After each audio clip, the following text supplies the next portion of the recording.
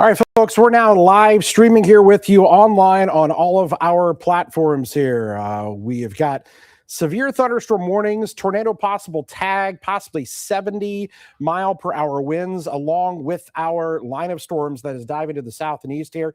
It includes Champaign County, Piatt, Macon, DeWitt, McLean, Ford, Livingston. Logan County is with an intense squall line that is moving here to the southeast. So we're still in the middle of our 6 o'clock newscast here for about another 6 or 7 minutes or so, but we did want to jump on here, get on the live stream, and kind of tell you guys about what's going on. Essentially, we've had some tornadoes here to the north and still ongoing cells up there north of Kankakee. You can say, another kind of defined little discrete supercell where there is that tornado warning. But look how large of an area that we've got with severe thunderstorm warnings that are in effect. And they are issuing these far out in advance for a few reasons. Number one, they are moving so fast, moving at about 55, 60 miles an hour. Just got a report at, I believe, at the Central Illinois Airport, 59-mile-per-hour wind gusts that occurred as that came through at the airport there, at the Central Illinois Airport in Bloomington. So that is going to be one of the reports just coming into us here as this line, again, is racing to the east and to the southeast, where, again, you could have some embedded circulations. You might have, we're going to watch and have to see if there's a little circulation that could spin up to have a tornado. But right now, this is looking to be more of that squall line wind damage threat from what we're kind of seeing here. Severe thunderstorm warning if you are in Farmer City, batten down the hatches. It's coming at you. Clinton, Weldon, Maroa, Gibson City. And this thing's going to be on top of you before you know it. Champaign, you are in the severe thunderstorm warning. Whiteheath to Monticello. So, folks, we're watching this, and then we're also watching kind of the back end of this. It's coming into the Sangamon County area, Springfield. We'll just have to watch and kind of look really carefully and examine exactly what's going on kind of on the leading edges there to see if there are any circulations. But right now, this looks to be a classic kind of wind storm that is rolling through. And we said all along we might have a big wind event that could occur, and that's starting to take shape through Clinton to Leroy right now. Be on the lookout from Bellflower down to Farmer City. We're going to go silent for just a second as we get back into our newscast, but we'll be back with you here in about another minute or two, so stay with us.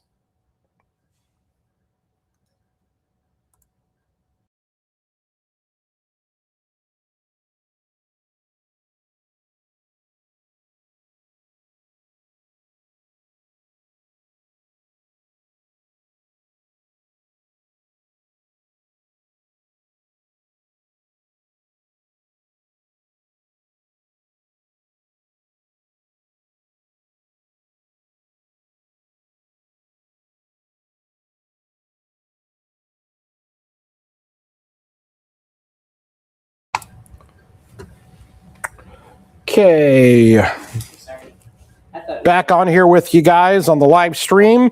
Large area, severe thunderstorm warning. Almost all of Ford County, about half there of Champaign, Piatt, DeWitt counties as that line begins to move in. Again, as that just moved through the airport. So the airport over here in Bloomington, that would have just had that 59-mile-an-hour wind gust that came through. So you can expect that probably rolling through Leroy right now, Bellflower, Farmer City, DeWitt, you will be next. It's in Clinton right now. Really strong winds just beginning to roll into the area. Right now, looking to be mainly wind at this point. Not seeing circulations yet, but those can spin up really fast along these lines, and something to definitely keep an eye on. Seth, is your mic on? Are you able to? It should be, yeah. Looks like I'm getting readings on mine. I am going to real quick, while it's full screen, just kind of switch it over to Maxwell. I'm going to go ahead and switch it over to my computer just because I've got the Springfield camera up. Yep. There's a shelf cloud that's kind of already moved over the top. You're seeing the underside of that, and it is starting to move right into the Springfield area, and it looks like never mind. That warning's just on the far north. We do have a tornado warning in far northeastern Iroquois County. That one is right there on the edge of the county. That is up there closer to Beaverville, so just kind of right tucked in the corner. Okay, folks, and for our purposes there with the production and control room, what's going to happen here is you're going to come to me, and we will stay with me. We will stay on TV. Let the hub know that we will stay on the air with the new tornado warning. So when you guys come to me, we will not be out at the out time. So we will just continue moving on as normal severe weather coverage. Okay, folks. So. Those of you on the live stream, we're getting ready to come back on the air on TV. And so we'll be on there, and we'll just kind of continue our tornado coverage. Again, new tornado warning, extreme northeastern portion of Iroquois County near the Martinton and Beaverville area. Okay, folks, back here with you, and we're going to be continuing our coverage. Brand new tornado warning, extreme northeastern portions of Iroquois County, right near the Beaverville area. Pretty good indicator, possibly of a tornado happening up there. If you are in that kind of northeastern portion, Beaverville, we've been up there before at I believe the Hideout Bar and Grill. That's up there before. You guys need to be taking shelter. There's a rotation on that just to north and west of Beaverville.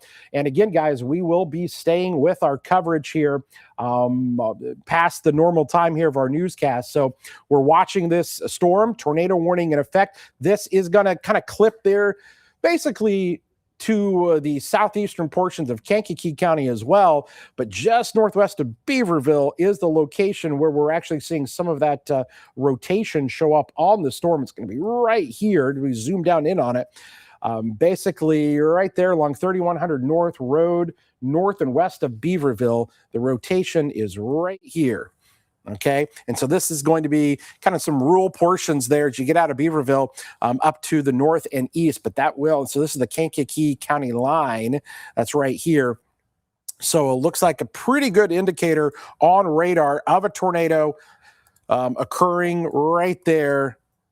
It's going to be pretty much on top of the Iroquois Kankakee County line in the next couple of minutes or so as that moves off to the north and east and kind of hits the sliver of Kankakee County. So for the folks up there, we wanted to show you that, but we also want to talk about this gigantic severe thunderstorm warning that includes Gibson City, Farmer City, includes Champaign, Monticello, the leading edge of that, showing signs of some really strong winds beginning to come into parts of Piatt County here before too long, rolling through Clinton as we speak, and Leroy and Colfax. Bellflower, you're going to get those really strong winds here before too long. Gibson City and Fisher, Mahomet, Mansfield, get ready as this line begins to move in. We are watching things carefully here in the Weather Center. Meteorologist Seth Bonehoff, Adam Chawinski, both in here. We've got meteorologist Jacob Dickey, who is out in the storm tracker. That's the view that he's got from his camera from the storm tracker as he's trying to stay just ahead of this thing as he's been traveling here. And I think Jacob is there on I-74, and he's going to be making his way. Jacob, have you made it through Farmer City there? Yeah, Kevin, I just passed Farmer City. I was going to get off at Mansfield, and when I'm in Mansfield, then I'll turn around and give you another view there. I just got the camera turned to the back. I decided to cut more southeast in 74 to stay ahead of it. Also, when I keep farther down the line kind of watching things there, you get to Clinton back towards Springfield. But that surging part of the line basically behind me that you're looking at, really concerning for southern Livingston, a lot of Ford, northern Champaign, and eastern McLean counties. So give me a couple of minutes. I'll turn around and I'll have a report for you coming up in just a bit. In the storm tracker just southeast of Farmer City, I'm Jacob Dickey. Back to you. All right, so there's the view from Jacob. And we're going to be continuing to watch his view over there of that line of storms. And again, this thing is moving so fast, it's going to be here before you know it. I'm going to send things over to Seth for a moment. We'll go over to his computer there. He's going to take over for a second as I reconfigure some things. Then I'm going to jump on the weather wall over here. But Seth, you're watching these storms from several different camera views. What do you got? Yeah, we're watching from Springfield right now. They're kind of on the far southern end of where the severe warnings are at right now. And these storms have a lot of almost pure eastward movement to them. So this storm is almost kind of running parallel to the north side of Springfield. So we're just looking out here to the north and west as that leading edge is already kind of passed overhead. You can still see the underside of that from this camera, which has been bobbling up and down a little bit. The winds aren't there just yet. Let's kind of back things out and look at the entire area here again, just to see where all of these warnings are. We still do have that singular tornado warning that is up here in far northeastern Iroquois County. That one is soon to kind of cross the county line up there to the north, so we're keeping an eye out for that. If we want to flip things over here to velocity real quick, we'll see exactly where that rotation is at. Should be just north of the Beaverville area there. You can kind of see right in that, these bright green colors there as they kind of move off to the north and east. So we do technically have that tornado warning and that rotation right here still just in the far corner of our area. But the main concern for a lot of people right now is these damaging winds. We kind of look at this line just all up and down it, and we have just got these warnings that are issued for 70 plus mile an hour winds. They've kind of got that black outline there on the boxes. That's what that indicates. And I'm going to set this line in motion here real quick over just the last hour. And as Kevin alluded to, these storms have some speed to them, moving at around 55 to 60 miles an hour. So they're kind of moving at the highway speeds right now. So if you are, and that's exactly why they're issuing these warnings so far downstream of where the actual storm line is. For example, you see Champaign, the city of Champaign and Urbana already in a warning, despite the fact that this line is a good 25 miles away, but it does not take very long. That should be here in the Champaign area within the next 25 or 30 minutes at the rate that things are going. Again, the radar presentation of things, the reflectivity, this normal view that we show you, you kind of look at it, you're not too suspicious of anything, but trust us, these linear storms have some really, really powerful winds embedded within them, and they will cause some widespread damage here. We've already seen it just to the north and west of us. This is exactly the kind of setup that we look to see, kind of that widespread damage, perhaps some outages coming here before too long as well. So we'll keep an eye on all of that. Warnings, again, up and down this line. Let's check back in on our Springfield camera. We'll see what's happening right there in town. Again, just outside of town, still kind of hanging out there on the north side as these storms have almost parallel motion to the city of Springfield right now.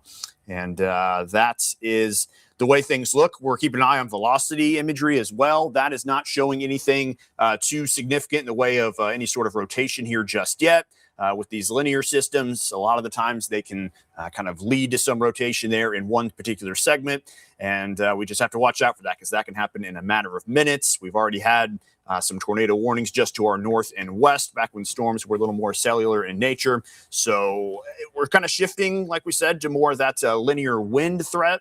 And we'll eventually be seeing that here in a place like Springfield. We saw it earlier in Bloomington. They got whacked pretty good there with that leading edge of the strong winds.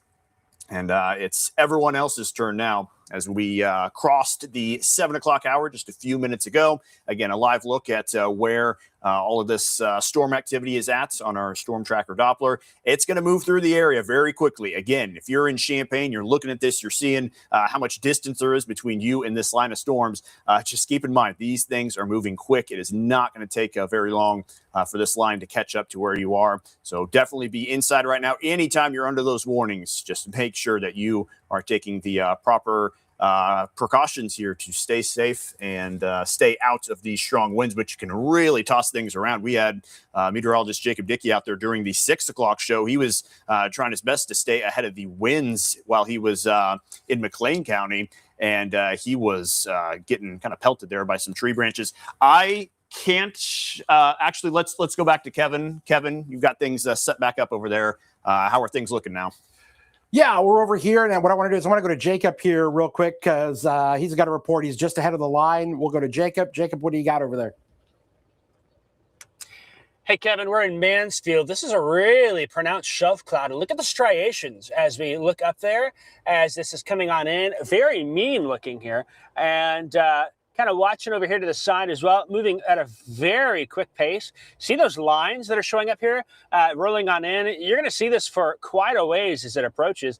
And then very dark underneath there. I got a little bit of bug juice in the windshields, but you can see a lot of heavy rain in the wind as this cold downburst wind, straight line winds kick out here. It's going to really bring some strong winds. And in Hayworth, I told the National Weather Service, I said, I've got trees coming apart. That's what they looked like here when they were in that area. Did see a report of no power in Hayworth. We saw some power flashes behind us as we were moving. And so there's going to be some strong 60, 70 mile per hour winds. I can't rule out a pocket of maybe somewhat stronger winds somewhere in that leading edge as well, but where exactly that is, hard to tell here. Just a very strong line of storms coming on in here. Now, again, we're in Mansfield looking to the north and west as this storm rolls on in. Still also concerned for northeastern Iroquois County. We are getting that storm out of our viewing area into Newton County, shortly far southeastern Kankakee County, but concerned up there for the Hideout Bar and Bait, Kevin, you were mentioning earlier, the Willow Slough, places like that, Beaverton, Martinton, places like that are clear. It's getting now to that far corner. So keeping an eye on all of that. In the Storm Tracker in Mansfield, I'm Jacob Dickey. Send it back to you. All right. Thanks a lot. Appreciate it there. Okay. Here's what we're going to do. We're going to come back here. I'm going to zoom in. I want to show you guys again what we're looking at in terms of the potential for these really strong winds moving in. So I know you look at this and you look at the kind of normal radar view, and you normally would say, well, I'm not seeing all the deep, reds there. That doesn't look as bad. The yellows. We can't look at the reflectivity on this. We have to look at the velocity, and this tells the story. See the colors that you see right here? These brighter kind of beige colors here. That is indicative of some 60 to 70 mile an hour winds. Just rolled through the Bellflower area. We also just got reports in Clinton, trees down in Clinton, transformers blowing in Clinton there from the strong winds. There's a big pocket here. D-Land, you're seeing these strong winds. Bellflower, this thing is going to be, it's rolling through as we speak. So we're going to see, you're going to see a lot of this view here of the radar with the velocity, with the colors here, instead of the normal kind of reflectivity, just because it's going to be able to tell us exactly what's going on with the winds. And so let's kind of zoom in and really kind of show you. So there's Mansfield. Jacob was showing you his shot. It's that leading edge. Those winds are about to come into Whiteheath and Mahomet in the next 10 minutes or so, because this thing is hauling at some 55 miles an hour. This thing's going to come into Seymour and Whiteheath. We're talking damaging straight line winds. We're getting reports of multiple lines down in the Lincoln and Atlanta area. We're hearing about, again, the winds 50 to 60 miles an hour and limbs falling as this line came through Saybrook up there into McLean County. And so we've got several areas along this line. You can pretty much just treat this entire line that stretches down here from kind of east of Forsyth through Cisco and up here west of Mansfield up to Gibson City as probably 60, maybe 70 mile an hour winds right along that line. I know a lot of people usually are concerned about, tornadoes, and obviously that is something to definitely pay attention to, but you could have more damage from this whole way along this entire line. We just got a report of some 75 mile an hour winds between Warrensburg and Latham, 75 mile per hour winds between Warrensburg and Latham with the storms coming through over here. Let's come over here and into portions of Macon County. So it's anywhere along this leading edge. So basically we look at it, you go, okay, it's not raining yet. Well, right when that leading edge gets there, these winds are going to be extremely strong. I think Argenta is probably getting hit really bad right now with those stronger winds. Stretching up here, D-Land. We're just going to kind of take the radar and just kind of pan it along. Cisco. There's Whiteheath, Monticello. You'll be next with these winds. There's Mahomet, Mansfield about to be right on top of you. And then eventually up here into Ford County, Gibson City. Those winds probably knock on the doorstep there. Seth, do you have the Gibson City camera or anything? Go ahead. It looks like they have expanded the tornado watch here in the area. You can see that if we bring there we go. So we bring that full here. You see the tornado watch includes pretty much all of the area. This one goes until 1 a.m. So that's just in anticipation of maybe some rotation here within parts of this line. Again, tornado watch now includes several more counties. I believe this was kind of cut off around I-55 and to the west originally. Now includes a lot more areas here, including Champaign, Vermilion County, all the way through down there into parts of Edgar, Coles, and Shelby County. So just wanted to pass that along. Tornado watch here until 1 a.m., Kevin. But even if there's no tornadoes, we talk 70-plus mile-an-hour winds. That can do a lot of damage over a big area as opposed to significant damage by a tornado over a small area. There's definitely some danger here with these winds, even if it looks a little different. Okay, very good. Again, we are watching the storms here where we've got the severe thunderstorm warnings, winds possibly upwards of 70 miles per hour. Okay. Just started coming to Gibson City. I'll be curious to see what Gibson City is doing with some of those winds. We'll bring it back up here, and we'll just click back up here into northeastern Iroquois County, where we had that tornado warning. Again, with our storms here, just now it looks like now moving into the southeastern corner of Kankakee County. So there's Beaverville. We were talking about that. It looks like it's just now out of Iroquois County. But what we've got here, which is interesting, is Iroquois County is also under the severe thunderstorm warning. And you notice this box here. This also has what is known as the tornado possible tag with it, which means when this line comes in with the winds, you may have some embedded circulations that could occur. So we're watching that right now. And again, if you guys can maybe pull up our Gibson City camera, I'd be curious to see what the Gibson City camera looks like. Kind of pointing to the west with the flag, where that flag is there. Maybe we can kind of see it. Let's see, just kind of reading some more of the reports coming into us here. Atlanta, Logan County, those areas over there, seeing the damage showing up with some trees and power lines down over that way. So again, severe thunderstorm warnings, Champaign County. This thing's just updated. There's the new radar scan to kind of show you guys the location of where this is. Really strong winds coming in from Farmer City and to Monticello here. Damaging winds probably about to come right into Mahomet. We basically all the way back to where Jacob was in Hayworth. We had those winds. We had tree limbs coming down, and we're starting to get pictures in here. A lot of trees down, possibly in the Clinton area, I think between Farmer City, D-Land, down to Maroa. Just going to come into Monticello. Some really strong winds rolling into portions of central Illinois. Just to kind of give you the wide view there. And again, you can see Jacob's view is going to be on the bottom right-hand corner of your screen. That is that shelf cloud, the leading edge of those really strong winds. He was over there near Mansfield and continued to go to the east. Top part of your screen, there's going to be the Gibson City camera. That is going to be, you can see the heavy rainfall that's just beginning to roll in there. So we're looking at a lot of different things right now. We could have any of these storms kick up a little spit up tornado. But right now, the biggest threat, and it's going to be kind of a widespread area where severe thunderstorm warnings are in effect, and you're getting these huge gusts of winds and pretty much all along it, damage being reported. Fisher now, and probably now on top of, looks like that's going to be coming right into Mahomet now with the new scan that is coming in. So you can see here's Mahomet and those winds probably just about a minute or two away before they started hitting you.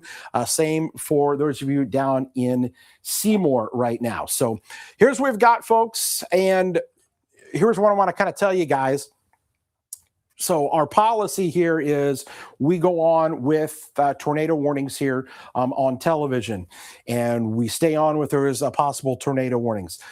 Currently, that newest tornado warning just outside of Iroquois County, which kind of ends our viewing area here. So I want our folks to do this that are watching here, our folks in the control room. What we'll do here is with this line of storms, and again, correct me if I'm wrong, do any of these storms have the destructive tag associated with them? Do we know?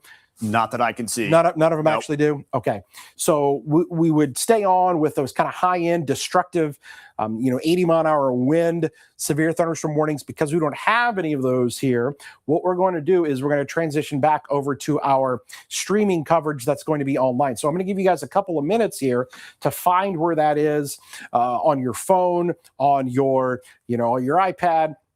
You can watch our streaming coverage on Facebook.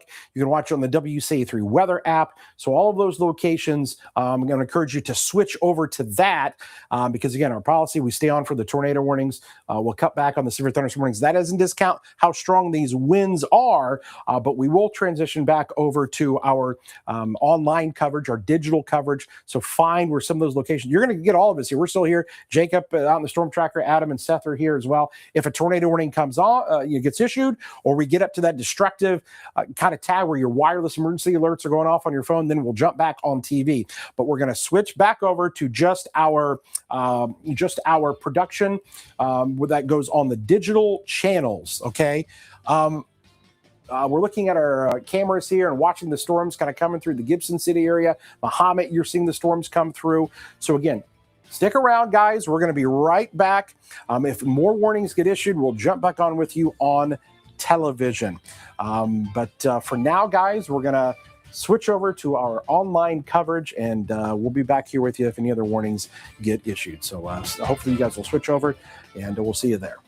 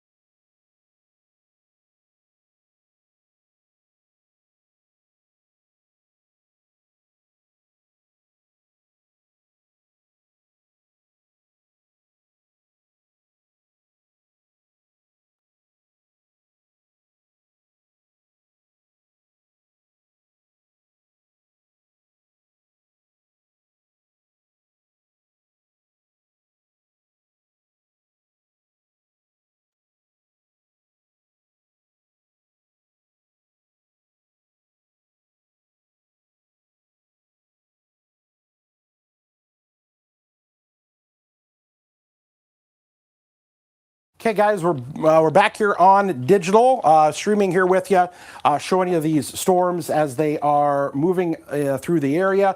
Again, we're about to get strong line coming into Champaign County here. And tell you what we're going to do here is just kind of zoom back in on this and kind of show you exactly where that leading edge is. Just kind of blew through Mahomet. Going to be coming into the Thomasboro area. There's Seymour, and here's Champaign and over to Monticello. We're going to see those storms coming right into Champaign in the next 10 minutes or so, just how fast this thing is moving. That we're probably going to be able to see a pretty good little shelf cloud on our own weather cameras here in Champaign before too long. And so let me see if I can't pull up some of our different weather cameras here as we come to you here. Live still on our digital channels, several reports of trees and power lines down from across the area. All right, looks like we got a new tornado warning. All right, stand by here, folks.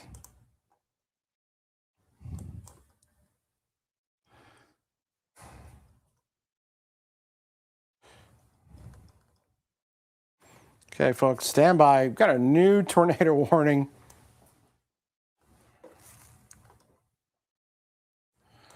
All right, Vermilion County.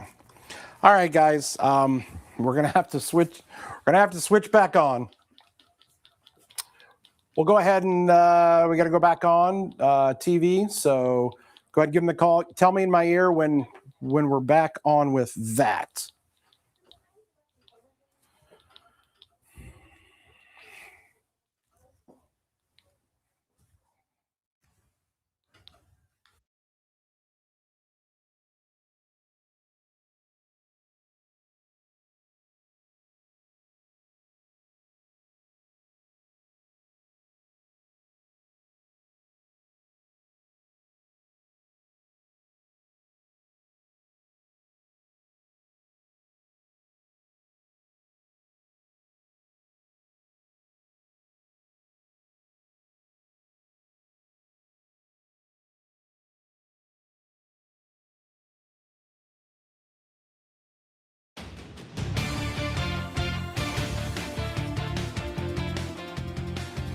All right, guys, we're back with you here, and what we're going to do here, just bear with me for a second. We are getting reports here of a new tornado warning that is in effect for northeastern portions of Vermilion County, up near the Rossville area, I believe, and Potomac. It's just this little sliver here, extreme northeastern portions of Vermilion County. So we are back on the air here with you, and let's kind of show you. We'll get right down in here. I'll tell you this, too. I know the storms just came through Mahomet.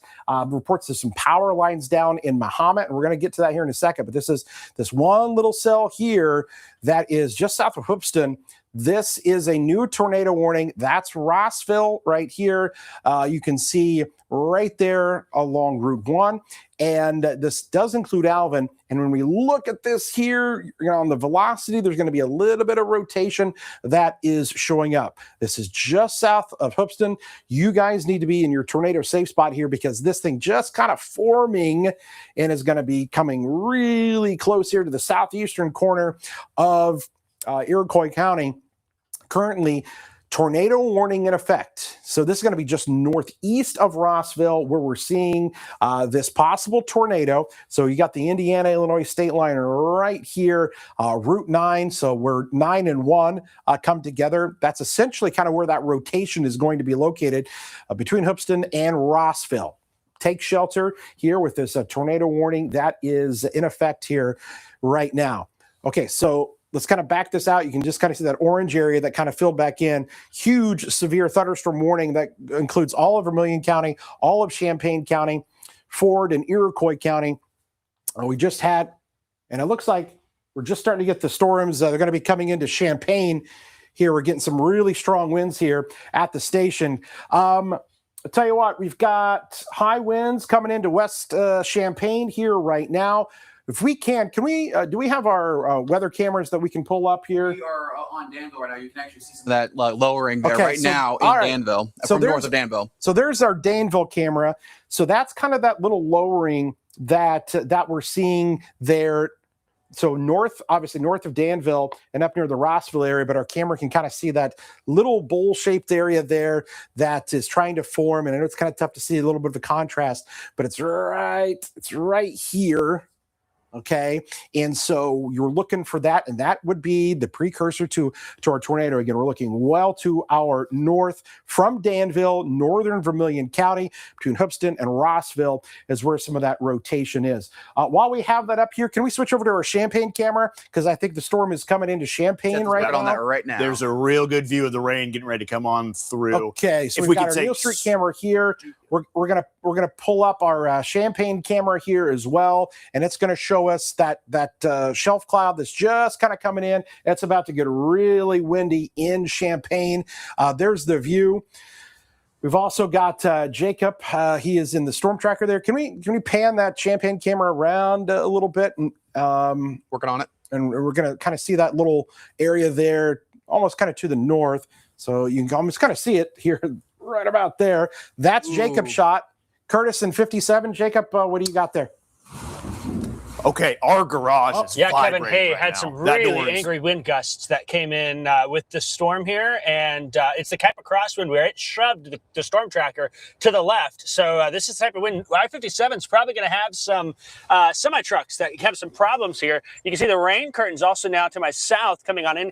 Intense winds, Champaign, 60 to 70 mile per hour gust coming into town here with this storm. And we're going to keep you updated here. The wind really starting to rock and roll now, Kevin, here at Curtis in 57. I'm Jacob Dickey. Back to you. All right. Can we pull up the Neal Street camera here in Champaign? The Neal Street camera, we just had the gust of wind hit us here. You can see there's that little tree that's just off of our camera.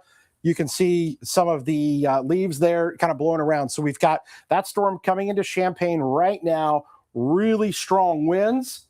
We're seeing that as it rolls into the area. So again, folks, some of the shaking from our camera, both our tower camera and the Geese Memorial Stadium camera too, and the leading edge of this storm too. Hard to turn these cameras too. The wind's kind of taken over from some of them too. So that's a good indication of how strong these winds are.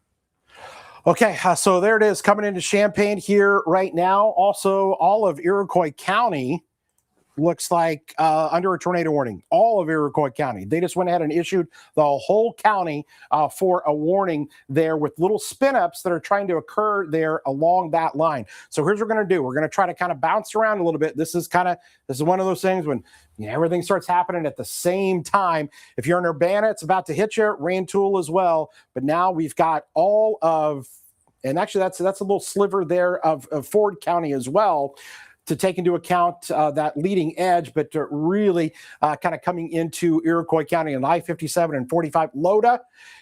You see these little areas here that kind of start to take shape and where you might have a little spin up from a tornado.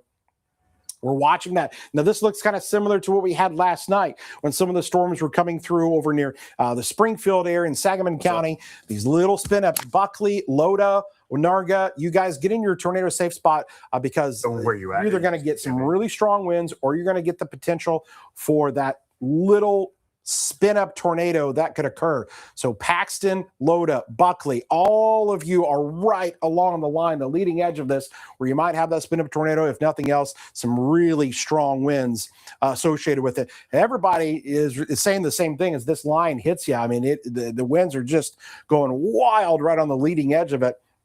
So this stretches all the way up into northwestern Iroquois County, through Champaign County, through Piatt County, and that leading edge is basically where the winds are so strong and upwards of 70 miles an hour. We're getting in more and more reports. Wapella fire on the scene, power lines down, created a fire in an alleyway. Lots of rotations, possibly even reported near Tolono. That's just coming in from the emergency manager. The winds are probably rocking and rolling pretty good. Jacob's on that, so he doesn't see much, he says there, but I'm seeing just more winds. And these are just this is some really strong winds coming through Champaign, Urbana right now, getting ready to come through Tolono, St. Joe. You're going to be next. Tornado warning, Champaign County, tornado warning. Guys, can we point the camera to the east? Point the camera to the east. Tornado warning, Champaign County. This is going to be. Can we go ahead and point it a little bit to the east there, guys? Pan it to the right just a little bit. I've got stadium camera moved, working on studio now. Okay, yeah, the studio camera, just pan it over to the east just a tad bit. We want to see this right here. We're looking to the north there, but okay, so yeah, we'll just kind of keep it in that general kind of area. Piece the roof. Tornado warning here, Champaign County. Right now, I'll look at it. Basically, looks like Weather Service issuing the tornado warning here. Champaign County, St. Joe area. We're looking at a little bit of a lowering, some rotation that's showing up there. That's going to be up there near 45 and I-74, right at 45 and I-74 is where some of that rotation is. You can see that there. You guys just keep kind of moving that camera along here. Let's bring it back to the radar here, and I'll let you guys kind of get that view. But I just want to kind of show you guys exactly where. So it's right here. Okay, now it's going to be kind of east of 45. Sellers, because this thing is moving so fast. Royal, you guys need to be in your tornado safe spot. If you are basically along I-74 here and 115, just kind of north of that, it's this little area right here where we're seeing some of that rotation. So kind of on the northeast side of town, it is just past 45, Cunningham exit there in 74, and going to be going off here to the east. So here's Royal, St. Joe down here. Tornado sirens might be going off in some areas in Urbana probably right now, but you're seeing some winds possibly, and just this little circulation that is occurring here, folks. And again, if you guys get a view on the camera, just let me know and shout out to me and let me know if there is any kind of a camera view. Just a wall of rain. We're getting swallowed by rain now. I think swallowed by rain. Pretty Okay. much gone. But we did hear from Travis, our assistant news director, that Huntington Tower, a piece of the building, or a piece of damage came off of there from the building there at Huntington Towers. Okay. Tower. Tornado warning here. Again, this is going to be just kind of the northeast of Urbana. You can see there's, I-74, Carl Hospital down here. This is going to be Leverett Road. And that's exactly where some of that rotation is. Sellers, take shelter there. as we widen the view out, tornado warning continues for eastern portions of Champaign County and heading into Vermilion County. This little area here, south of Thomasboro, just south of the Flatville area. We've got some reports of maybe some damage here potentially. Yes, that is the Huntington Tower just across the road. The Huntington Tower there, just across the street. That thing is just, a block from us? No, you help just about. So you can see some damage there off the top of the building there. Again, that Huntington Tower, you know the shape. It's got that unique shape to it. If you've been from Champaign, you kind of know it. So it looks like a little piece there. So there you go. There's the tower there. Again, it's just down the street from us. So when those winds came through, that little fragment, that little top part of the building there looks like sustained a little bit of damage. So there we go, folks. Tornado warning continues here, and I want to this happens all the time. We cover a large area. Essentially, anything here into Iroquois County, they're saying you might have a little spin-up tornado occurring anywhere along. So let's kind of show you the leading edge of where it is. So that might be something, that might be something, that might be something. And it's hard to kind of, dictate exactly where, but we try to look at things here on the radar. And as I mentioned, we've got a few of them. So if you are in Iroquois County, if you are in basically Onarga, stretching to east of Buckley. So here's Watsika, Crescent City, B-Next, Woodworth, down to Cessna Park. Tornado warning here. Be in your tornado safe spot. So we've got winds, we've got potential tornadoes, and this also stretches down here east of Paxton, close to the Rankin area. And we talked about that little sliver that was there near Rossville. That storm's now into Indiana.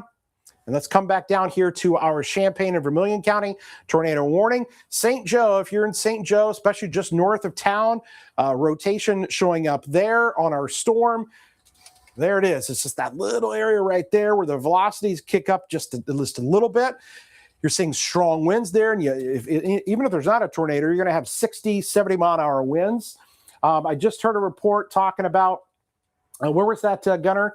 Wilbur Heights. Wilbur Heights. Wilbur Heights, you said?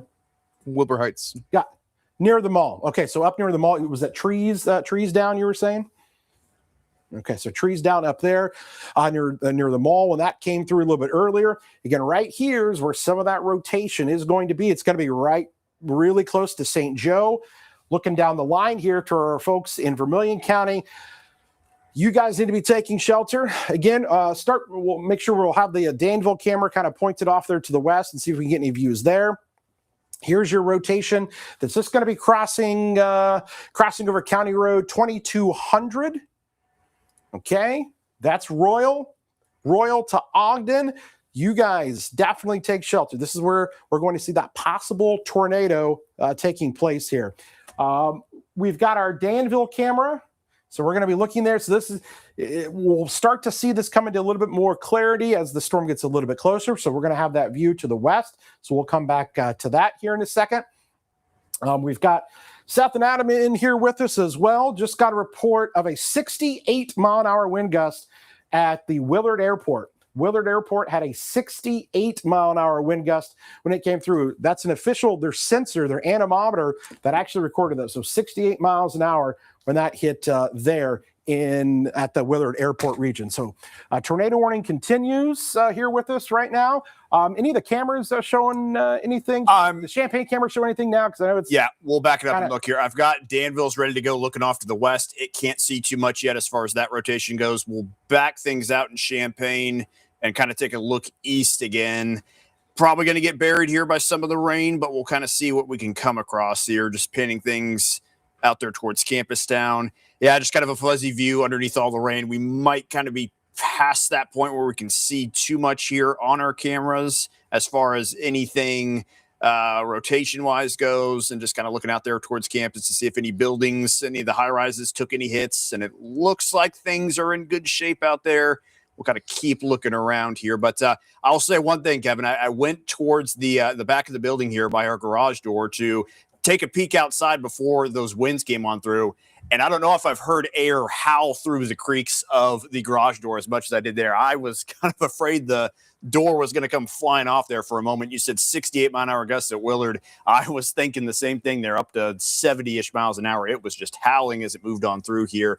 And yeah, that is going to cause the damage itself. I'm working on some power outage reports. There are several counties in the thousands out to the west. So that just goes to show you the power of these winds, and we may continue to see that keep up here. But also just want to make sure we're keeping an eye on all those notches here along that front line as those continue to push off to the east. This thing's racing, Kevin. It's already east of 57. Yeah. These things just zipping across the area. Yeah, really pushing along and just rolling. St. Joe, and I believe the new updated scan's going to come across. This thing's already coming through St. Joe now. So Ogden and Royal, you're going to be next. Again, it's pretty wild when you look at it on the reflectivity. You look at that and you go, well, that just looks like a regular rain shower, right? I mean, that's, we see this all the time. Yellows, you're usually right. You've got reds and pinks and purples that would indicate, really bad stuff. But you can't look at the reflectivity. It's not the rain, it's the wind in here. So that's why you're looking at a little bit more of an atypical view. These strong winds still pushing through the air. I just want to kind of back it up just a tad bit. Some of that rotation there towards campus. St. Joe moving off here to the east. Ogden, you're next with this.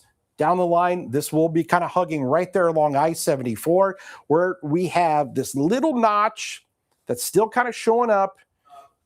Kevin, can we get the studio camera back up? Studio camera? We've got power flashes towards campus down. Looks like maybe a line took a bit of a hit. The studio camera. Yeah, it's right there. Yeah. Oh, okay. There we go. There we go. Oh, yeah, So- power line. Okay, Yeah, so power line just leaking there. I'll zoom out to kind of see where we're at, just kind of generally in the campus town area. So that's over by the railroad tracks there. Yeah, just You can across see the railroad tracks. Go ahead. Yeah, so there you go. You can see right there. So that's just behind. That's basically just behind. Where the wing stop is and the smoke shop that's over there. And so you can see that's a little transformer there, and you can see it obviously, arcing a bit, and you can see some flames, some kind of dropping off from that. So that's the classic power flash. You can see the sparks that are coming. Look at those sparks there. And so crews are going to be heading over there. When we talk about seeing the green flashes, this is what we see sometimes from a tornado, when the transformers blow up. That looks like kind of an arcing power line there that is that's happening. And then you get some of those bursts of some of those sparks and whatnot coming down. So again, this is just across. This is a block from the TV station here at Neal and Green is where that is located. So that's indicative of the winds that came through, doing some damage to the power infrastructure there. So again, that's the railroad tracks there. The Amtrak train goes along there, and so that's right there. I'm sure authorities and the fire department's probably going to get dispatched over there to that. But you can see it right there on your screen. Look at those sparks that are flying. That could happen to the power lines where you are. Never go near a downed line. Stay away from them. If they're not even sparking like that, they could still be live, and you can kind of see it there continuing to smoke. I don't know if it looks like it's just off of where that building is. You can see the pole and a little bit of grass in between. But boy, how about that is a wild view there watching those storms. Getting in some reports of maybe some possible damage, maybe up at Hunter's Pond Apartments as the storms came through on the north side of town. Sounds like the north side of town really got hit there. And that could have been that little circulation from that tornado, which continues now and is about to head into portions of Vermilion County. So again, folks, we're going to keep an eye on that. Let's kick you back over to the radar view. And again, I'm just waiting. Looks like we've got kind of a delayed. Okay, there we go. So there's the radar that finally just kind of caught back up. Let's move this back over. So Ogden, and now, this thing's almost a 50th now. This thing is into Vermilion County and is over by 50th now. And that is going to be where that possible circulation is still located between 50th and Collison area. You guys, Oakwood, you guys are still under this tornado warning. And this does include Danville, as you can see here. But again, difficult to sometimes pinpoint exactly where that little rotation is. But I'm going to say it's right about here between Ogden and 50th. and west of 45 is where we're seeing that. So tornado warning continues here for Vermilion County. And I want to come back up here to the north. I don't want to neglect our folks. Got a lot of faithful viewers up here in Iroquois County. Just look at each one of these little areas, and we call them little front end nubs right here. And I'm just going to switch it back to the velocity. So possibly there near the Goodwine area. I think we've got some rotation there on that. And then, just along this whole line, possibly there near Crescent City. And I just want to come back here to the reflectivity here real quick. So you've got these little guys right here. Each one of these, if nothing else, you've got 60 to 70 mile an hour winds, but also some of that rotation going to be southeast of Clifton there. There's Martinton. Beaverville, you had that tornado warning earlier. So this whole line that's up here in Iroquois County could have little spin-up tornadoes. We're just going to treat this whole thing. This includes Watseka, Milford. You guys just take shelter here because these things are happening so fast, it's difficult to, you're looking at it, all of a sudden, boom, it's right there, and you can have that little spin up. So we're treating this as a tornado here into Iroquois County as that whole line continues to move off here to the east, and we're getting these little spin ups along it. Here into Vermilion County, there's Hoopston. You guys are kind of next with this. Here's that tornado warning with our cell that is now just Vermilion County. Champaign County, we don't have the tornado warning anymore. But we've got Vermilion County, and right here, it's right that little, very subtle area, that little nub right there that is just northeast of Ogden. That's going to be where that potential tornado would be, where some of that circulation is. It's running right along I-74, Fithian, the Brothers area. You guys want to be in your tornado safe spot, lowest level of your home. There's Collison up here. And then you're going to start to come into, the Oakwood area and Danville. So we're watching all of that very carefully as these storms continue to move in. So again, tornado warning continues for portions of Vermilion County right now. We've got Iroquois County.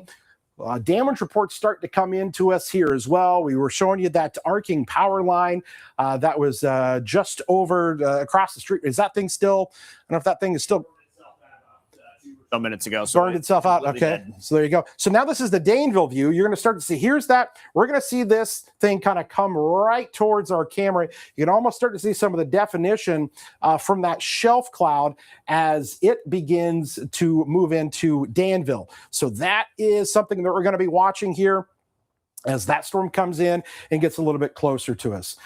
All right, guys, here we go. It is 7:43 p.m. We are tracking a very intense line of storms that have had embedded circulations, possibly some tornadoes that have spun up. We haven't talked to Jacob for a second. Jacob, you tell us your location and kind of what you're seeing there.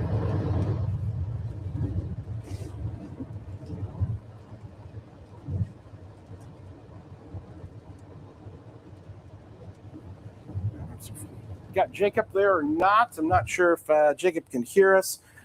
We've got his camera view there. There you go, Jacob. Go ahead. Hey, Kevin, just wanted to let you know I'm coming into Tuscola. I got off the interstate because the crosswinds were pushing semis out of one lane and into the other there. And so those north-south roads getting a lot of wind. I've tried to push south because I'm really interested in the line further down as well, as we're looking there towards Springfield and to see how that surges out. Clearly some problems in Iroquois, Vermilion County now. And I've been just kind of getting some texts about quite a bit of tree damage out there across the region. So these are damaging storms, no doubt. We're going to be watching further down. It's not stormed yet in places like Mattoon, Charleston, Tuscola, down to Shelbyville. A lot of instability down there still to tap into with these storms. And so growing concern for areas farther south. And I think that's why they issued that tornado watch and extended it as well. Coming into Tuscola now, I'm meteorologist Jacob Dickey. I'm going to continue down to Mattoon. I have more updates as we go on through. Back to you. All right. Thanks, Jacob. Just kind of rolling through some of the old reports here. Tree blocking roadways in Clinton. Trees down Dodge and Rutledge. Southbound lanes partially obstructing travel to Springfield Memorial Hospital.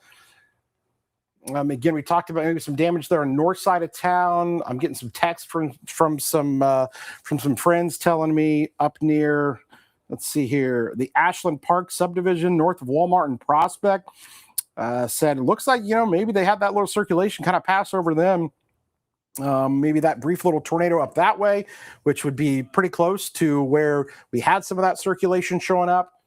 Again, we've got some pictures of some trees near Lawndale and Champaign in Centennial Park of a tree down. You can see, wow, that's a big one.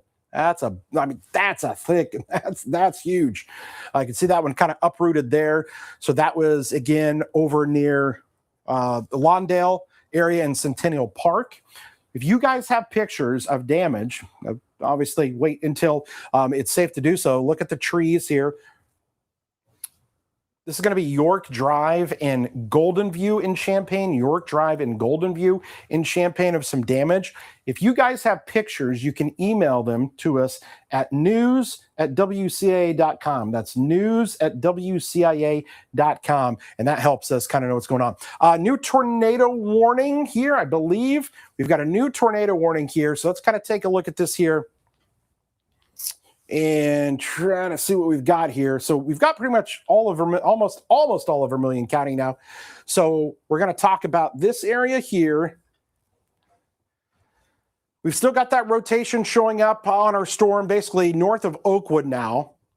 So north of Oakwood, tornado right here near Brothers. This is going to be coming up here to kind of the north side of Danville, Newell Township areas. Up near the airport, potentially. We're going to be watching that. But let's come back up here to this newest tornado warning. And this is going to be up here, I believe, with the storm up near Hoopston. Wow, look at that. So new tornado warning here. Rotation showing up right near the Hoopston area.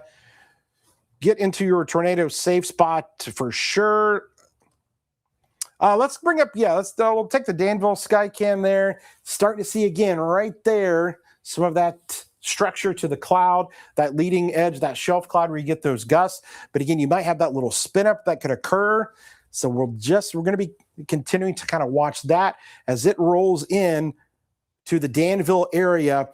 So we've got two areas that we're seeing some rotation up near Hoopston. I got to tell you, I'm seeing little spin up areas and a lot of spots up here from Hoopston, Wellington. Look at all these areas where the reds and greens are kind of coming next to one another. I mean, this whole thing, you might have little spin ups along it, which is why they've got so many areas here where tornado warnings are in effect. I mean, you might have one right here between, say, Milford and over here towards the Wellington area. That might be a little spin up there. If you're in Stockland, take shelter. So multiple locations that we're having to kind of monitor for this, both wind potential and tornado potential. Just kind of widen the view out here. I want to show you just the warnings that we've got. So you can kind of see, all right, if you live in these areas, you need to be taking shelter. So orange are severe thunderstorm warnings, and obviously red are going to be your tornado warnings. And so this stretches all the way down into Christian and Shelby counties here. But it's northern, kind of the northern half of Vermilion County. So basically Oakwood, Danville, northward up to Hoopston, and then just pretty much the whole Iroquois County and kind of the eastern half of Iroquois County where the tornado warnings are in effect. Seth, what do you got? I'm working on confirming, but Vermilion County EM said that they had a spotter see a tornado south of Hoopston. So we're working to see on that, but they have a spotter who saw one south of Hoopston. Okay, that Danville camera, we won't be able to see that because it's going to look through the rain. Let's keep the Danville camera pointed there to the west and maybe even just slightly to the northwest there because let's come back to the Danville camera here, folks. And I'm going to have Seth and Adam who's in there and got to try to get just a little bit more of a view. So, I think I kind of were looking at it right about there. I think that's probably pretty good. So this would be possibly an area where there is some of that rotation where you might have a tornado that's trying to form. Look how fast. You're going to see just how fast these clouds are moving here and towards us. Again, folks, that right there that's where you'd possibly see something. So we're watching here. Again, if you've seen those green flashes, if you see, any dust or anything getting kicked up, it would be underneath that area right there, that kind of bowl-shaped area. As that kind of moves in, that would be the concern. So if you're in Danville, especially kind of on the north side of town, definitely be on the lookout there. Getting reports also in Champaign County, or it's in Champaign, damage at the Baytown, Ashland Park, Hunters Pond, apartments areas up there, as I just kind of mentioned. So again, if you are in Iroquois and also Vermilion County, you need to be taking shelter, as we've got rotation showing right up in here. And before we go, and I've got some video we're about to show you, but I want to show you exactly where some of that rotation is, and it's right here. Okay, and it's probably going to get updated here in just a second. Okay, let's take a look at some video from the Ogden area, and then we're going to come back to Danville. So that is in Ogden. There's that leading edge. That's the shelf cloud that you'll see. Gusty winds, downdraft, rain-cooled air comes rushing out there, and you get that real gust right on the leading edge of it, stretches way across the sky, and that is the view that we've got there from a viewer. Again, if you've got pictures or videos, you can send them to us, news@wcia.com, and that's how we can kind of share those with the folks here. All right, we're looking at this area here northwest of Danville. Let me see if I can't get this to kind of switch over to our Chicago radar. Again, we kind of switch back between the Lincoln and Chicago radar, but it's going to be right about in here. Let's come back to the Danville camera again, see if that's showing anything. We'll come back to our Danville camera to give us the view of what's going on there, as we're kind of panning across to see if we see anything.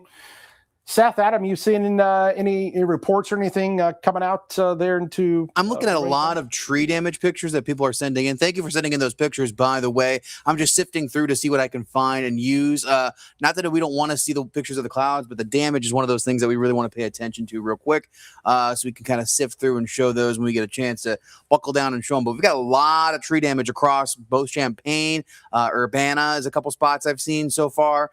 Even seen some of that towards Tolono. So yeah, keep sending those pictures. That tells us a good story, or tells us what the story is with these storms as they come on through. Back to you, Kevin. Can we zoom that Danville camera just a tad? I just want to kind of get a little bit broader picture of that line. It's zoomed out as much as it can. I'll keep trying. Oh, is it? Okay. Yeah. Okay, gotcha. You're good. So again, that storm it's literally coming in to the north side of Danville here right now, in the west, north and west side where that circulation is. I would say that circulation is probably going to be, coming there basically just north of downtown, just barely north of downtown, basically where our camera is, but just north of that. And that's what we're kind of pointed into there. Again, these are kind of sometimes difficult to see. These aren't like the tornadoes that we had, up near Livingston County earlier, and Pontiac and Dwight and up there. I mean, those are classic supercells. These are embedded, what we call QLCS tornadoes, that are sometimes kind of difficult to see anything. But just recently got a report of rotation there that was north of Oakwood, south of Henning. Seeing that. Public report of a tornado north of, there was a report of possibly a tornado north of Fithian, which would line up pretty close with when that storm was coming through over there near Fithian. Did you say we've got?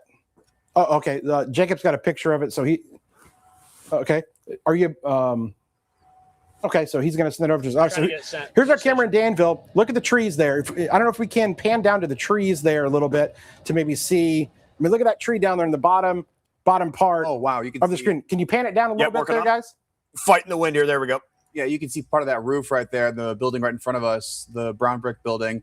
It had a little bit of the top of a shingle or something come off of it. Okay, yeah, I can kind of see the winds there. So that's Danville as it's coming right through. Strong winds. And we'll kind of keep it zoomed out so we're not, yeah, there you go. So there it is. That's what it looks like in Danville as the storm is coming through, really shaking the camera there pretty good. You can see the trees blowing there and somebody driving their truck through the middle of that tornado warning right now. You might want to go take shelter. Because again, a few more cars out there. Hopefully these folks, don't get hit by this tornado that is coming through really close to the downtown Danville area, just to the north and east there. Probably just passing just north of downtown. But look at the trees blowing. Strong winds coming in, and again, part of the roof over there, kind of shingles or whatever we've got there on top of the roof, kind of kicking up a little bit just across from where our camera is located. So some really strong winds there. rolling into the region. Possible tornado just on the north side of Danville. A tornado warning continues. That is going to continue to off to the east. Got a report of 75-mile-an-hour wind gusts up near the Jamesburg area. That's going to be northeast of Collison, south of Potomac. 75-mile-an-hour winds, and that came through. And so now this thing pushing through Bismarck. You guys are getting hit pretty hard, and eventually this will push into our western counties of Indiana before too long. So here's what we got, folks. Iroquois County, tornado warning. Vermilion County, tornado warning. Watsika, let's see, more into Iroquois. Boy, this thing is just moving so fast. Here's what's wild. In the next 20 minutes, the eastern kind of part of this line is going to be in Indiana and kind of out of our viewing area. I'm just going to switch this back over to the reflectivity. I mean, look at this. The leading edge of this now is on the state line in Indiana, pushing in there. So there's Danville. So now kind of right on that leading edge is where you possibly have that little spin up tornado, but this is now pushing into Indiana. Now we come back down here, southern portions of Vermilion County, and not quite through there yet. So Georgetown, Seidel, it's on top of you, the Ridge Farm area, be on the lookout. And again, severe thunderstorm warnings all the way down to Edgar and Douglas County, several counties with the severe thunderstorm warnings ongoing. And then we're still having to watch out for some of this activity here. Got my eyes peeled there into southern Piatt County, heading into Moultrie and Douglas County before too long, with that line that has almost kind of intensified just a little bit here, and in an area that still is kind of primed for additional storms. So I know the folks down into Shelby and Moultrie and Coles County, you guys haven't seen much Cumberland County yet, but this is coming towards you, and we're going to have to keep a close eye on that. Right now, tornado warning is continuing here for eastern portions of Vermilion County and eastern portions of Iroquois County. And here, that leading edge now just kind of passing through Danville, going to be right here on the state line. On the east side there of town, going to be over there by the casino over there, the Golden Nugget, and getting ready to push into Indiana. I'm hearing about more pictures, and I got to tell you, my phone is going off with notifications where we get notifications for power lines down or wires down, Seymour, Tolono, and Champaign. So all kinds of areas got hit here. This is Urbana. Obviously, if you live in Urbana or if you're familiar with it, you know Urbana's got a lot of trees over there, okay? And so they often have damage to some of their trees when storms come through. They just have so many. That was at McCullough and Nevada, I believe, Nevada and McCullough. Some of the tree damage there coming into us.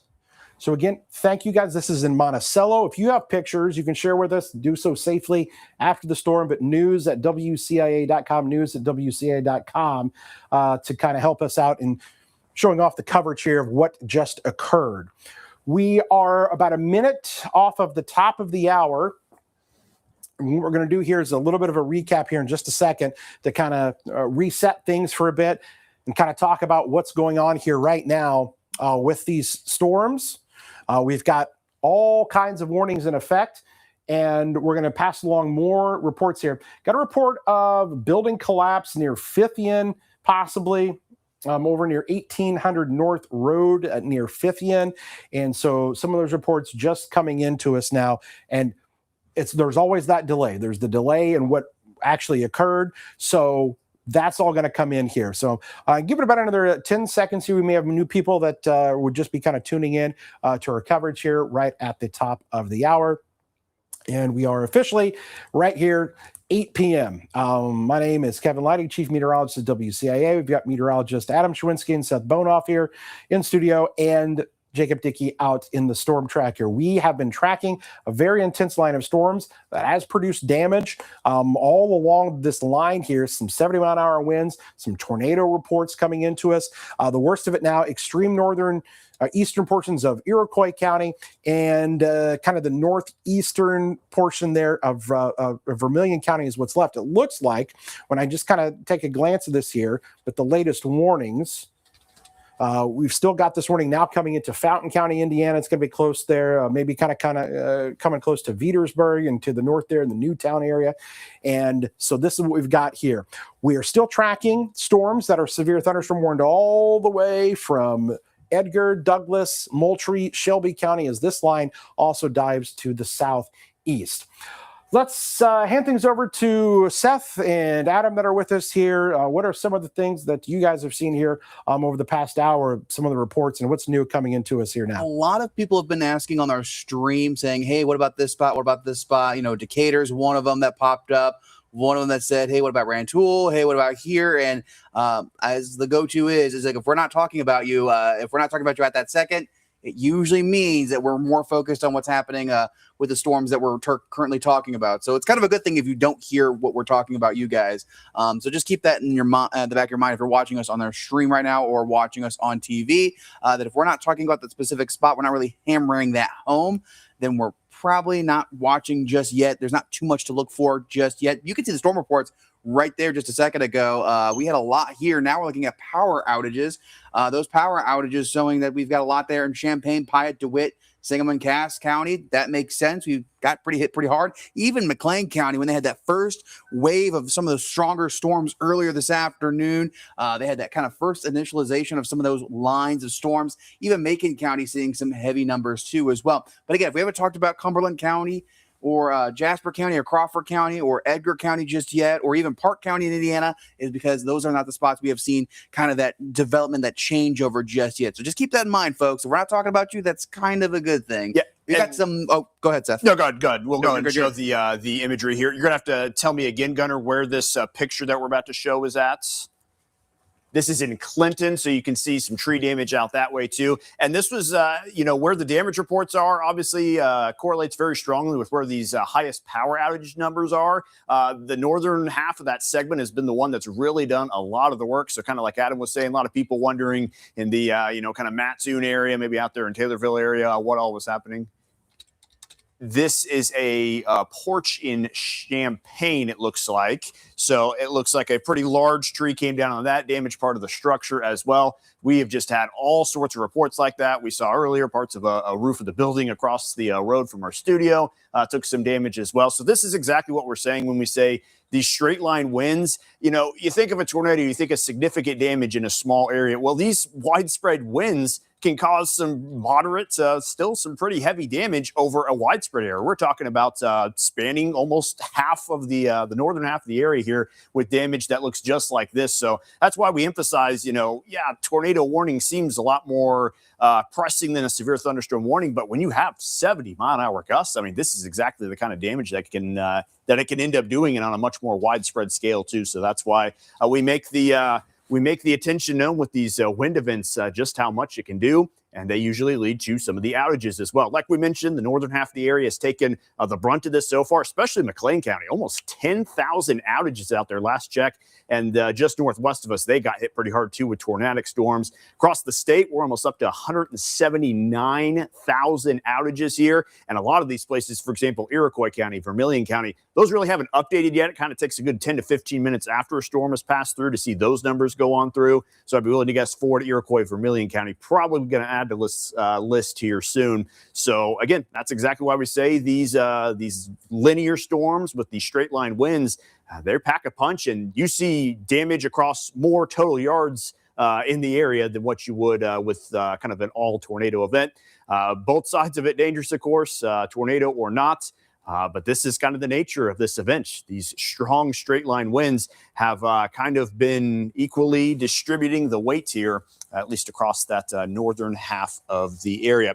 Looks like we have dropped a tornado warning. I want to pull up my radar here real quick. Did you have? Oh, we've got a tree right over the top of the car. Can you repeat that street address again, Gunnar? Draper and University in Champaign. So hopefully, nobody was in that vehicle. That is a large, healthy tree that has just smacked the top of the car. Could not have hit it any more square than that. So That's some pretty powerful wind activity to get a tree that big to slam on down. And that's why you do not want to catch yourself outside in one of these storms, because that is exactly what could result from that. Get inside a sturdy structure, get away from those walls, because we've seen with some of these other pictures, trees that kind of run into the side of a house. You want to be away from those windows and walls, just as if it was a tornado there itself. Taking a step back and looking at things, Kevin, it looks like our Illinois counties are free of tornado warnings. We still have a couple out there in our western Indiana counties, but at least for the moment, we look to be in better shape than what we would have been about a half hour ago.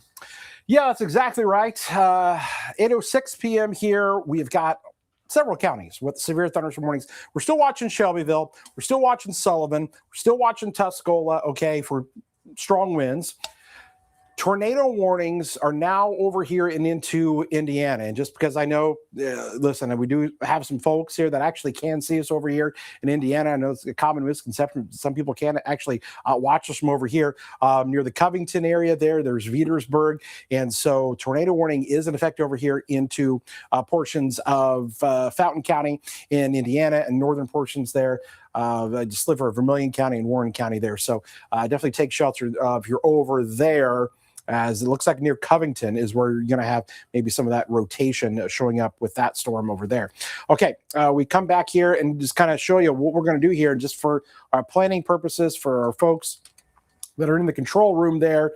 What's going to happen is since the tornado warnings are just kind of moving out of our kind of area here and into Indiana, what we're going to do is we're going to transition our coverage back over to just digital here in just a couple of minutes or so.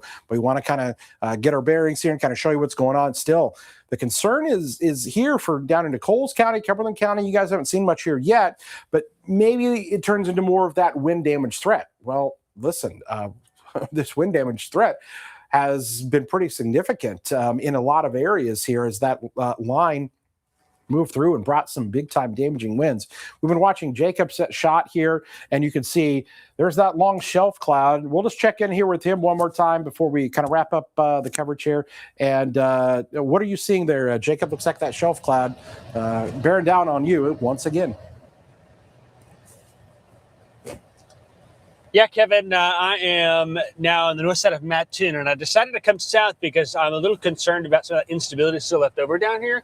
If we can get this line to surge a little more, get that north-south orientation, and I'm seeing that maybe evolve a little bit even farther west from Springfield to Carlinville, that may allow for more of these pockets of rotation to develop. Now, quite a ways away from it, so got some time here, but we're just going to monitor things and keep an eye on it. If you haven't got storms yet, it does not mean the threat is over. In fact, the atmosphere is still primed for you. If you've had the storms come through, though, then we're pretty much winding things down for you, but the flash flooding threat is still going to continue. So we'll keep you updated, have any updates as needed down here in Coles County and surrounding areas in the Storm Tracker. I'm meteorologist Jacob Dickey. Back to you. All right, so there again, there's Jacob. And all right, more pictures that we want to show you. Down to power lines over into the DeWitt County area, maybe close to the Clinton area. You can see this is very common. I think this is going to be very common in many locations across central Illinois. Power lines down and trees down because that leading edge, that wind gust was vicious. And then along that, some locations had those little spin ups where some damage caused possibly by a tornado. So this is going to be near Thomasboro, another tree there that you can see is taking on some damage as the storms came through up there into northern portions of Champaign County. So those damage pictures continue to roll in. You can send over your damage reports via our email, news@wca.com, or also on our Facebook page there. We're monitoring some of that. Okay, guys, what's going to happen here again, our policy, tornado warnings, we stay on. We're wall to wall on those tornado warnings, severe thunderstorm warnings. We send things back to the regular programming. So we're getting ready to do that. But if you still want to watch our coverage, you can go onto Facebook, YouTube, X, the WCA3 weather app. We're streaming still on all of those platforms, and we're going to kind of keep things going here because, as Jacob kind of mentioned, there's some areas in Coles County, you guys have not seen those storms yet. There's still some instability down there, so it may not be completely out of the woods here just yet. But the tornado warnings that were in effect for Iroquois and Vermilion County now have been expired. And now you're still watching the storm there into Indiana. We'll keep a close eye on that. We transition back to our digital coverage now. We'll see you over there with more coverage as severe weather moves through parts of central Illinois.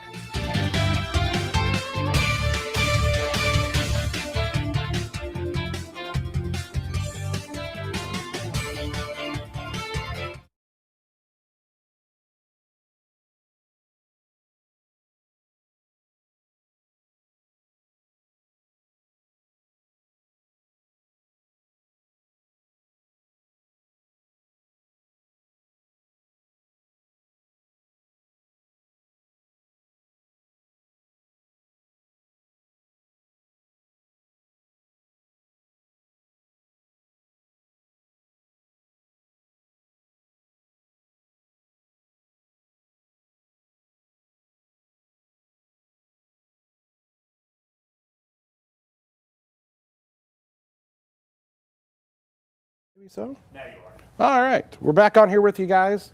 Okay. All right, it's 8:11. We are here with you in the Weather Center, watching things here. A little behind-the-scenes view here for you from our Weather Center here. Jacob out in the storm tracker. There's his view. He's got that just beautiful. I mean, it's from a weather nerd geek standpoint, a beautiful view there, the structure of the storm, but obviously it can be very damaging and dangerous. Seth and Adam both in here with us as well as we track the storms continuing to move through the area.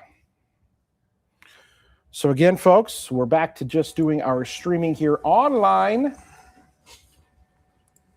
as we watch this line move to the south and east. And I'll have to start watching these little guys out here, see if they start taking on any more of a kind of supercellular rotational characteristic shape. But the tornado, or say severe thunderstorm warning continues for Christian and Shelby, Moultrie, parts of Coles, and Douglas and Edgar County. I come over here to see what's happening with my folks over there in old Vetersburg, as they've got that tornado warning. So this was the storm that came pretty much through Champaign and came right through, Oakwood, and where we had 50 report of a possible tornado. And so that same area there now pushing into Indiana. That's what's left of any tornado warnings. Again, it's right there on that little leading edge there. Looks like it may kind of come across the northern portion of town there. Rest of us here still tracking the weather. Lots of pictures coming in. I mistakenly opened up my Facebook inbox because I've been able to look at it, and there's a lot of pictures in there. Yeah, there's a handful out there. I think I get one every 3 seconds, and I've just been pinning them because I'm like, I don't have anywhere to put them right now, but I appreciate the sentiment. We've got a report of a possible funnel cloud just north of Morrisonville, 5 miles north of Morrisonville, from fire protection out that way. So just like you said, these storms out on their own, doesn't look like a ton of organization out there just yet, but obviously someone's on the ground taking a look at that. So just something to be mindful of as that rolls in. Also, if I'm able to, I'm just going to switch over to my computer here just real fast. We've got a pretty incredible look at the shelf cloud getting ready to come through Coles County as well. This is in Mattoon, looking off to the mainly off to the north, a little bit to the west as well. So it's been a common image, just like what we saw with meteorologist Jacob Dickey's image, as these shelf clouds and those strong winds get ready to surge on through. So just hunker down. A lot of places haven't been involved in the action just yet, but your time, as you can tell, is coming soon here, looking at that sky cam in Mattoon. Yeah, so there's Jacob shot once again, as he is out there, ground level. You see some of the crops there. You see some lightning off in the distance. That long shelf cloud anymore, but I'd be curious to know about any crop damage. That's a good idea. Yep, that good point. May have occurred in some areas where we've had those strong winds. It feels like a lot of them have been tree damage and power lines so far that we've Yeah. gotten damage reports on. Well, hopefully that's the case. Looks like Farmers have had enough to worry about so far this year, Right, and now yeah, right. flattening of their crops just adds to the pile. Yeah, hopefully not. So it looks like Jacob's gonna have to reposition there as he comes across. All right. So we're tracking again strong storms, severe thunderstorm warnings all along this line. Again, that view from our Mattoon, I'm going to come back to that because that's an impressive view here. Let me pull that back up. Oh, look at Gibson City. There's the sun trying to come back out. Stark contrast from what they're seeing there in Mattoon. Look at that shelf cloud begin to move in.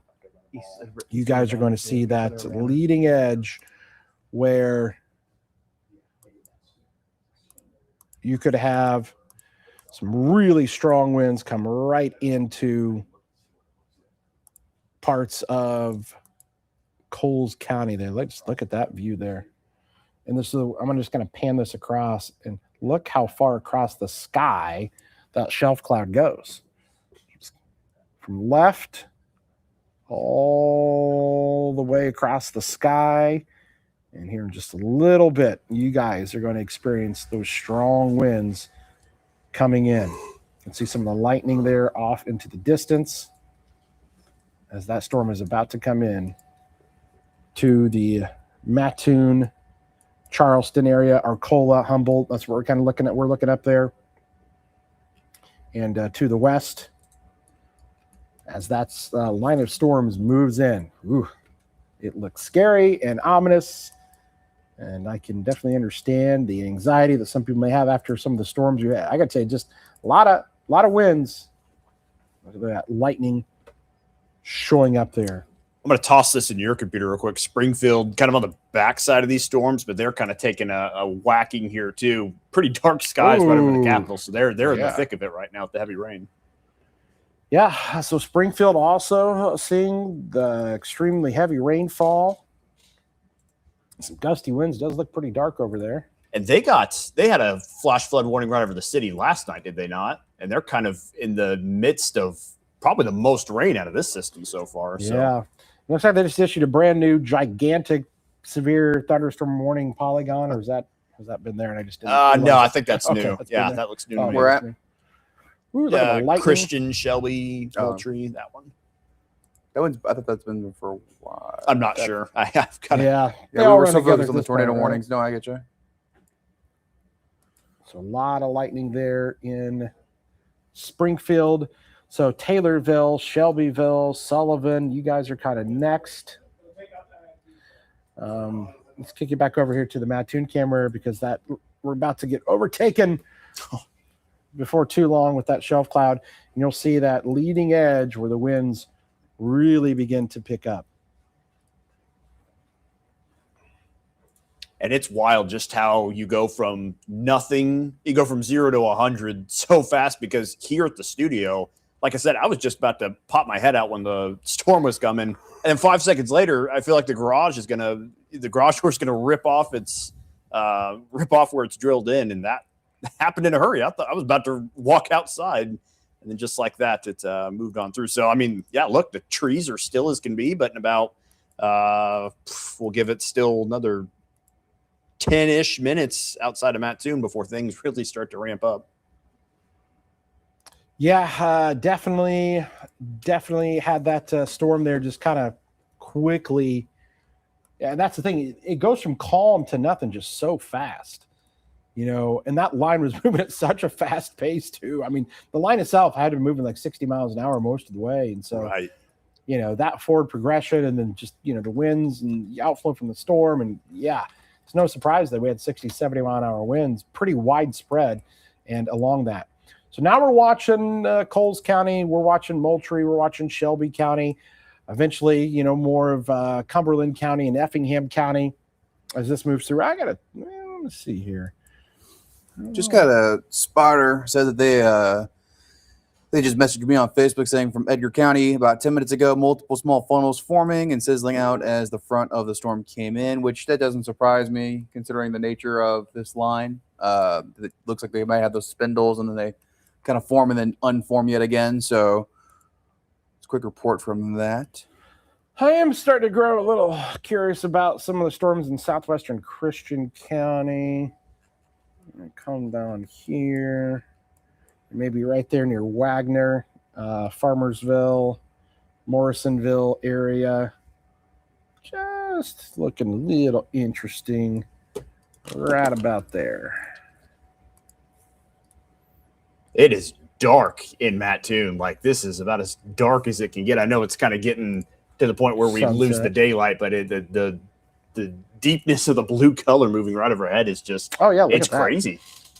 And this is an intense storm about to move on through. And this is going to be one of those that looks terrifying as it rolls on through. Maybe not quite as bad looking as it is there, but it will get windy and be just like every other place here. Just expect those strong winds to move on through. I'm going to work on getting another picture here in just a moment. More damage in Champaign. Looks like a road is close, so give me just a moment or two and I'll work on that. Okay. So you can see that first little batch there, that little shelf cloud you may get a little gust there right on that kind of leading edge. We'll wait for the updated kind of radar scan to come into us, but there are little pockets there of rotation, that can kind of show up. And so we're going to continue to monitor any of those. So yeah, it is getting so dark there. Just kind of panning around to kind of look at things. Keeping a close eye on this line of storms as it moves in to Coles County. We're also watching down into Christian County, as I said.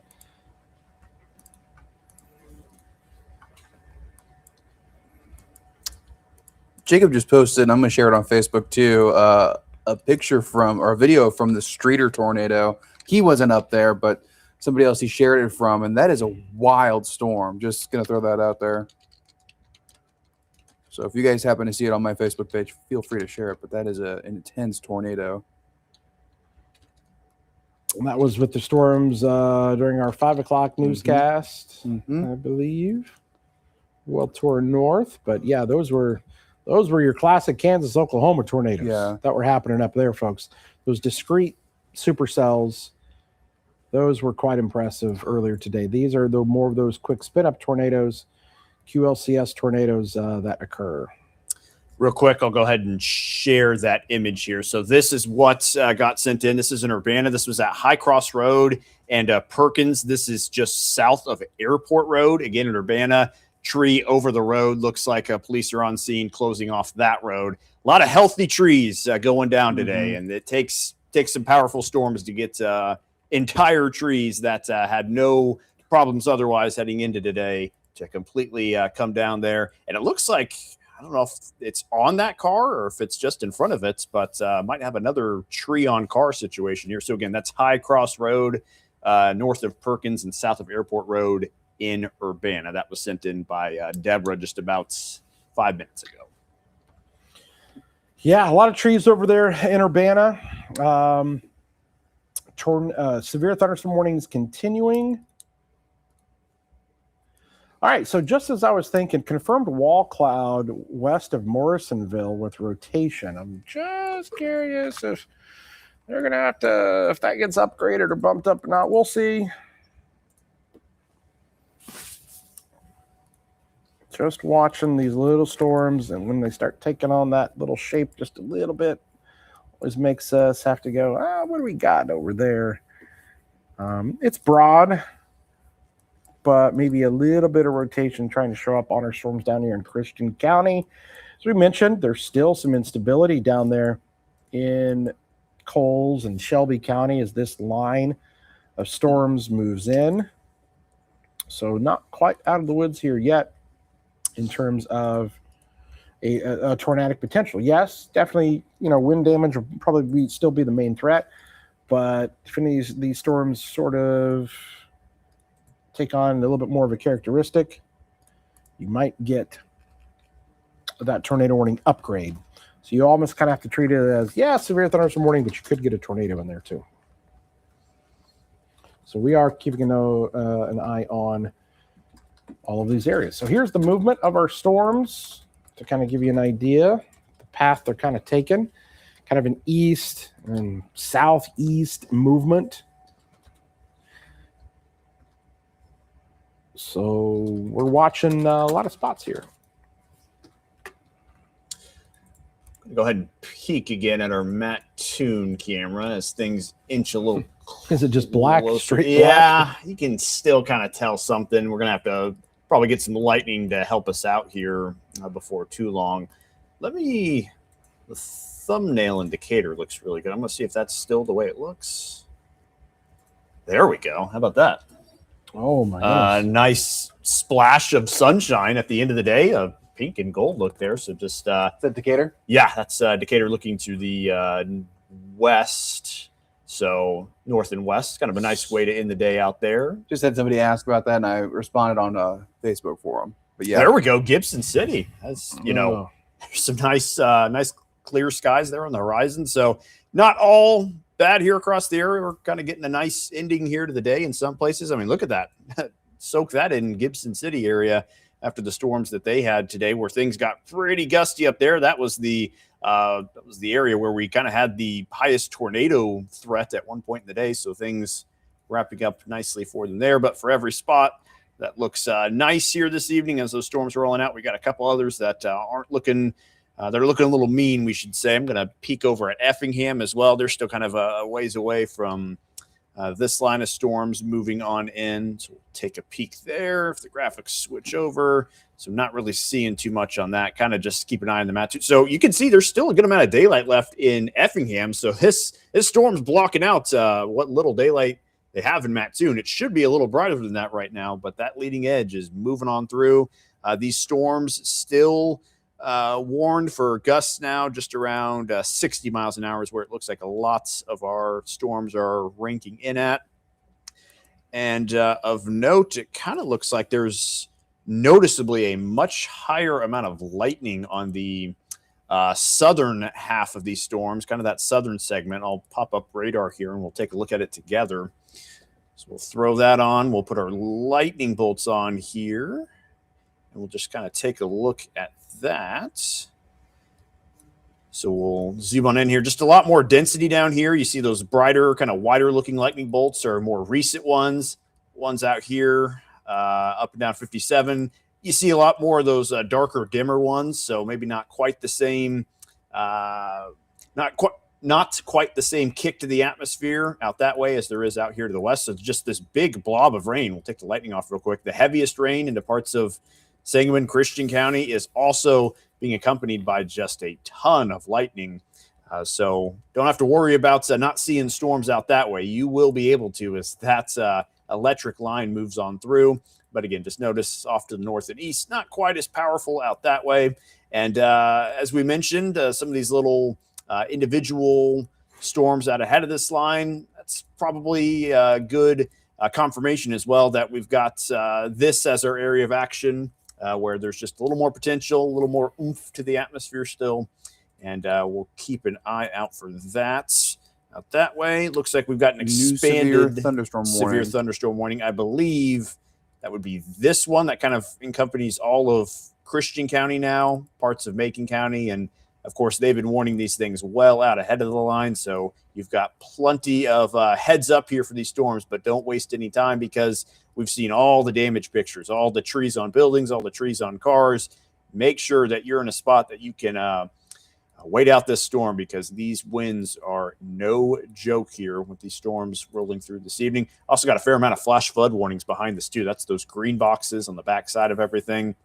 A lot of rain here over the last few days for some places. Kind of all started last weekend with a bunch of ponding storms up there into Vermilion County, and it's just continued. We started to dry things up, and now we're getting some more rain, hearing some thunder outside the studio here. So still got a few little pockets of electricity in Champaign. We'll go ahead and check back in. I'm going to look at the watches real quick. I think they've maybe been trimming back a few of those. Looks like just Livingston County has been removed. So still under that tornado watch. It technically goes till 1 a.m., at least the southeastern part does, the newer edition earlier in the afternoon. I don't imagine the threat lasts until 1 a.m. Looks like this line will continue to keep itself moving along here. So we may start to see places get removed from that watch as this line makes its way through here over the next hour or two. and hopefully not much longer than that. It is 8:30 right now, and we've still got, it looks like, just 2 severe thunderstorm warnings in the area. So we've dropped a handful of warnings that were previously in not too long ago. So just down to 2. But even still, if you're in those warnings, get inside, get away from those exterior walls, because these winds have been ignoring buildings and just kind of going straight through them, cars in some cases. You don't want to catch yourself outside in any of that. Let's see here. Got a report from Emergency Management Vermilion County, nearly 10,000 people without power across Vermilion County right now. So they took some pretty direct hits there from the wind, it sounds like. And they are, again, up there into the 10,000 range as far as people without power. Reports have kind of slowed down here just a tiny bit within the last 10 minutes. So hopefully we're getting to that point where we're not going to get quite as many of those as things push on out of the area, but still some time to go here. These storms just kind of maybe dragging their feet a tiny bit in some places, but we'll continue to watch out. Looks like Kevin found the picture I was just about to tell him about. Yeah, I've got, so we'll kick back over to, hello. Howdy, folks. Well, there we go. There we go. This is going to be up near the north side of town. Getting a lot of reports up there near the kind of Ashland Park subdivision. So it's basically north of Walmart on Prospect. This is from Ryan Springer. Yep, from Ryan Springer. Fellow WBGL colleague. So he's up there, and just look at that sign. Look at it bent. Like, you just got to think, like that's got to be hard to do, right? I mean, a lot of force. Metal's pretty sturdy. Metal usually is fairly sturdy there, but you kind of have to wonder. This is kind of interesting, and I just thought about this for the first time. Look at the holes. Mm-hmm. Think about the holes, right? If the wind is going into those holes there, maybe creates that extra added force that allows to kind of bend some of those over, but still, as you can see there. So very interesting. Kind of like we talk with people parking under an overpass. That same amount of air has got to go through a smaller tunnel now. Maybe the same thing with the holes in the stop sign there. Just a ton of air rushing through. Maybe kind of got it bent up there in a couple of places. But yeah, that's usually don't see that too often. Metal bent right down there at the base too. I believe he also sent a video in. Yeah, I got showing. I got them all queued up here. He's got them all queued up. Get ready to go to him. So this is you can see some of the structure roofing over there on the house there. This is going to be that same Ashland Park subdivision area up there. And there's another. Just snapped right there. Interesting. It's like I have to snap at kind of the same spot. Oh, it's a different sign too. That's a different sign. That is bizarre. Now that there's 2 of them just like two of them just like that. And then I want you to watch this video. It's a pretty good video. It is. That's pretty good video.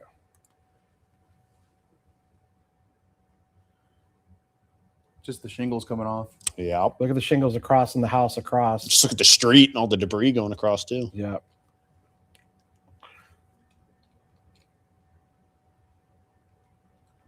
Again, north side of Champaign, Prospect. And I'm going to run it to you one more time. Just watch the very beginning of this here once again. Just everything rolling down the street. You can see the shingles there on the house. Look at the trees there. Bending in the wind. So thanks to Ryan for seeing that. He said there's a lot of it in his neighborhood up there. So much damage like that with trees. Down up there. Fortunately, I don't think there's a lot of power lines up there because that's kind of like a newish subdivision kind of area that's up there in comparison to some older ones in Champaign. So more of the buried maybe power lines and whatnot. But here's what we've got, folks. Still tracking thunderstorms and severe thunderstorm warnings. It's interesting that storm has not even made it to Charleston and Mattoon yet. And we were watching that shelf cloud kind of looked like it was over the top. Yeah, it's kind of 10 minutes strange ago. there. There's a new severe thunderstorm watch that's going to be needed soon for I-70 southward, along the I-70 corridor southward. So that would include Effingham. Again, that'd be a severe thunderstorm warning. This is coming from the National Weather Service. They have a mesoscale discussion. And it stretches all the way up towards Muncie, Indiana, down towards just outside of the St. Louis area. So I think we're going to see another watch here fairly soon within the edges of our viewing area.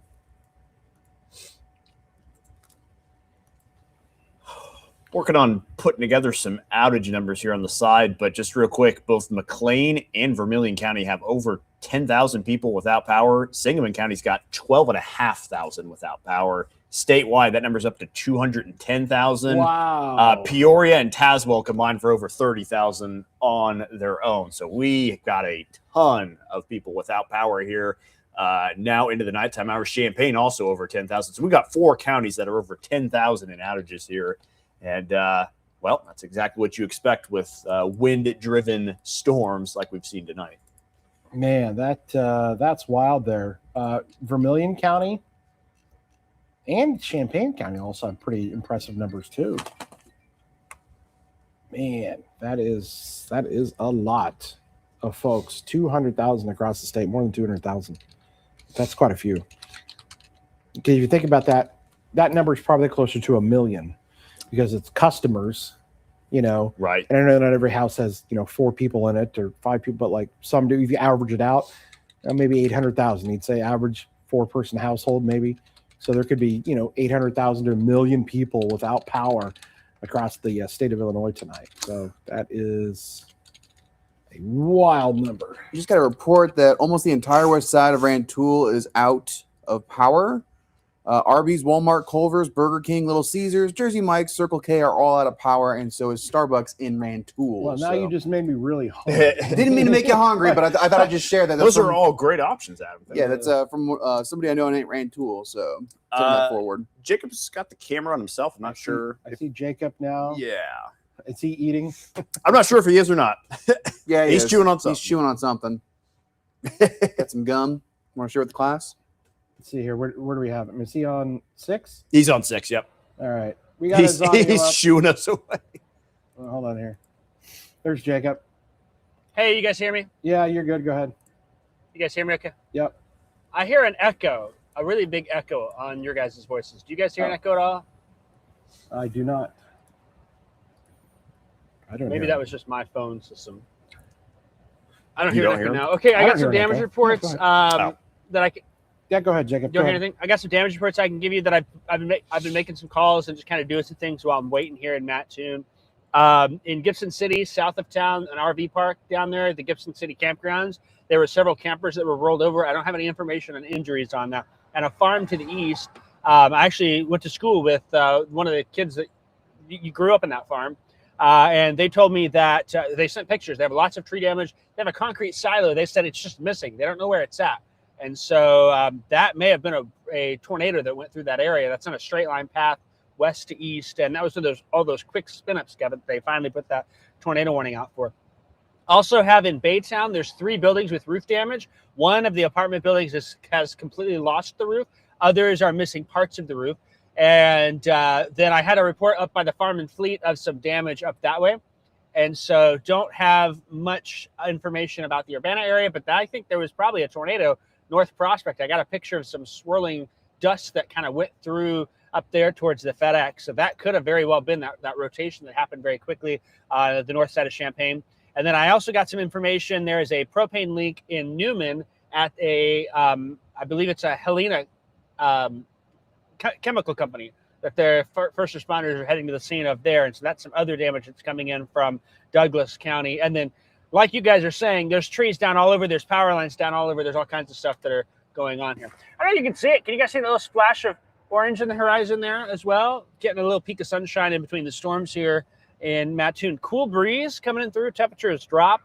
It's still in the 80s, but it feels kind of nice out there. And we've been watching the thunder and lightning to the north. Going to watch and see specifically what happens with, let's So do I have that plugged in? I don't have that plugged in. Going to see what happens specifically with that next cluster of storms, Decatur to Taylorville. But I kind of like the way things are trending. We'll keep an eye on it, though. You haven't had storms yet. Still got that chance, and that's why I'm down here, down to the south now, kind of keeping an eye on things. That is my report from Coles County and just getting some information out. So I will go ahead and send it back to you in the studio. All right.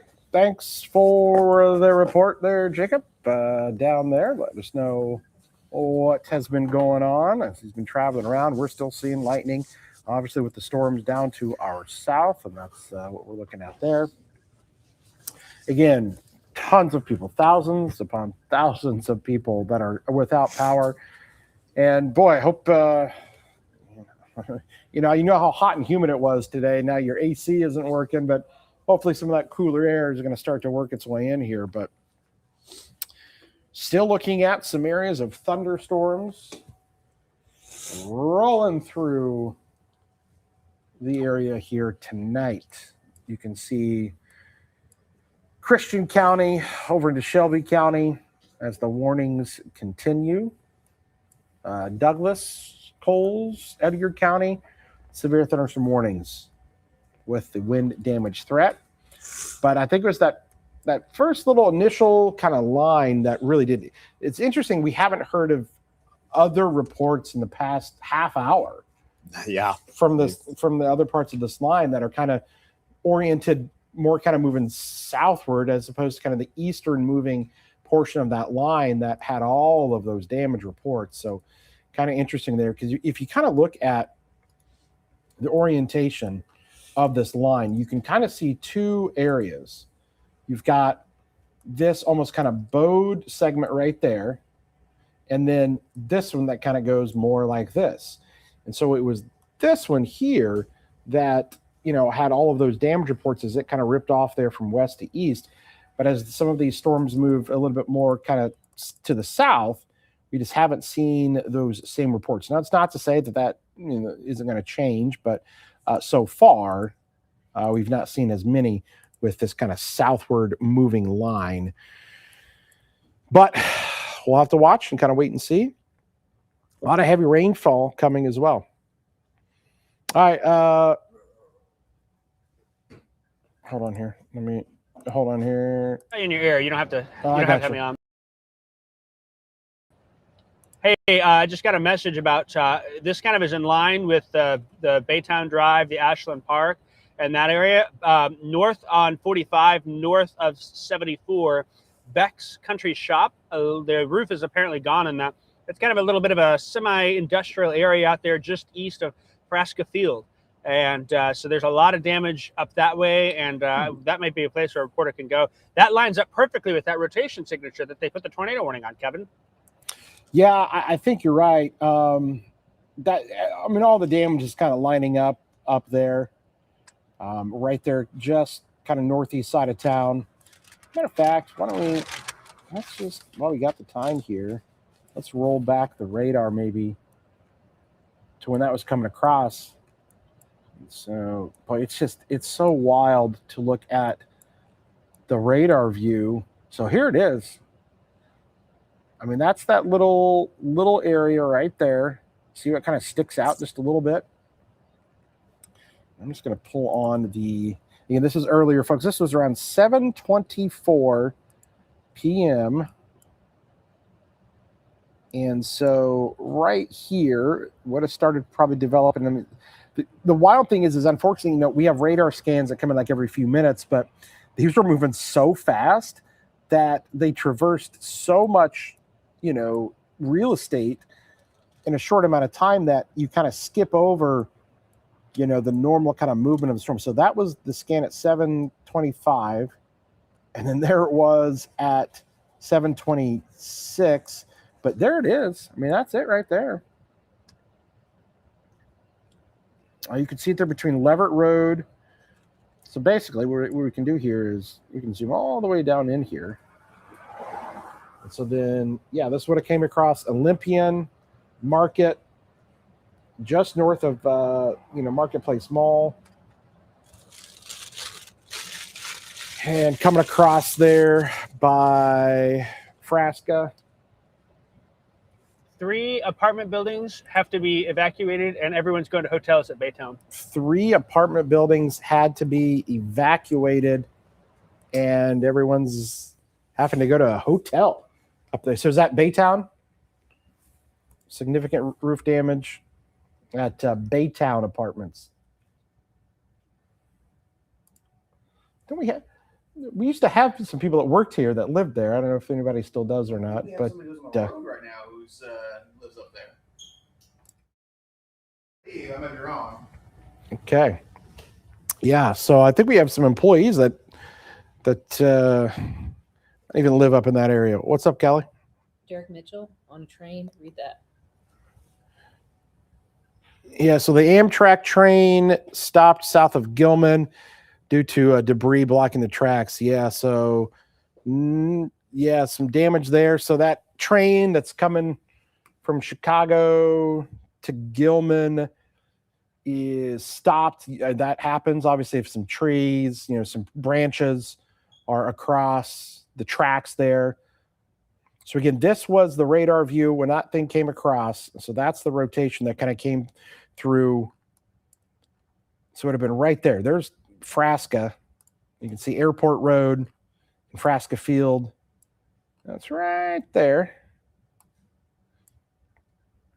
And so that would have been where you would have had some there. So there's the airport. That's right there. And notice I'll switch back on, and yeah, the rotation that came right across. Then that continued off there to the east. And yeah, again, just moved so fast. But definitely a little circulation. It was very subtle. It was there. This little area right here, I'll point it out to you again, but would have started right there and just came right across 45, right through here. So those apartment complexes that are up there on the north side of Champaign is what has been damaged, roof damage up there. All right, let's bring it back to the here and now. Several counties have warnings associated with them.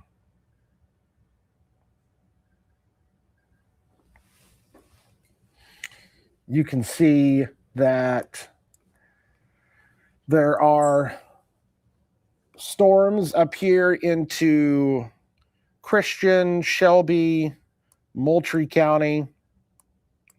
Warnings here into Edgar County. Just severe thunderstorm warnings, but boy, you can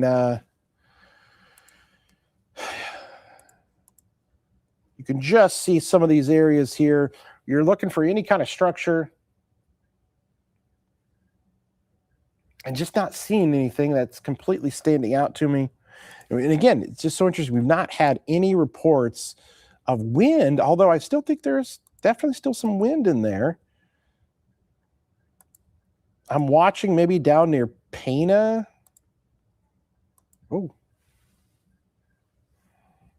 Pana and the Tower Hill area. I'll just tell you that's got my attention a little bit.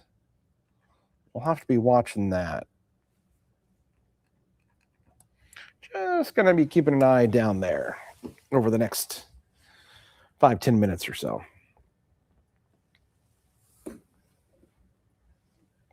We are looking at Shelby County, Coles County. It's so interesting. Mattoon and Charleston have not been hit yet. The storm has not hit the Mattoon Charleston area yet. We were making it sound like they were going to get smoked half an hour ago, but it's just kind of slowed itself down. That particular portion has, anyway. Kind of moved a little bit more to the southeast.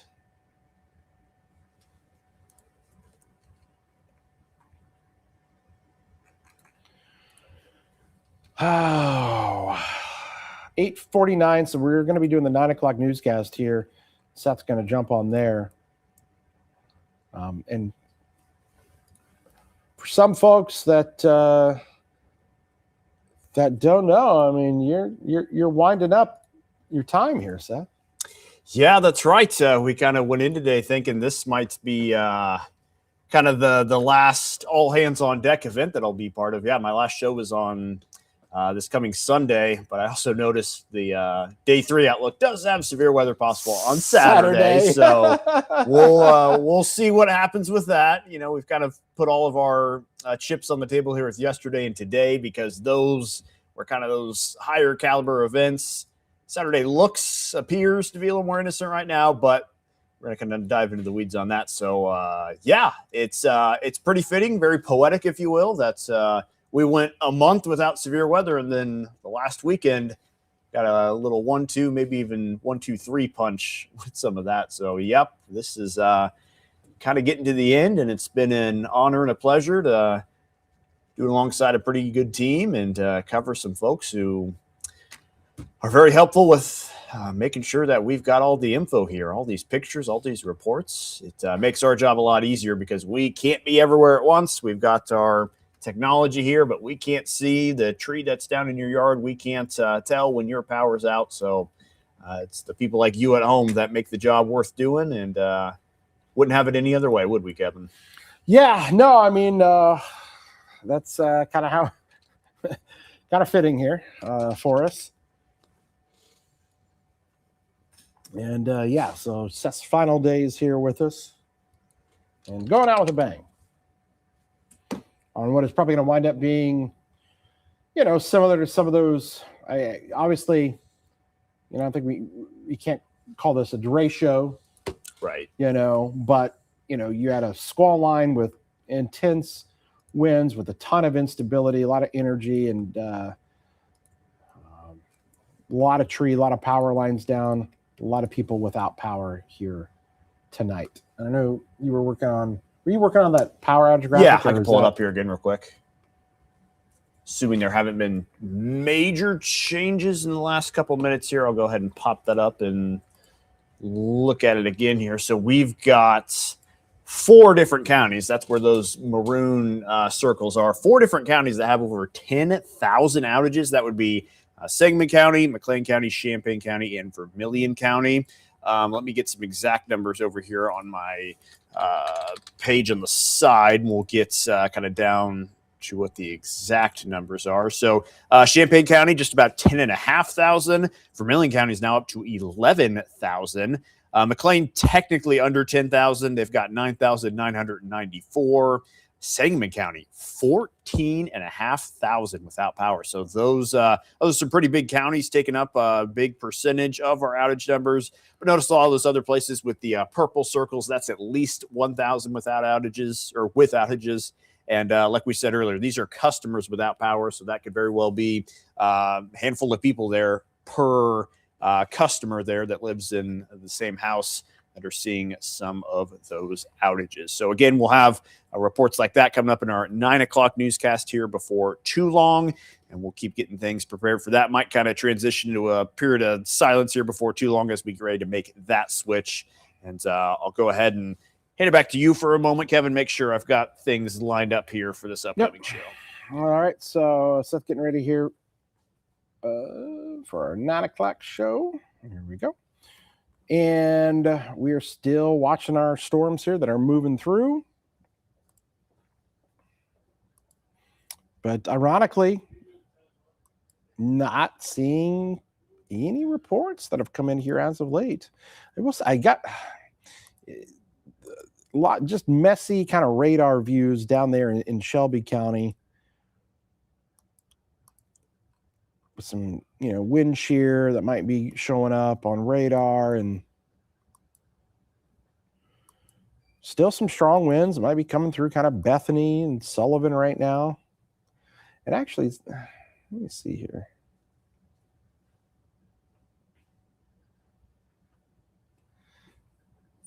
Looking at our Christian County cell.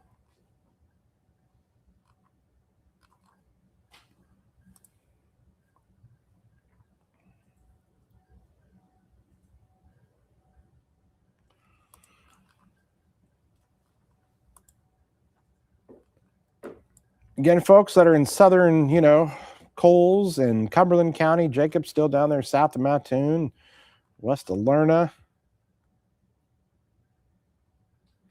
Cumberland County, Effingham County, don't let your guard down just yet, as you still have some of that instability some of that energy for these storms to feed off of here tonight.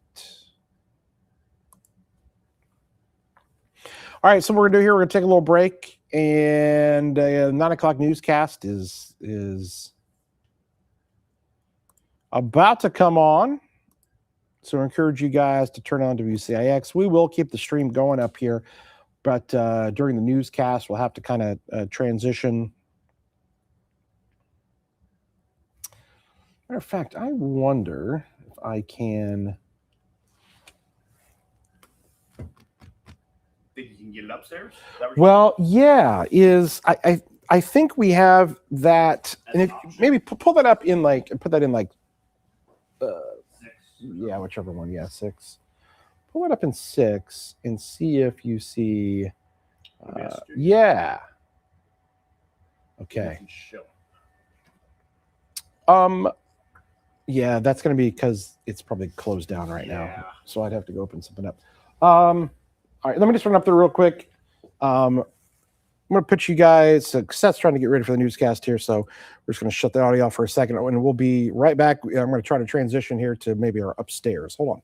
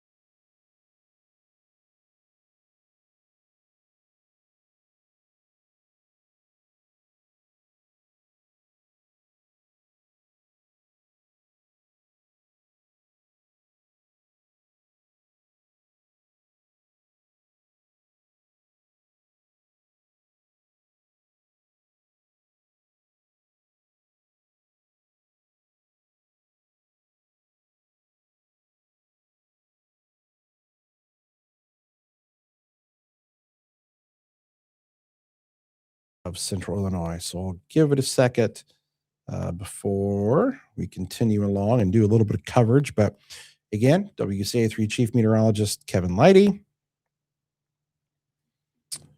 hanging here with you a little bit after 9 o'clock.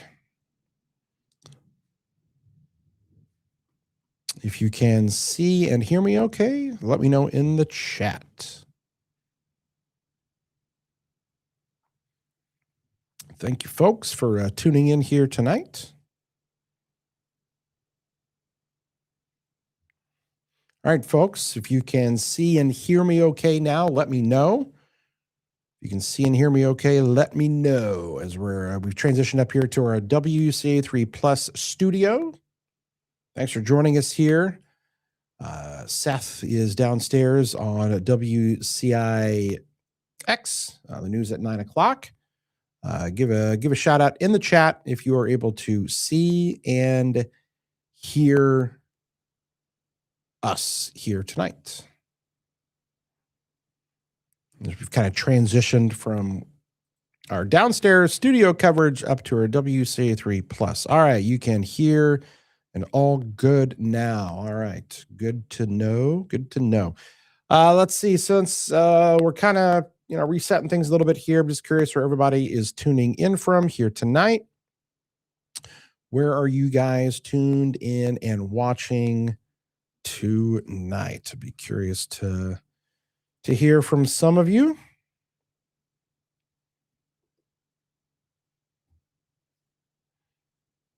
All right, got sound again. All good. So again, just kind of transition back and forth between the different. Oh, we got Adam here.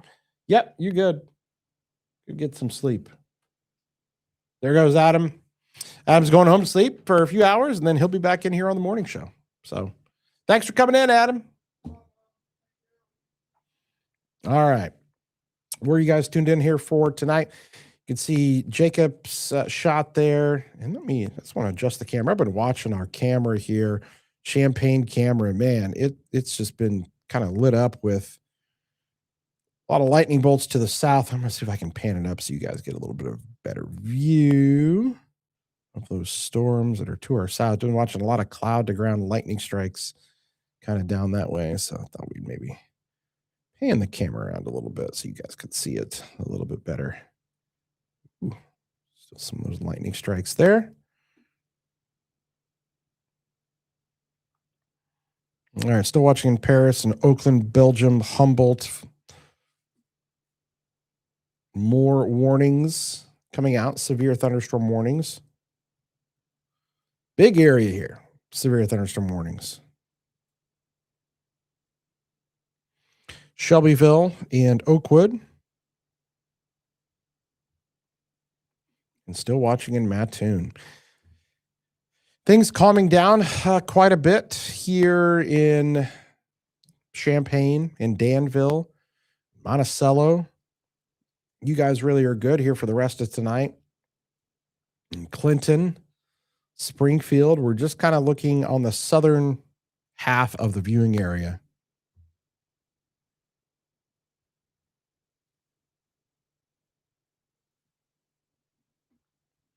So still monitoring places in Shelby County and in Moultrie County, Coles, Douglas, Edgar, eventually Cumberland County too.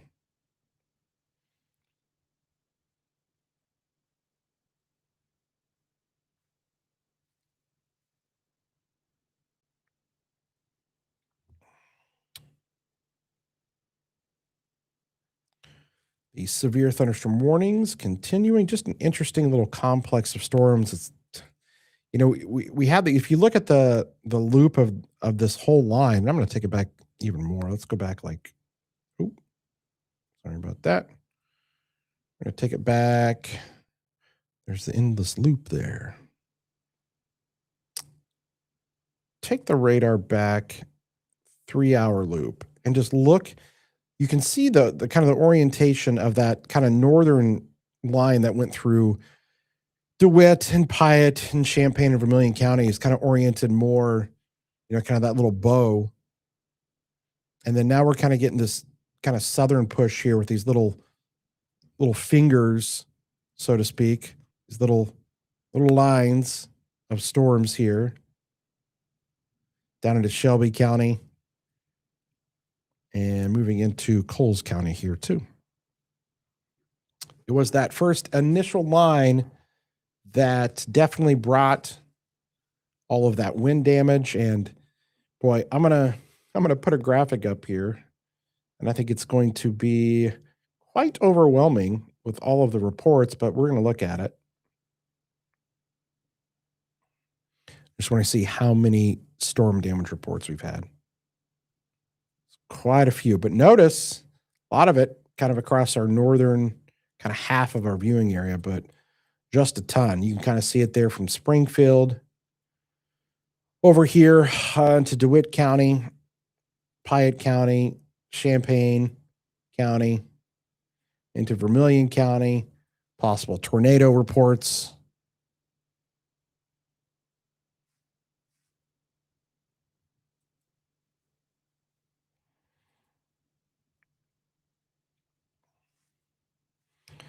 Let me see what my ability is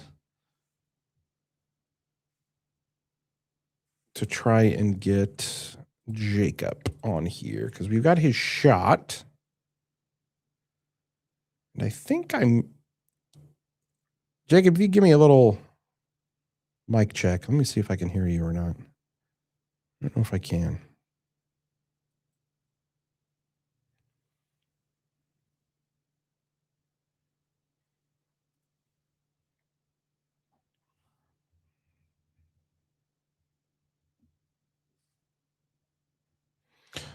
Okay.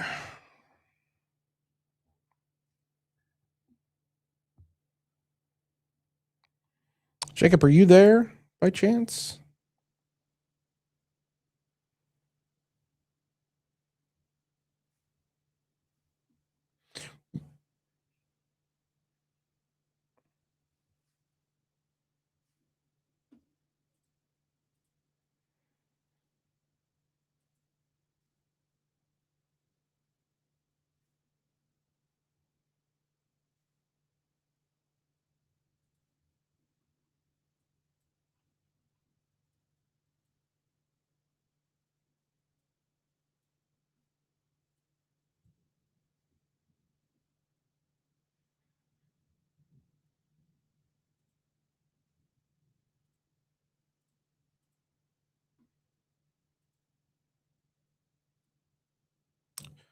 Jacob, if you're there, let's see if we can hear from you. Jacob, go ahead.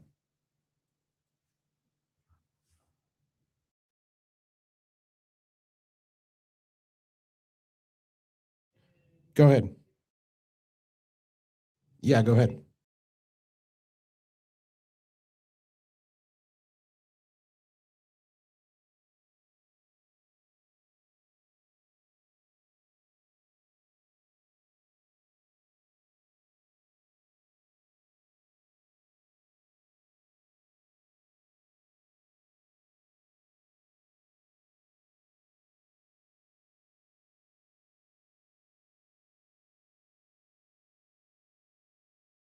Where do you think you had some power flashes out there?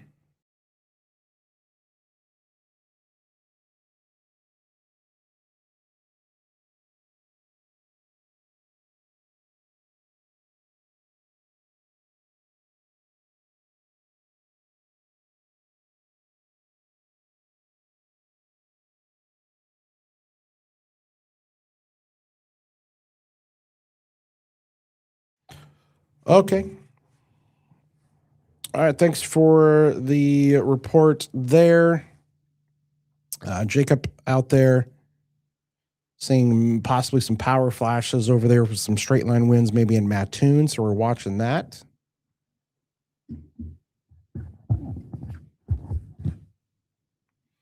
Hearing some loud thunder. Still here at the station. A lot of lightning. Oops, sorry about that. Lots of lightning still on our storms here. Look at all, even behind the line, there's still a ton of lightning showing up. So highly electrified line of storms.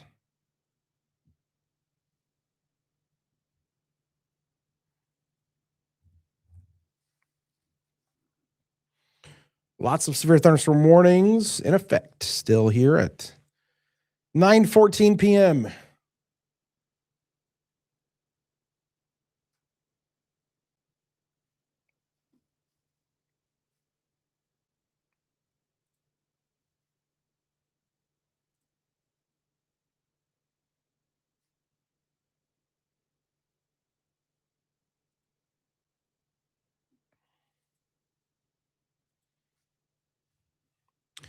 And Jacob, there in the top left part of your screen in the storm tracker.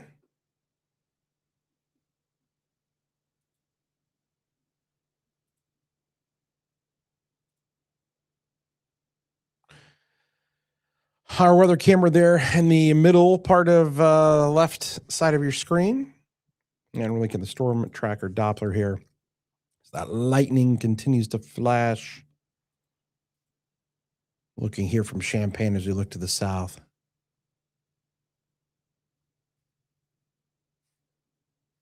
Again, I believe it was a 68-mile-an-hour wind gust that Willard recorded. Some flashing lights there in our camera off in the distance.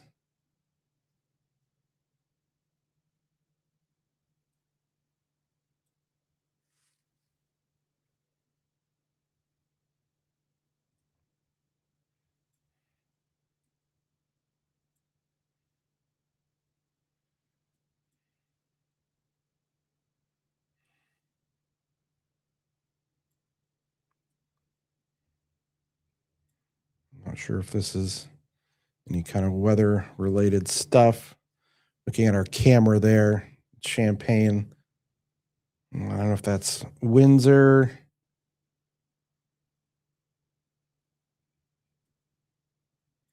But definitely a lot of red and blue lights down there. Let me see if I can see anything on our app. Probably wires down. A lot of wires down across Champaign County. Man, there are probably 24 reports of wires down across Champaign County. Brownfield Road in Urbana, Pheasant Ridge, and East Perimeter Road in Rantoul, 3rd Street in Fisher, Church Street in Champaign, Franklin Street in Penfield, Parkview in Savoy.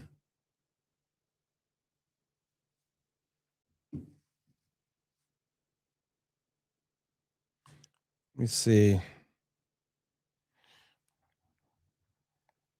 Jacobs there. Let me see if I can.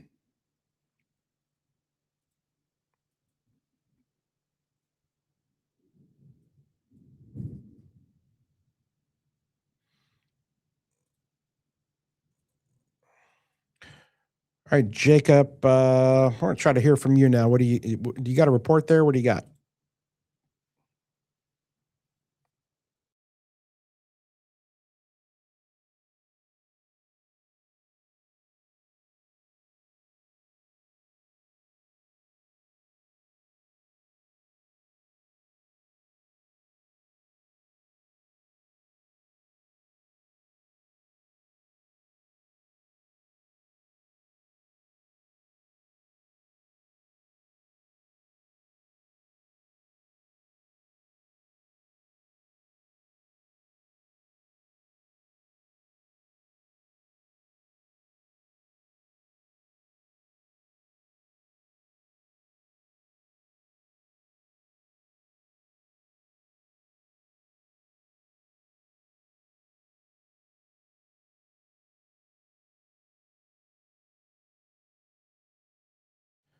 Okay, again, guys, there.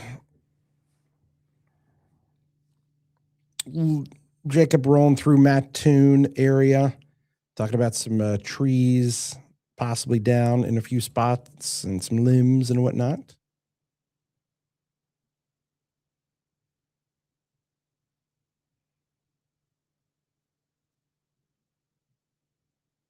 Okay, again, guys.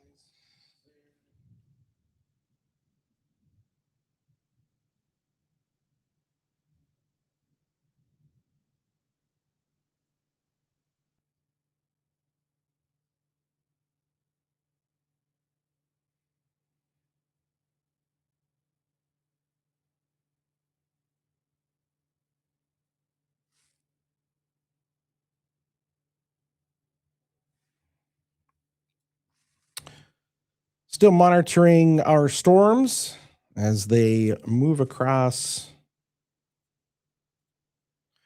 Here's the interesting thing. We've not had a ton of reports of, we had that, the reports basically across Piatt and Champaign and Vermilion counties, just a ton, just a straight line. We probably had a tornado, but we have not really heard anything on this kind of southern end with this line so far.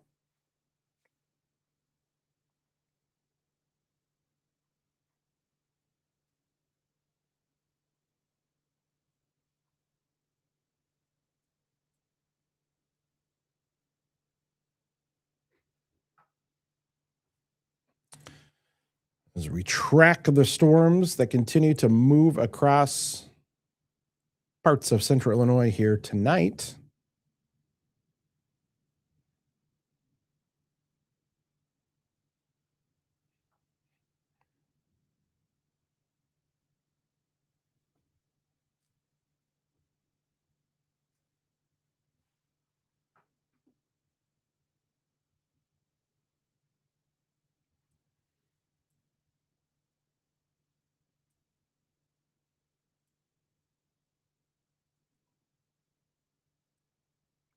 I feel like I've looked at like the same radar for the past hour. I feel like I've been watching these storms are just kind of leisurely kind of coming through, which is a wild concept to think about because we had, that line that came through so fast earlier today. I think it was racing at 60 miles an hour. Now this one just kind of like hanging around, probably dumping some heavy rainfall.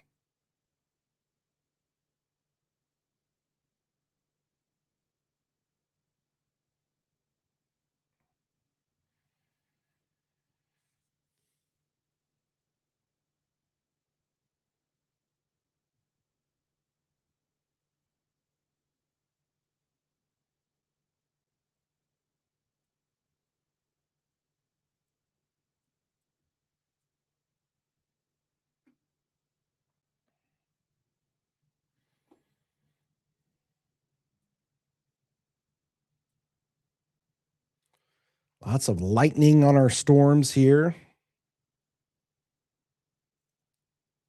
What I'm going to try to do is come over and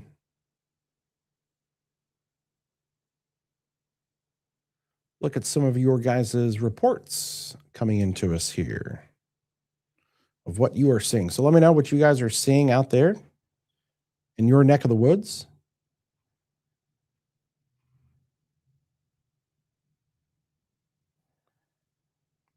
Tree down near my house in Urbana. Had trouble going to my neighborhood. Again, feel free to rapid fire off some of the comments, and I'll read some of it off here. Those of you that have some damage reports.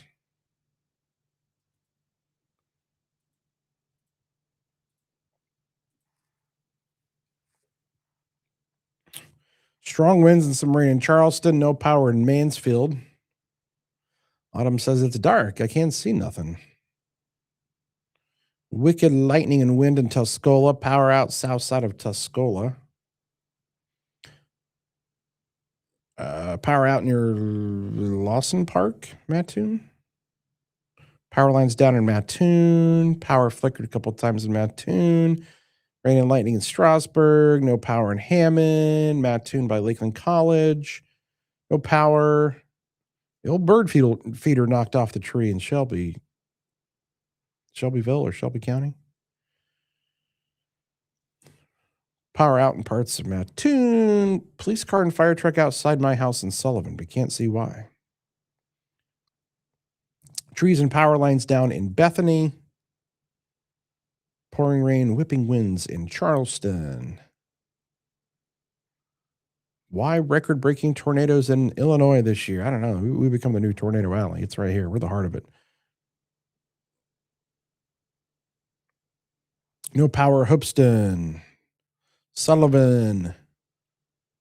There's a power line fire north Urbana off Cunningham. Think they've got it under control now. Power out in Danville. So again, the power outages could come from multiple kind of things. It could come from the strong winds that we've had. Also come from these lightning strikes. There's a ton of lightning. Power up, BMed. BMed's been out without power since last night. You guys might be all out of power because of the storms from last night still.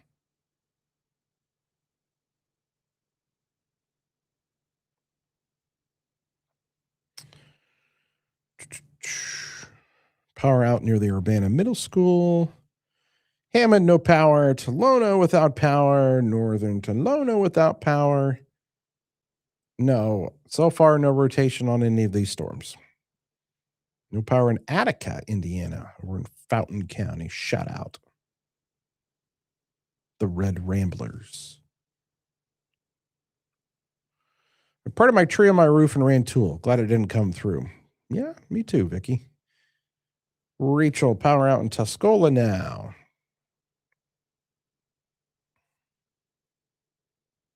Hammond has so many trees down, says Kelsey.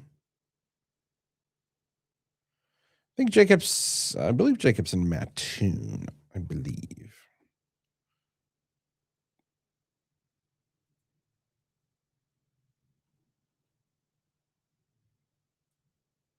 Yes, there's Jacob.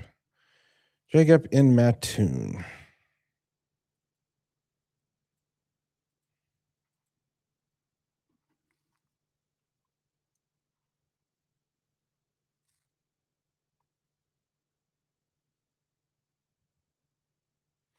Can we get some more info on what's going on in Mattoon, please? Okay. Well, let's see. We've had some storms come through. Looks like you've got another little line about to come through. More storms rolling through the area. Might have some gusty winds. Kind of had that first little batch just kind of come through right there. That just came through. And so another line to the west. That one doesn't look maybe as strong as what the other one was.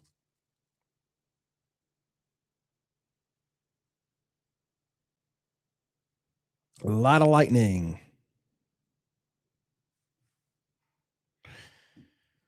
And more wires down notifications coming into us here.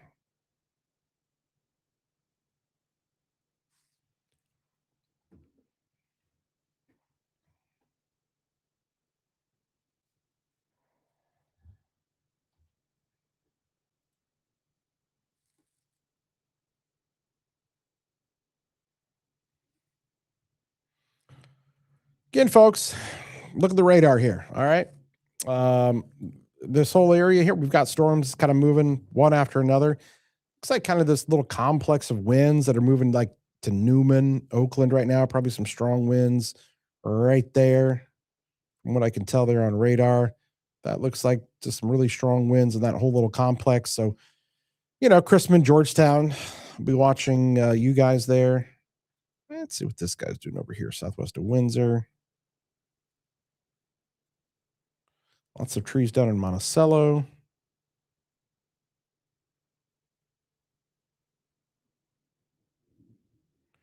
Yeah, I haven't heard much from about up in the Streeter area. They had quite the classic tornado signature. This is up here. Streeter. Just outside of Livingston County. South side of town got hit by a tornado. I'm up there. Looked like a pretty intense one.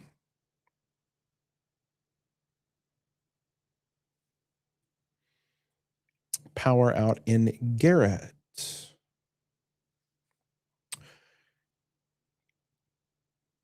Okay, folks, what I'm going to do here is we're going to transition back downstairs since the newscast is over. And we'll come back down there with you and then get ready for the 10 o'clock newscast and see what else. I'm going to go down and see what else our team has learned about the storms that have come through tonight and obviously caused quite a bit of damage and still doing some damage in some areas. So stick with us. Again, we're going to switch back over to our setup that we have downstairs in the studio and kind of see what's going on down there. So Thanks for joining us here. Live stream, severe weather coverage on this 11th day of June 2026, 9:30 p.m. now. And we'll catch you back downstairs in just a second.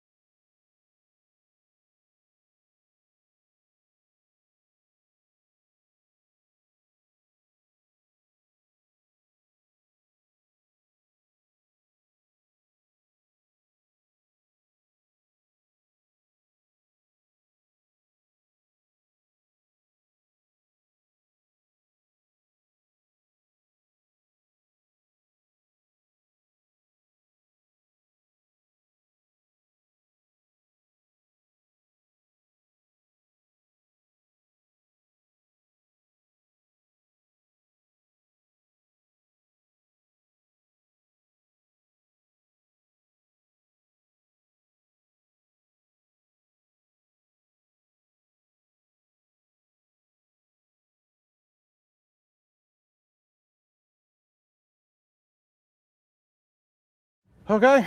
All right, folks. Should be back here with you on the stream down here in the studio. How you guys doing?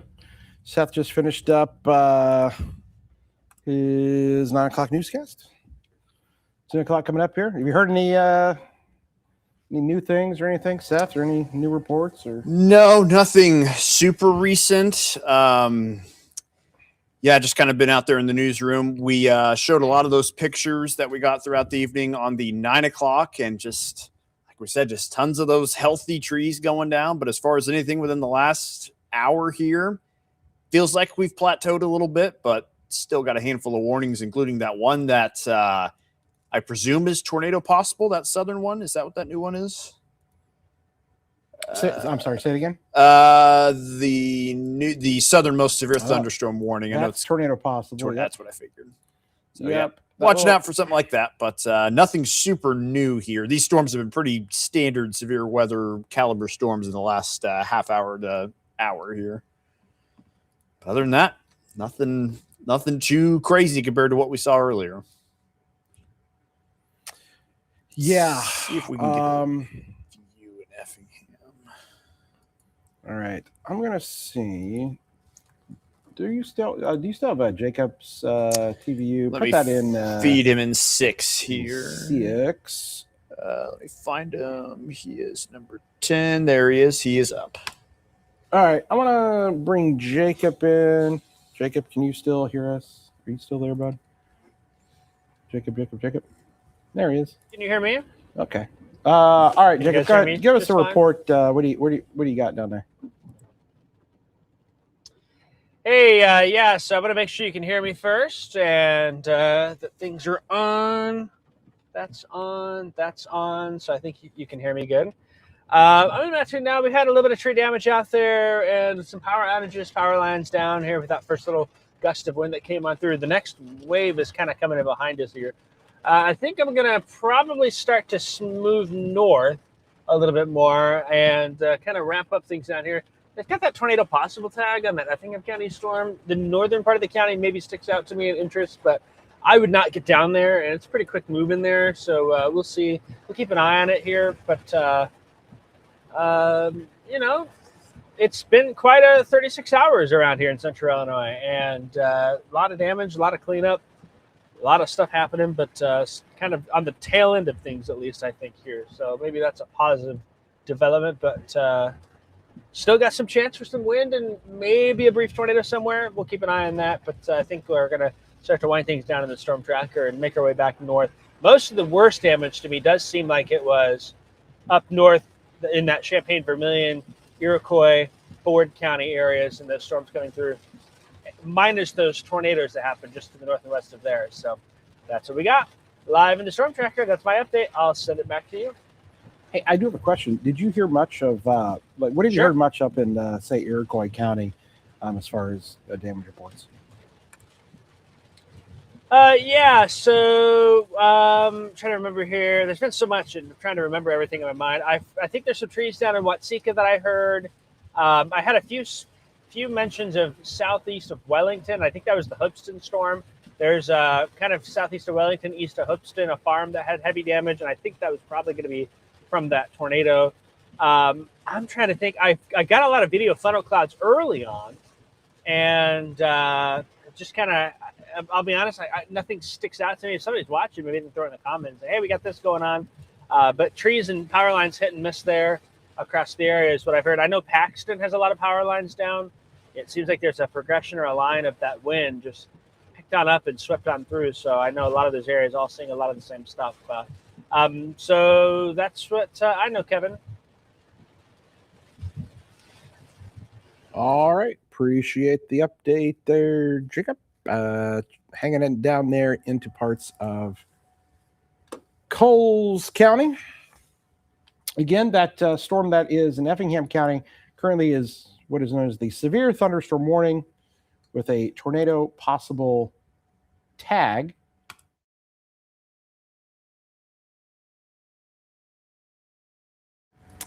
Severe thunderstorm warning down there. Let me see. I'll pull it up here and you'll see it kind of jump on the screen. Tornado possible. You'll see that there. The other severe thunderstorm warning has got 70-mile-an-hour wind potential associated with it.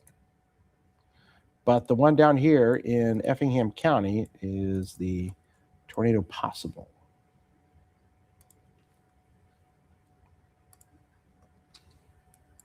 Champaign, Vermilion?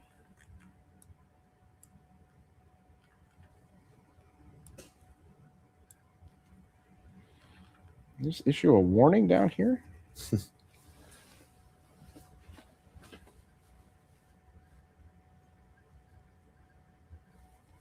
So Champaign, Vermilion, to take into account kind of that northern edge of that little complex of strong winds. There just still seems to be some strong winds there. Georgetown, Ridge Farm, Paris. Man, there are wires down everywhere. Everywhere.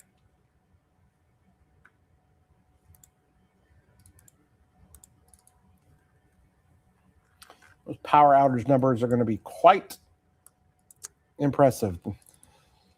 Yeah, we've gained a couple of counties back a little bit, but there's a lot that have joined that 1,000 plus range. So we've maybe don't have as many of those 10,000 outage counties, but we've just got just about everyone's lost close to 500 to 1,000. So that is stacking up. We've almost got 300,000 across the state of Illinois right now. 297,000 total. Wow. It's just crazy what these wind-driven events can end up doing on such a widespread scale. And I often preach about how these events are worse than tornadoes sometimes. I mean, for us here, where we typically see the EF0 tornado that takes out the barn, maybe it hits, a house. We get way more of those EF0s, EF1s. When you get the wind damage threat, I mean, this thing hit, 200,000 people, and we have that many in power outages. So, yeah, these wind events, while, all the publicity and fame, for lack of a better term, goes towards the tornadoes. And people think about that and get, worried about that, and for good reason. But these wind damage things are almost more of an inconvenience sometimes than tornadoes. So, now, obviously, tornadoes of the strength that we had up near Streeter, that thing probably, those pictures we saw from some of those tornadoes, that might be EF2, EF3 strength tornadoes. So those do a lot more damage. But 9 out of our 10 tornadoes here are like EF0 and EF1s. So got those outage numbers here. Let me pop them up real quick. Okay, we'll do. A bunch of people saying power out Mattoon, power out Mattoon, power out southwest side of Mattoon. There we go. So again, we're close to 300,000 without power across the state. It's Champaign, Sangamon, and Vermilion counties now are the ones with 10,000 or more outages. But anywhere you see that purple circle, that is at least 1,000. A lot of places lean closer to 2,000 or 3,000. So the northern half of the area, Menard County is the only one that's got less than a few hundred. I mean, everyone just took a whack from that northern end of the storms, including over there in Indiana. I'm sure you've noticed, Kevin, there's tons of warnings that have gone on out there. Four out of our 5 western Indiana counties have 1,000 outages there within their borders as well. So a lot of wind energy that is still continuing on. Most of the nights, the southern counties had a lot of green on this map. That is now given way to more of that red and yellow. So this will be the most impactful thing for a lot of people tonight as they head to bed without any electricity, and kind of hope that we can get that restored here. But with storms out there still, it may take a little bit of time for everything to completely come back on the grid there. I will say this, though, even though things have been pretty rough yesterday and today, tomorrow we're probably going to ditch the humidity as this system passes through. We've got sunshine and 82 in the forecast. So there's probably some cleanup, plenty of cleanup that needs done. But it doesn't sound like too bad of a day to get it done tomorrow in some warm weather that's not kind of feeling like it's attacking us there with the humidity. So a nice day in store for your Friday as you wrap up the week. But again, lots of stuff to probably clean up. And the sun, when it rises tomorrow, will probably show us a handful of things that we couldn't see tonight, especially with all the power lines out. But yeah, there's your outage numbers again. We're sitting at close to 300,000 across the state without power. At least 3 of our own central Illinois counties that are seeing 10,000 or more without power. Leading the way is Sangamon County with 14,500. Vermilion County right behind with 13,000. And Champaign just a little more than 10,000. So plenty of damage done. I will say, though, yes, we got the widespread wind damage, but the pictures of those tornadoes up north, those were just wild beasts of tornadoes. And we are very glad we did not take much of a hit with that at all. Yeah, that's definitely for sure, because, man, those were huge tornadoes up there. Those are not the EF0s and EF1s. Those will turn out being 2s or 3s probably.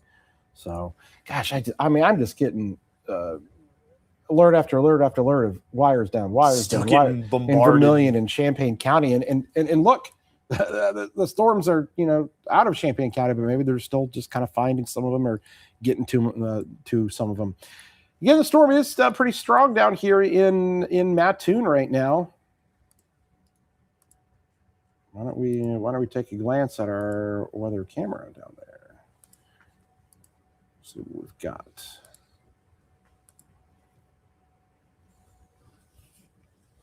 Probably won't be able to see much because it's coming down so hard. Oh, that is very dark. There's a lot of power out in Mattoon. The street lights aren't even on. They are.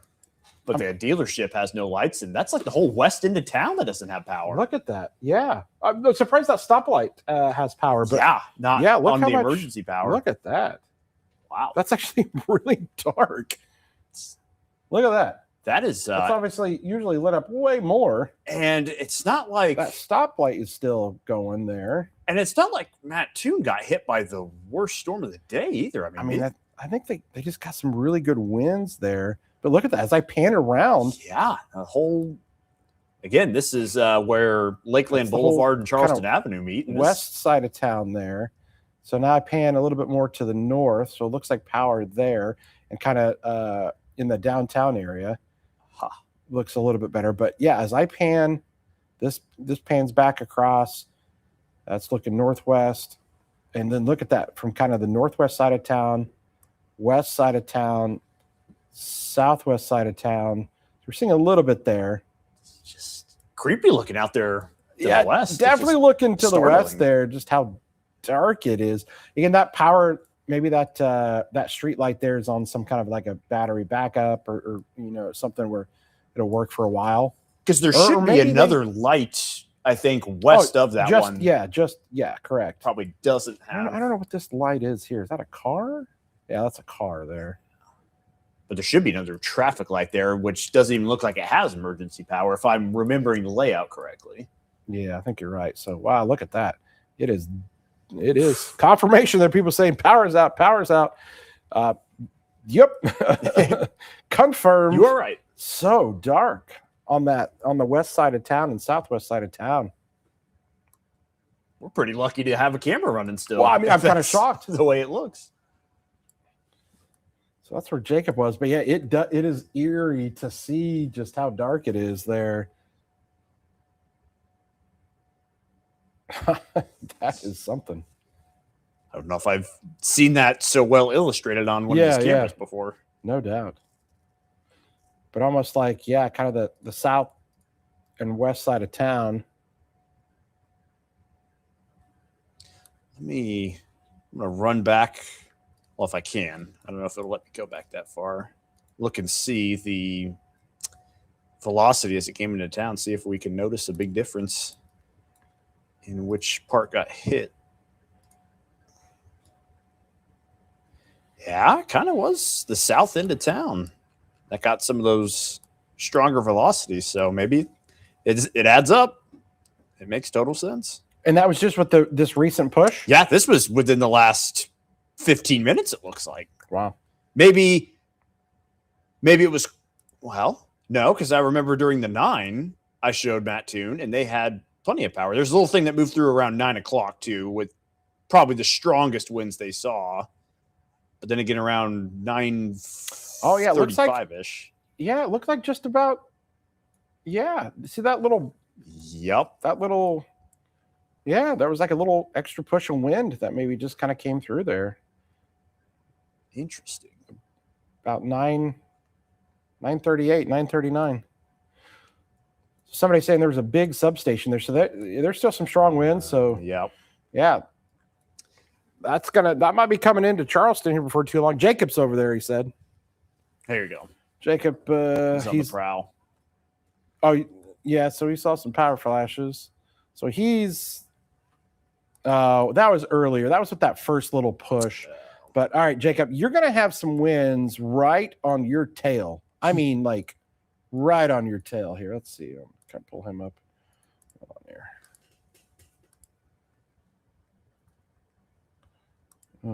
All right. I mean, it should just be starting to pick up here. Yeah, like that's what came through Mattoon, and so it must have got a substation. But it's actually increased even more since it came through. Yeah, Mattoon a little bit there. So the Loxa,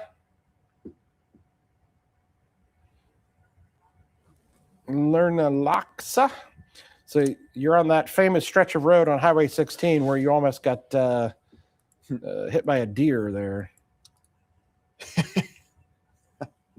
Yeah. Man, I got to tell you, the winds. Yeah. I mean, Charleston's going to get whacked now, too. Yeah. It looks like. And it's a shame that I think we lost our camera from yesterday's I know storms. our Charleston camera's down right now. But Jacob's there, and he'll give us. All right, he's just going to hang out.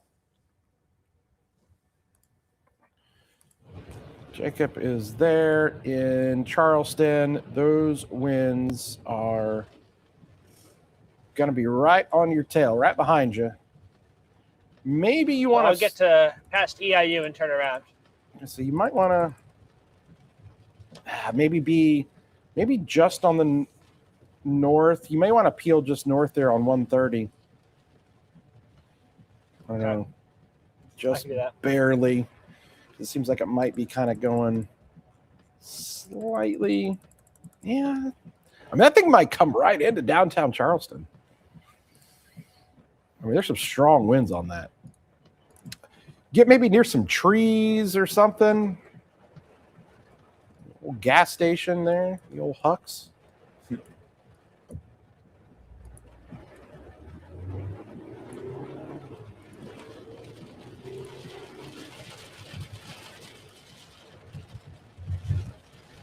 Be curious to see what that wind is like, because on radar it's pretty impressive. Do you want me to turn around and go back west, or do you want me to cut north towards downtown? I would probably cut just a little bit north towards downtown, because again, the latest radar, it's going to be behind by a couple minutes, so it's probably going to be on top of you here very shortly. But I mean, definitely some stronger winds in there. Yeah, I'm going to turn north on 130 now.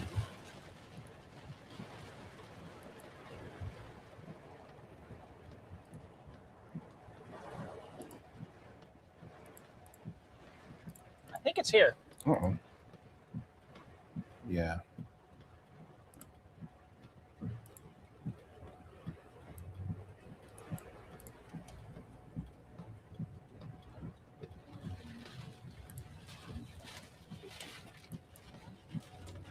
Yep, you look at those. Oh, yeah. There you go.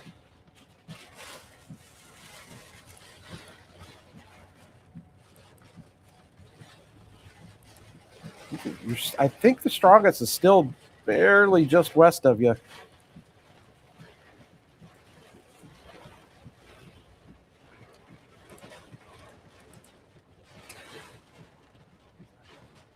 I'd probably just let it kind of come at you there. I am just slowly pushing north. Is my audio on in the feed? You or are. Am I just in Yeah, here? you are. You're here. You're talking to our folks. Oh, okay. They can hear me then? Yep, they can hear you. All right. Good to know. Yeah. All right, so he's just peeling north there. And that little pocket of stronger winds, I probably wouldn't go too terribly far north, but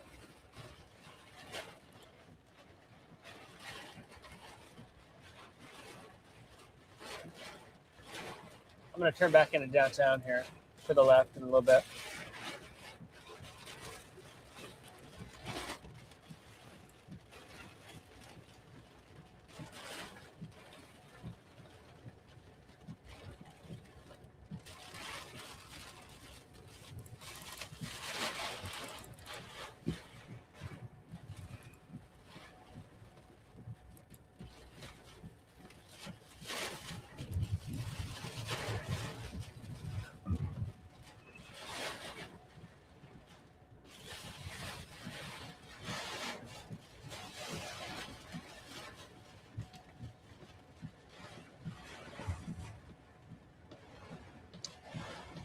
All right, taking a drive back to the left, aka west, and gonna go towards downtown.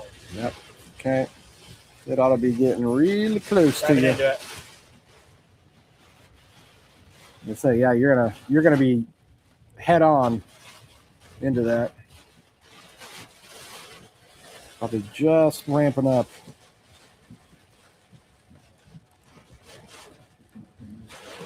I'm right by Caliber Collision, so if something hits the car, I'll just pull in.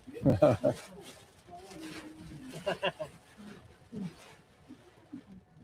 how about the Christmas lights on the right? All right. That's pretty neat looking.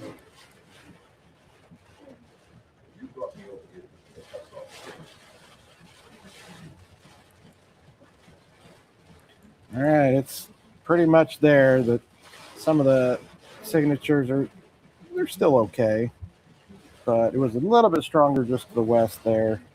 But it should be coming on top of you as we speak.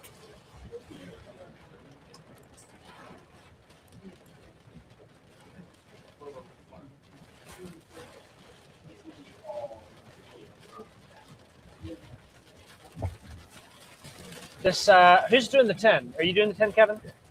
Yeah. Do you want me to do a live report at all for you? Yep. All right, I'll be here. What do we got? All right, folks, we'll be back to here in just a second. We're getting ready for the 10 o'clock newscast.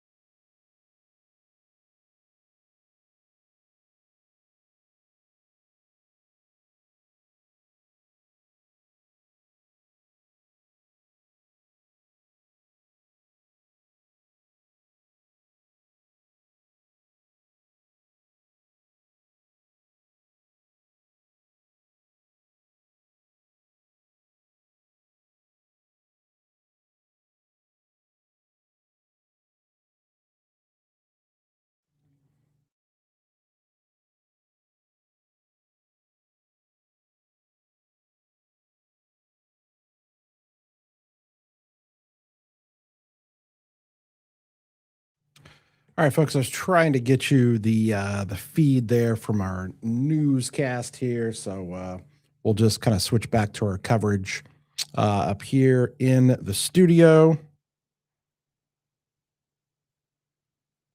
or up in our WCA3 Plus studio. So talk to engineering about some about that audio, trying to get that. So we're just going to hang back here with you here tonight and track the storms that still rolling through.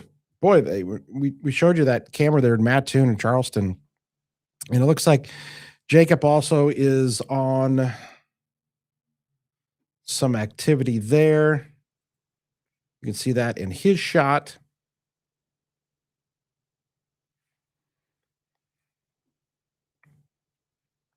I think a lot of power outages down there in the Mattoon area here tonight.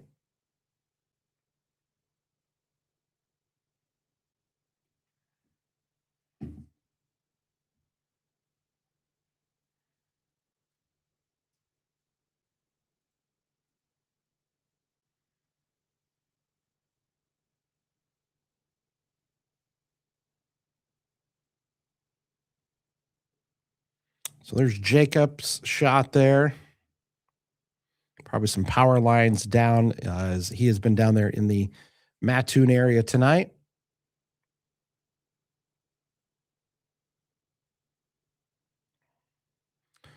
A lot of power outages. Pretty amazing the number of outages that we actually have rolling into us here. I mean, just thousands. See if I can't pull that graphic back up here. Stand by, folks.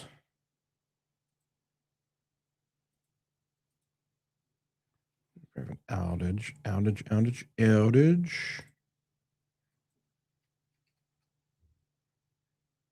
Right, so this is the newest update for outages. Take a look at the different counties here. So the dark red's going to be the worst. Vermilion, Champaign, more than 5,000 customers. Sangamon, McLean, but also Coles there. The purples are going to be next there. So Coles and Macon, DeWitt, Logan counties. Notice the greens. Not much has happened down in Effingham. Even the yellows, Clark, Cumberland, Shelby, Effingham. But boy, you can definitely tell where the storms came through, where all those little red and purple and dark red balls show the power outage numbers. Champaign, Sangamon, and Vermilion all with 10,000 plus.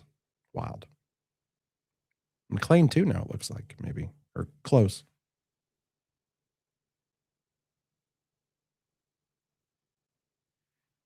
All right, let's bring it back to the radar. Some of you still watching on the live stream here.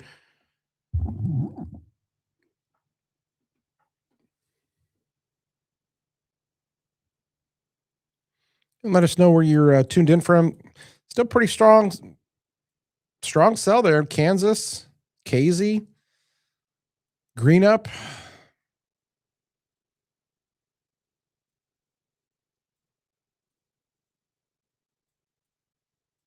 So from Redmond down to Grandview, Kansas. Yeah, you guys definitely have some wins. Let's just look at the velocities on this.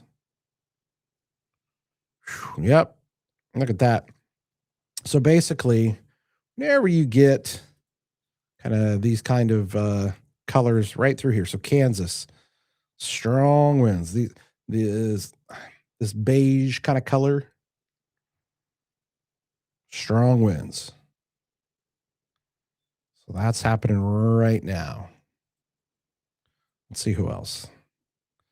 So maybe another little pocket trying to come to Charleston, but kind of a widespread area here.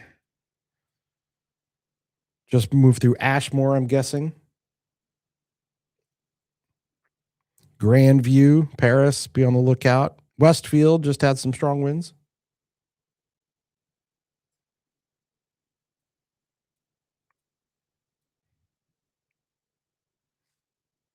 Saw somebody said they were watching from Woodbury. There's Woodbury down there. There's Jewett. So somebody said they were watching from Jewett. Probably some green up people in the house. Some people asking if Jacob is getting arrested. It is a possibility. We'll keep you up to date. Send your bail money to Venmo at Kevin Lighty.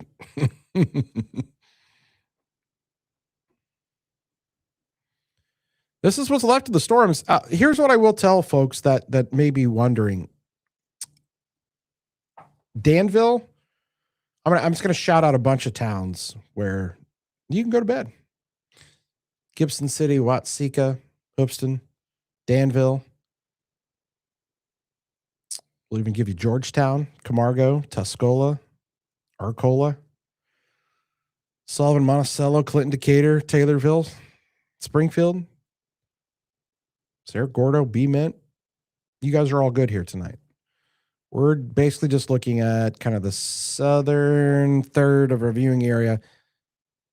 Parts of Fayette, Effingham, Cumberland, still parts of Coles, Edgar, Clark County. That's it.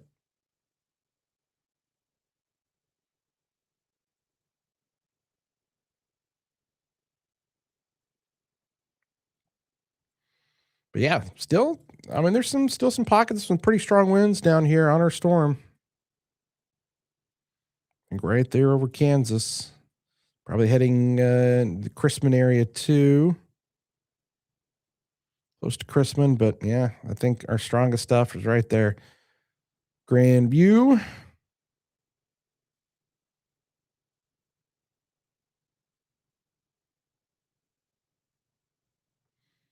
Make sure some of you that have been watching our streams here tonight, you really help us out if you like and follow our pages here, whether it's our news page or all the individual meteorologist pages. Helps us out a lot. And it also helps you to be notified of whenever we do go live and do warnings.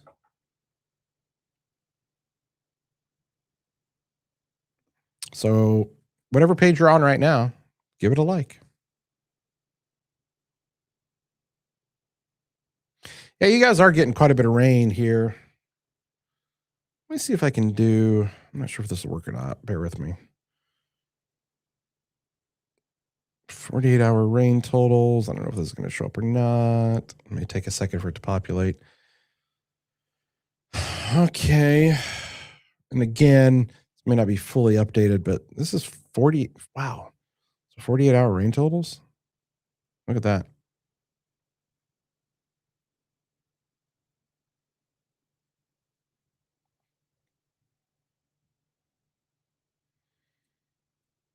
Obviously, Springfield, they had a ton of rain yesterday. Now you're saying there's some flooding happening there in Charleston. I mean, it's more because of all of the rain you've seen. It's kind of come here in the last couple of hours, right? You know, so that's why you're seeing some of that urban street flooding. While you're only seeing what, inch and a half maybe there, but it's come down in a short amount of time, as opposed to some areas here. This is combined from the past couple of days when we've had storms and rain. But you can just see this, look how big of an area. Northern Illinois. So anywhere in that pink color, that's about 3 inches of rain. There's Champaign County, kind of interesting. Depending upon where you were, an inch, but maybe 2.5 inches in other areas. Definitely some of the heaviest stuff up here to the north. So that was, again, 48-hour rainfall totals. Again, if you're watching in Rantoul, go to bed. Gibson City, Paxton, go to bed. Danville, go to bed. Go get some dinner for me. Taylorville, you're good. Moequa, Shelbyville, Sullivan, Hammond, all good. We're just watching Toledo, Greenup, Woodbury, Casey, Martinsville, Paris. And yeah, man, I think I'm pretty sure it feels pretty good in a lot of areas. I think that the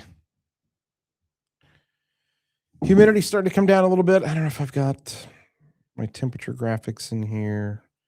Let me see if I can pull anything up. Stand by. Stand by.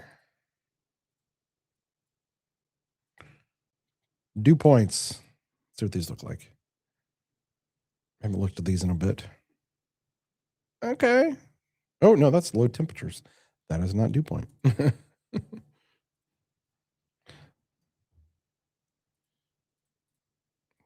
These are dew points. Here we go.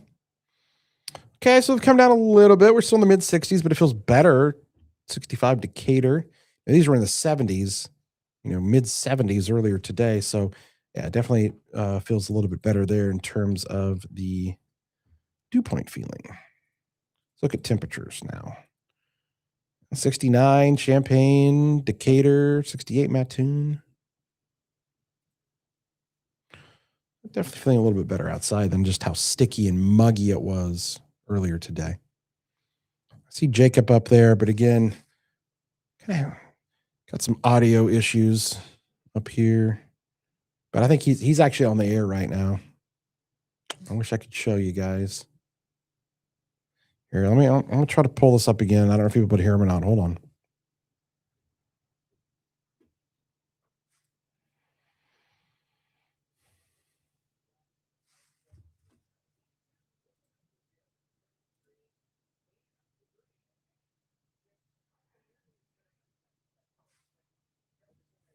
More of be a long night and a long number of days of cleanups for different areas. So that's what we got here in the Coast County area. I'm in the storm tracker in Charleston. Meteorologist Jacob Dickey, back to you.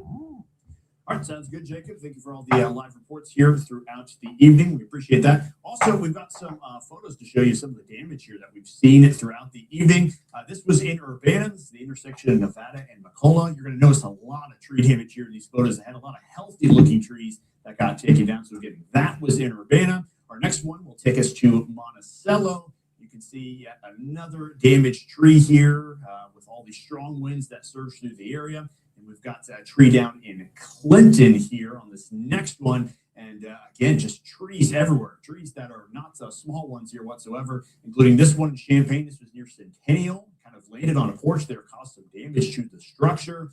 And also some down power lines leading to a lot of outages here. This one is over in DeWitt County and over there in Thomasboro. There's a down tree, also been shredded up quite a bit. So these winds, they mean business. And that's why we tell people these damaging wind events can sometimes bring impacts to everybody. Whereas the tornado events can bring some significant impact to a small location.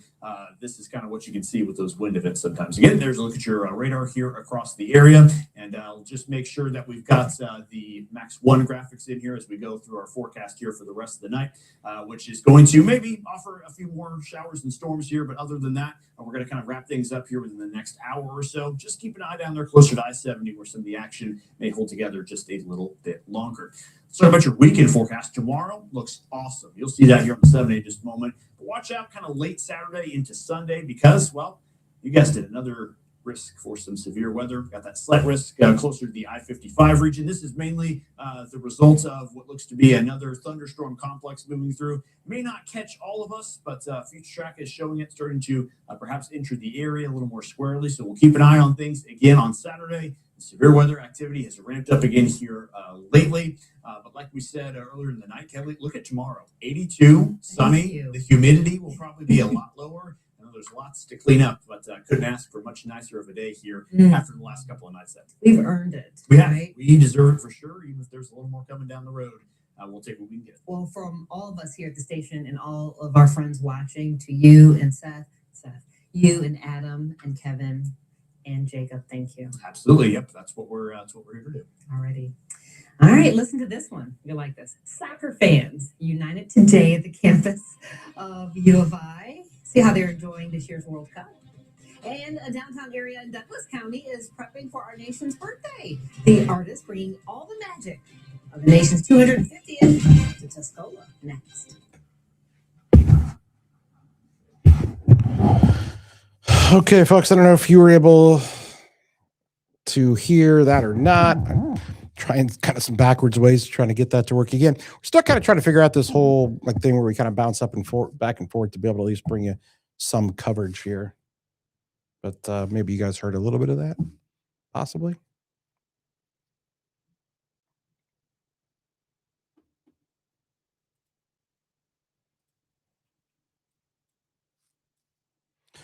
Back on our storms that we're tracking to Edgar and Clark counties. Severe thunderstorm warnings continue. Jasper, Newton County there as well. We're actually starting to see kind of the back edge of this push through. Just some good news.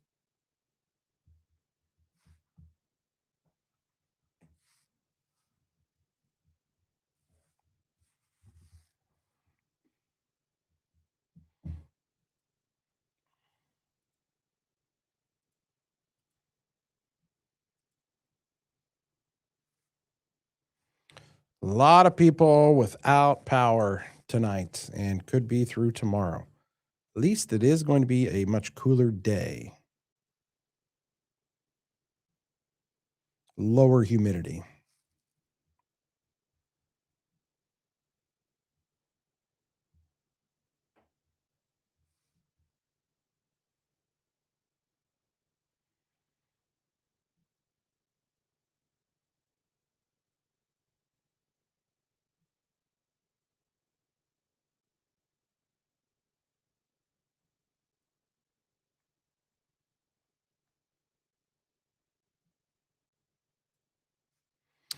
(10:20 p.m. here on your Thursday night.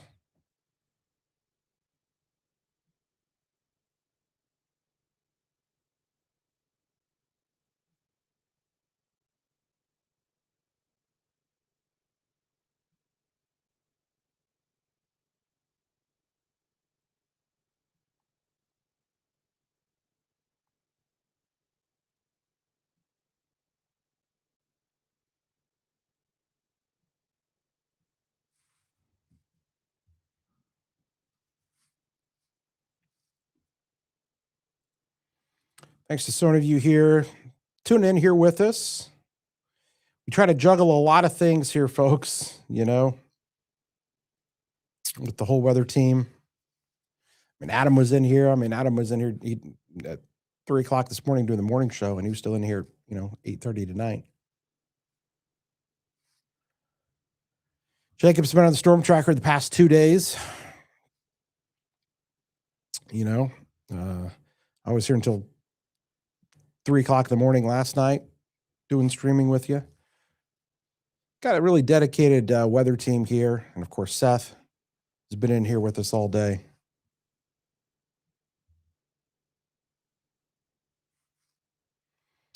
Appreciate all of you guys' support.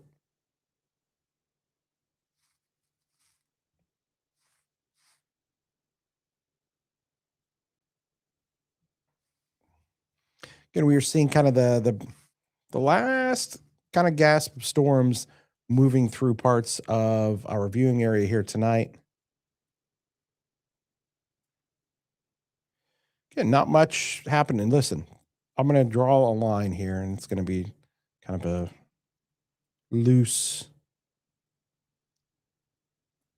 If you live anywhere above this line, anywhere above it, above the line, go to bed.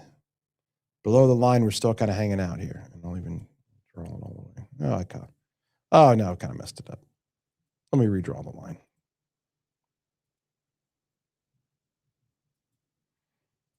Let's do it one more time.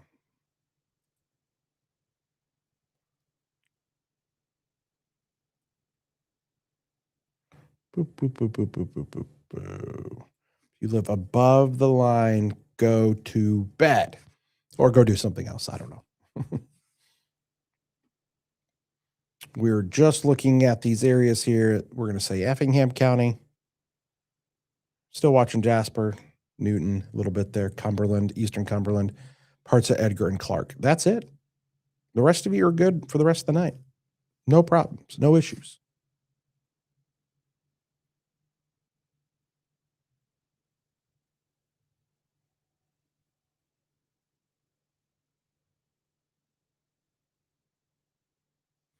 A lot of lightning on the storm, so you probably had some areas where winds caused the damage, and then maybe some areas where it was lightning. Lightning induced, storm damage from power lines hitting a tree or a power line or a substation or something along those lines. I'll show you Jacob's shot again.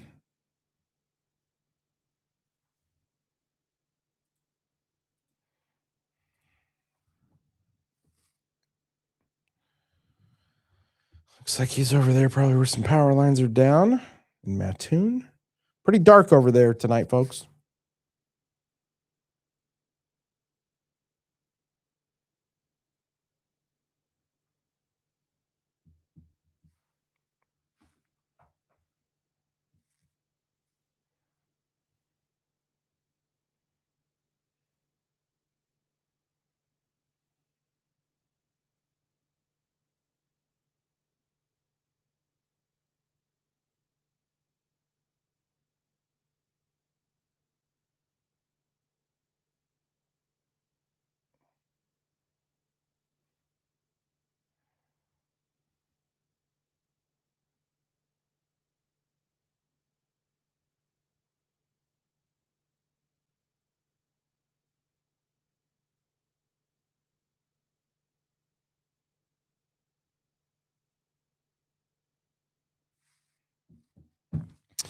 All right, 10:25 p.m. here, still watching our storms. Again, yeah, most of you are going to be in the clear. These storms starting to race off here to the east.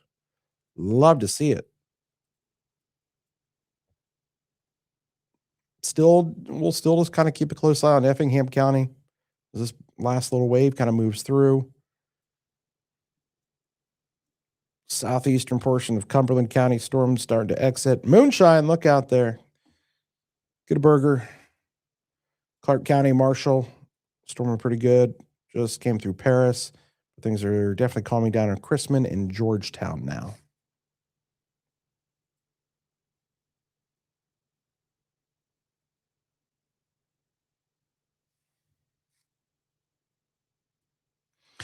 And if you don't like the coverage, click the X button. Man, I tell you, sometimes it is something else, some people on here.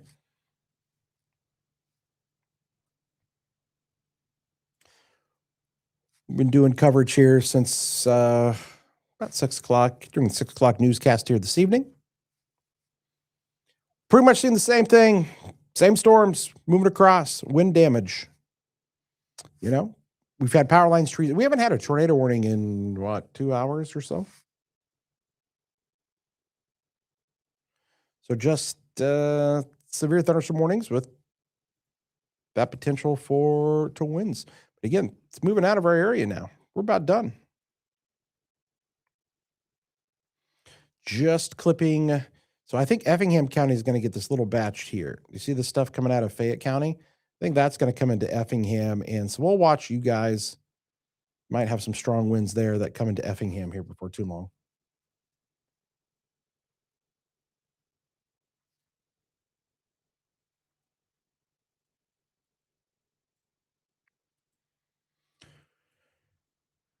There's KZ. Let's just look at the velocities here, see if we can find any winds.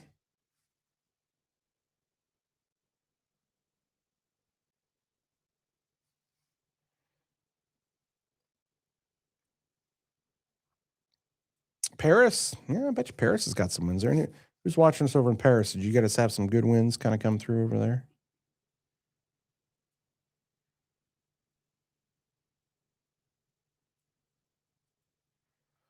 Storms just on the far southeastern corner of our viewing area here, about to move out. But again, I think this stuff coming out of Fayette County. Let's see here, coming into Effingham County may have some winds. Definitely a lot of lightning, and probably, obviously all that heavy rain. Look at all those lightning strikes, just a ton of lightning.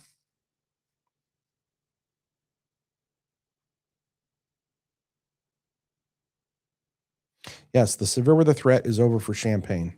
I drew a line. Everyone, come back to your phones. Come back to your iPads. Come here quick. I'm going to say this again one more time. You live north of the line that I just drew, or above the line there. You're good.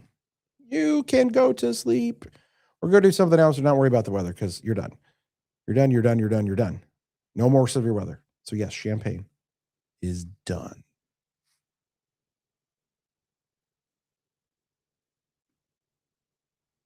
Gibson City, done. Above the line. And hopefully you know where you live. Actually, I find it really interesting the amount of people that look at the maps don't know where they live or don't know what county they live in. It's actually kind of scary. So yes, if you live above the line that I just drew, and hopefully you know where you live and what county you live in, you're good.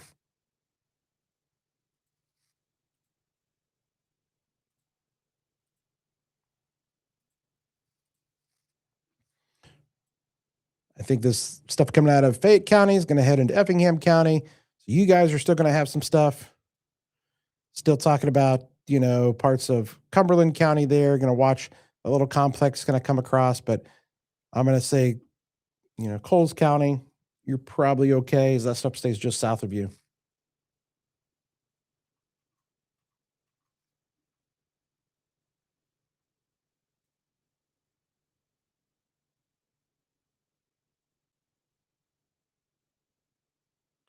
No, Donna, I don't need sleep.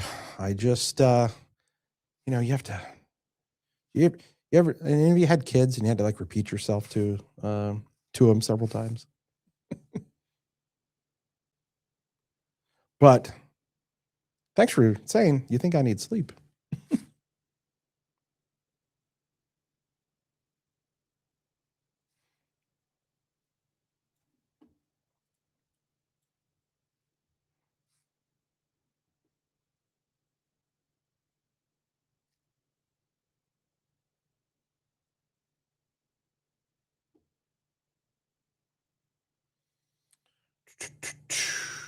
Well, there you go, guys. Still just looking at two areas there. Again, for our purposes here, for the area that we cover. So again, we cover kind of the counties that you see outlined there. This just hitting a sliver of southeastern Edgar County and Clark County here. Clark County technically is actually in the Terre Haute market, but we kind of bleed over.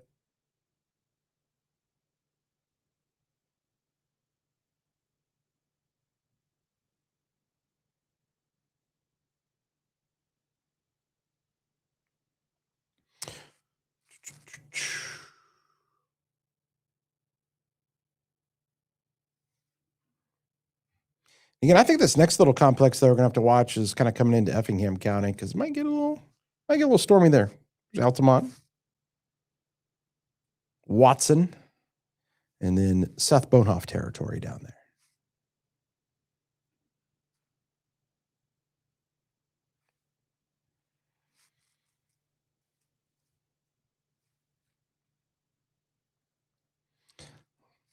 Again, our Mattoon camera.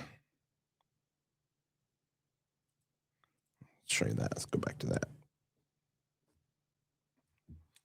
Pretty dark there on the south side of town, southwest side of town. Usually we'd have way more lights there, but it is pretty dark.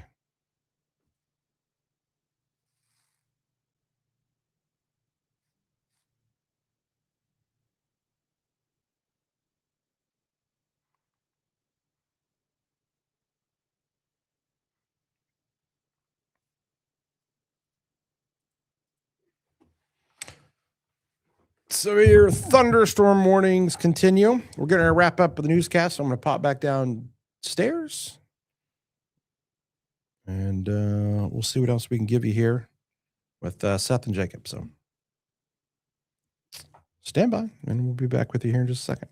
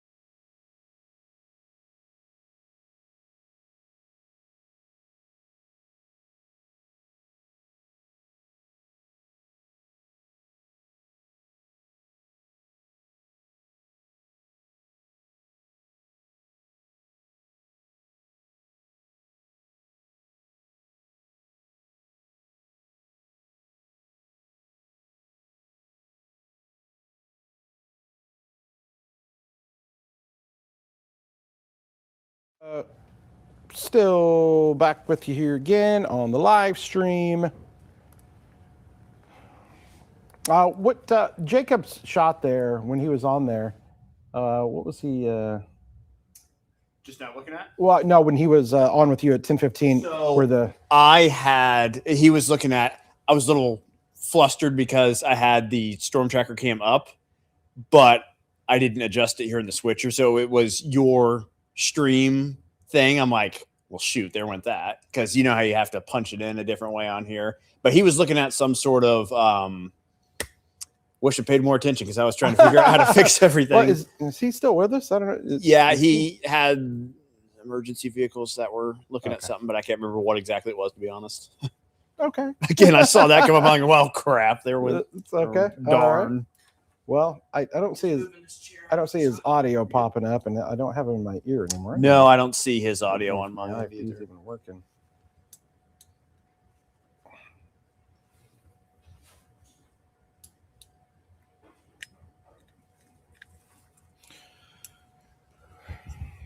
I saw his shot. I couldn't get his audio upstairs. Oh, really? And in the air, because I try to even take air, and so got a few things we got to figure out up there. But yeah, look out, Effingham County. Yeah, they're gonna get the next bit, the last bit, possibly. The last bit. I think that's the last, even though it's not warned. No, Actually, yeah, the only warning is the stuff down here north of Robinson. Robinson always gets a little something before it all moves They get out. that last little bit each time. We don't need lights. We can kill the lights. All right. I think they're about to do morning sports, so Oh, we'll have are to they? kill the Yeah, mics for a not second. bad. How about that morning sports thing they got to do?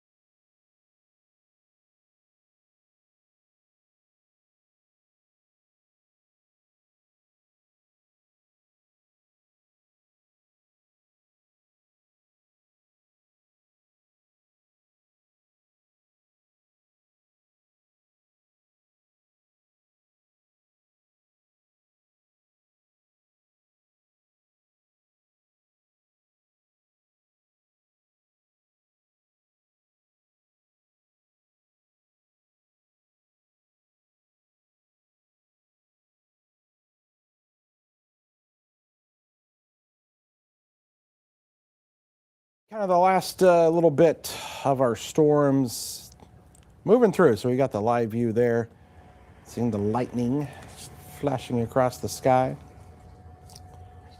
Looking there towards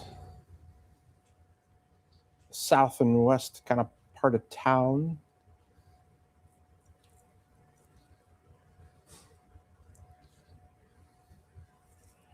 Seth Bonehoff territory. That's right. You're looking right in the middle of the screen. That's the Speedway gas price sign. The Speedway right there. It stands about as tall as the cross. It does. Both monuments of Effingham. Uh-huh. Can't miss them. All right, so we'll continue to watch the camera there.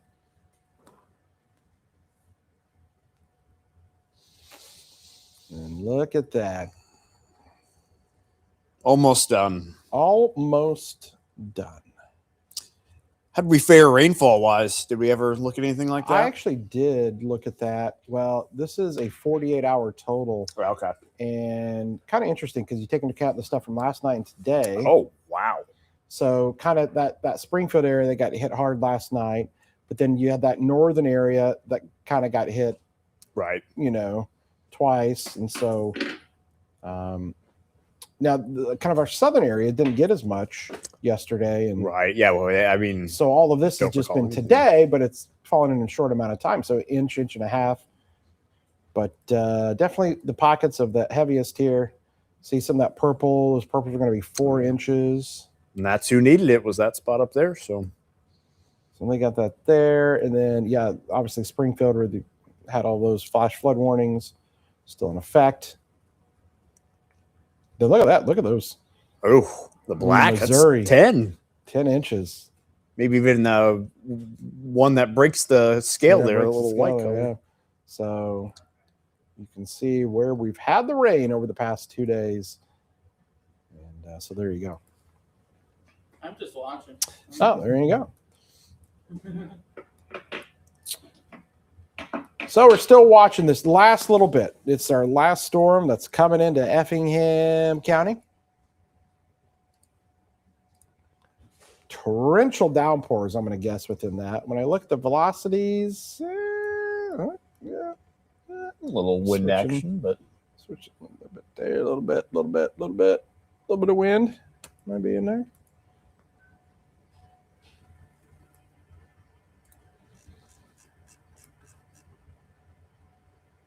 We'll come back over to our weather camera.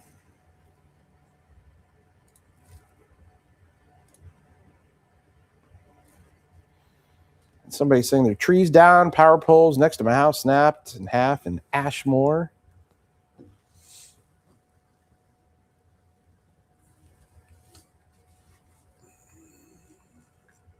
Really starting to see the lightning pick up there in Effingham as that storm comes right in. Is that a warning? just peeling back watches, Peeling back watches. All right. getting the maps all cleaned up. We'll just watch the light show down here in Effingham now. They've kind of not been involved in too much yesterday or today, like we said. Kind of Yeah. not a bad spot to be in to avoid severe weather, but they haven't seen too much here the last couple of days compared to everyone else. And now the constant lightning that will ensue down here in Effingham. Watson Don't forget Diedrich. to Diedrich, of course. Edgewood and Mason.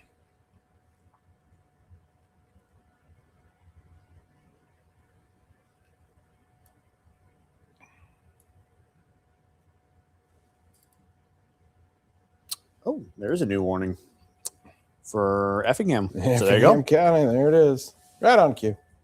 Oh, that was a close lightning strike.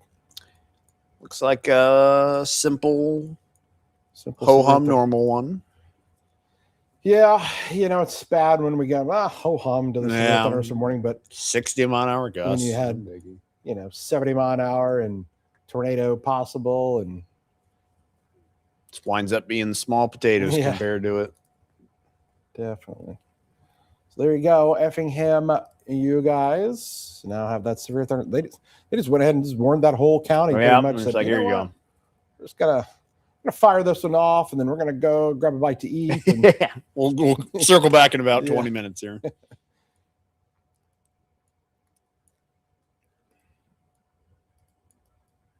So there's that storm coming right into Effingham. Oh, Oh. man, that's some close lightning. We always hope that we don't see the last frame of our camera there. When it freezes up and When- after a lightning, that's one of the worst feelings to have.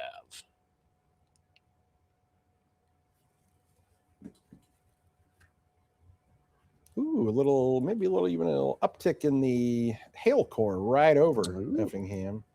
Haven't talked much about hail today. Yeah. Again, here's what's so interesting too. If you look back, I'm going to come back to the radar. If you recall earlier today, when those severe storms with all those winds were coming through, Mm-hmm. the reflectivity looked nothing like this. Correct. Yeah, this looks scarier. That looks than what way it did. scarier, right? When you look at it from that standpoint, the reflectivity with that line looked like this. It was these greens and yellows when those strong winds were coming through. It's kind of wild. Just kind of fools a few people into thinking, it doesn't Yeah. look so bad. But those weird occasions where, we use different parts of the radar for a reason, and the velocity one came in handy today because, it may not have dumped down a ton of rain here with some of these storms, but that doesn't mean they're not strong. Yeah, it was interesting to have to just rely on the velocity. Even the tornadoes today were pretty rain-free. It was just Rain-free. a weird setup compared to Yep. what we're used to.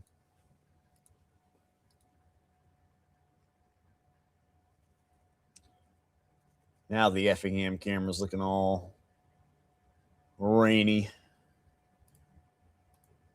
Can we even see it anymore? Still got it.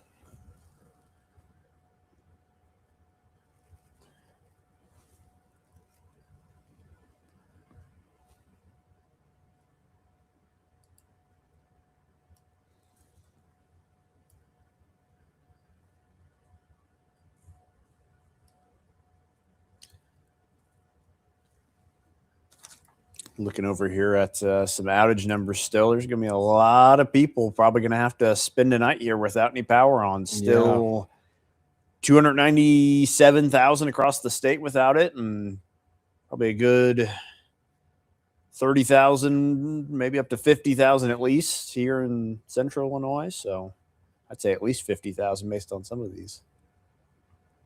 It is going to take me a day to go through my emails. Between emails, Facebook messages. A lot of really cool. I mean, a lot of pictures because people were snapping that shelf cloud, which was just wild.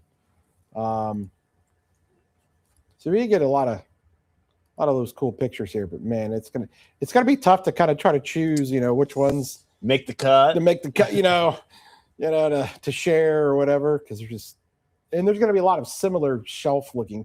Like the shelf cloud usually looks the same no matter where you are, right? Kind of thing. But we'll have to look for some of the more nicely composed ones.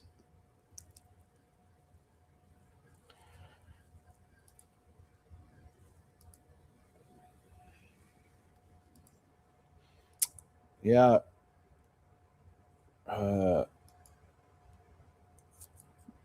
Derek here that works here. He's on the Amtrak train that was trying to go up to Chicago. That's what Kelly said. Yeah, I saw that passed along. Couldn't do it. Stopped at Gilman, I think they said, around Gilman. Right, with all the clutter debris on the tracks. Yep.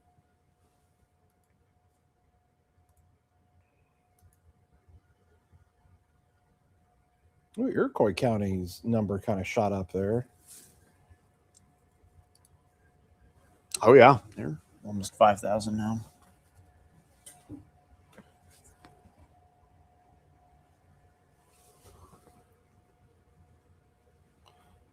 Okay. Somebody said it's snowing here south of St. Elmo. I saw that. I'm not sure if that means hail, maybe. Do you have some hail, maybe, that came through? Yeah, hope that's what that means. Yeah, I mean, if it's snowing there, that'd be interesting. That'd be a fun trick. Be pretty historic, too, considering what month they're in.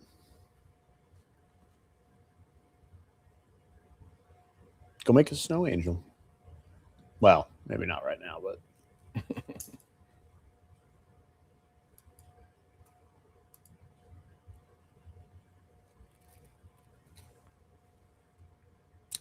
There's probably some folks sleeping nice and sound with this going on in the background tonight. Yeah. Nice rumbles of thunders and there's rain coming down.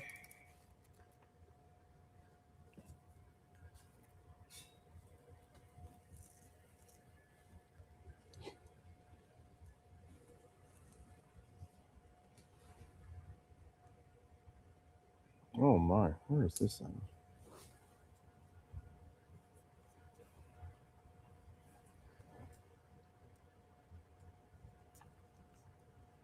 I just saw a tornado video. I thought it was from today, and it was not. It was an old one. I was like, wow, there's no way that just happened today.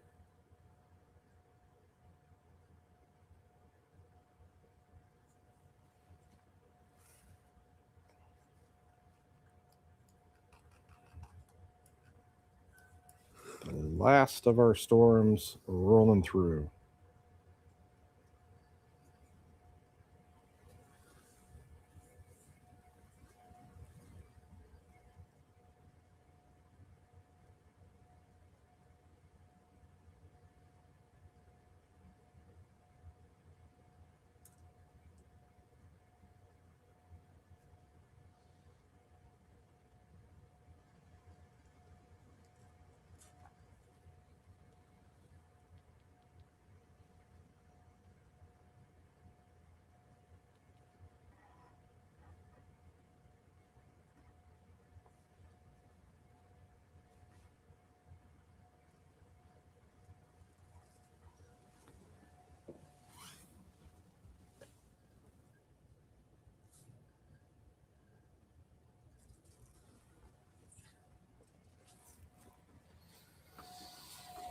All right, folks. Severe thunderstorm warning continues there for Effingham County. And that's kind of our last county. That's it.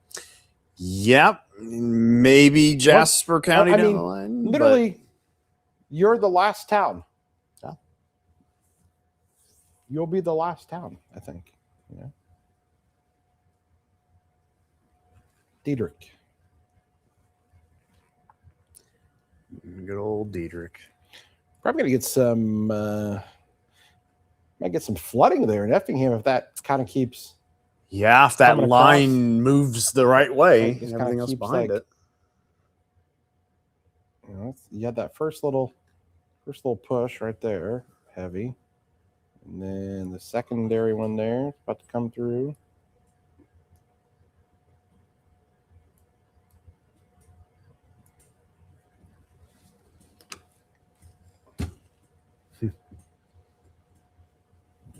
Did you ever get anything to eat besides that pizza? Or? No, me and Adam shared part of a Little Caesars pizza. I've been That was about 3:00 though. nibbling on corn chips over here. It's normally on severe weather nights, it's a bag of combos out of the break room. Yeah, So we're eating like kings tonight with pizza and corn chips.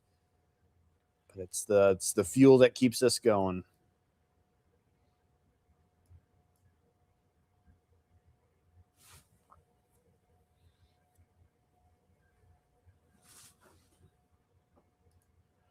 Let's see what the old camera looks like in Effingham, see if it's still alive or not. And, Still kicking.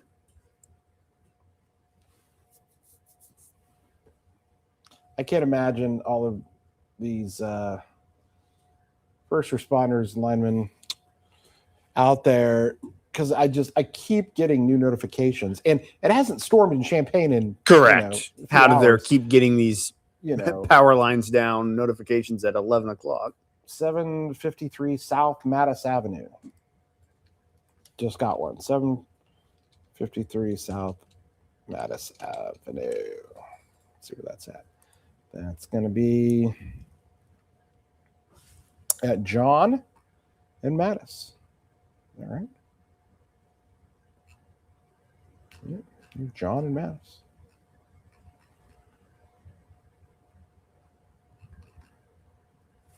They've probably just been bounced around from one to another to another.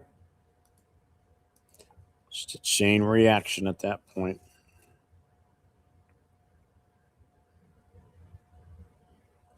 Boy, yeah, I'm just trying to think. I'm going back to many hours ago, but how about that power line just arcing across the street? That was crazy because I'm scanning around. I'm like, all right, And time you to see if there's saw any power roof flashes? damage. And I saw that. I'm like, well, sometimes I see the blue emergency lights on campus, the help stations. I'm like, maybe that's what that is. But I zoom in, I'm like, that's a little too green to be one of those. And I'm like, that's a power line. That's just spitting out, sparking out. And yeah, that was, I don't think I've seen one of those on the Skycam before. That was quite something. And then the building across the road, we were in between two different spots here. Speaking of which, I'm just going to take a look and see what that building still looks like. Oh, here yeah, tonight. sure. May as well. Pivot it around here.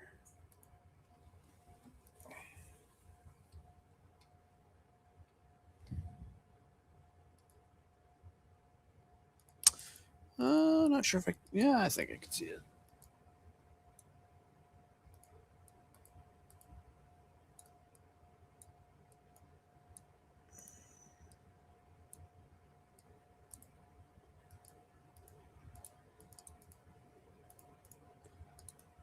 Pop it onto yours here.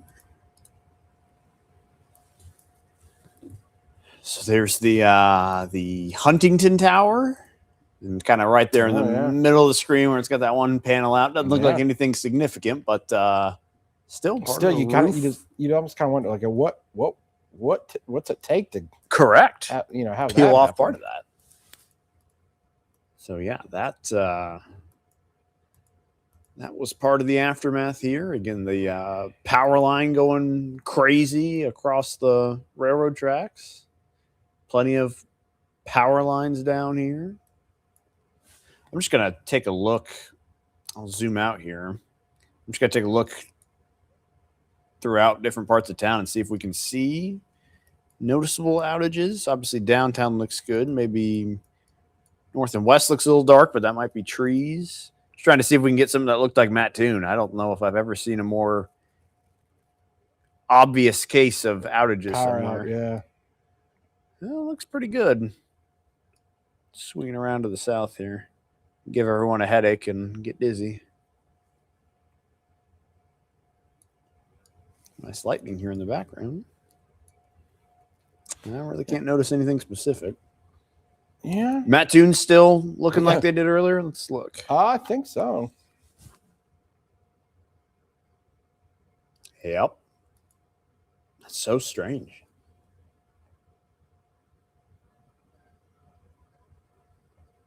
It's almost scary. Like you drive through that light and you just, I don't know, you're off on your own adventure. It's like the limits of town and nothing else exists beyond that.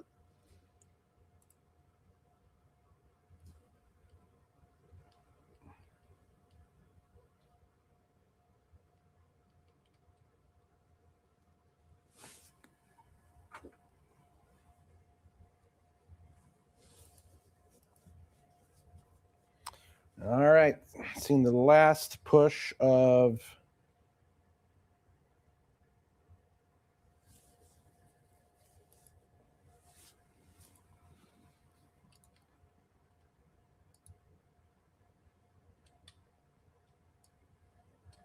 storms moving through.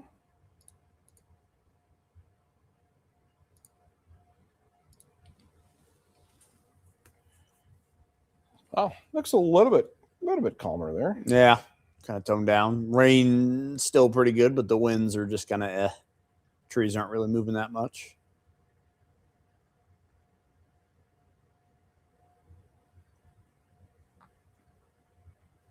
who is actually still left here with us and watching. I'm curious to hear about that. Got a handful that have commented here within the last couple of minutes.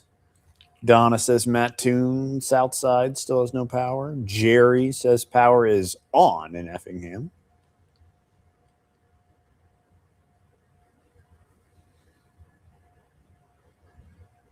And that's it.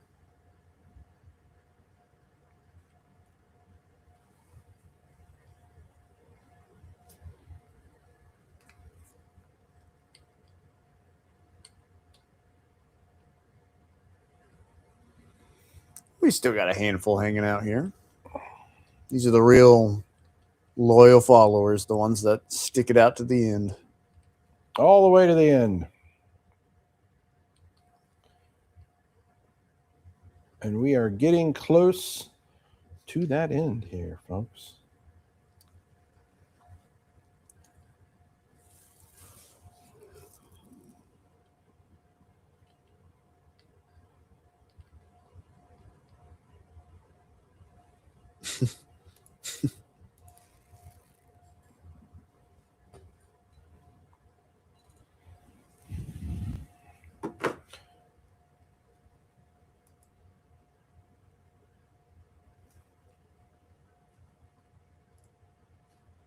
All right, so we got here just a good old-fashioned thunderstorm with, heavy rainfall. Yeah, not really seeing too much of a wind component in there. Just looks just be some heavy rainfall, but calm down now in Edgar County. Paris, you're done. Again, those of you still tuned in here tonight, we are about through with our storms. Definitely feel for the people that are going to be without power all night. No AC. Yep. Might be opening up windows. I don't know. I mean, good thing is with this behind now, a little bit of cooler air or less humid air is coming through. So hopefully that makes it a little easier. But well, for anybody that didn't charge their phone today, because most people, and I'm bad at it too. Like I let my phone get down low a lot of times. So like if you were at work all day, you got it home at 6 o'clock, you're making dinner, phone's down, you usually plug it in before you go to bed. Well, phone's at 16%. Maybe you watched our live coverage on it, or you've been watching it or trying to get updates. I bet it's down if you don't have a charger and whatnot. That's the thing too. Yeah, watching the stream, that'll kind of cook through the battery pretty quick. If you're watching that'll drain it down. So if you're without power, you kind of have to choose, do I got to ration your battery? Ration your battery, yeah. Kind of crazy. It's always good to have one of them little power banks, I mean, they're cheap. You can get them for like $20-$30 these days. But you have to make sure that's charged. Correct. You got to charge the charger. Charge the charger.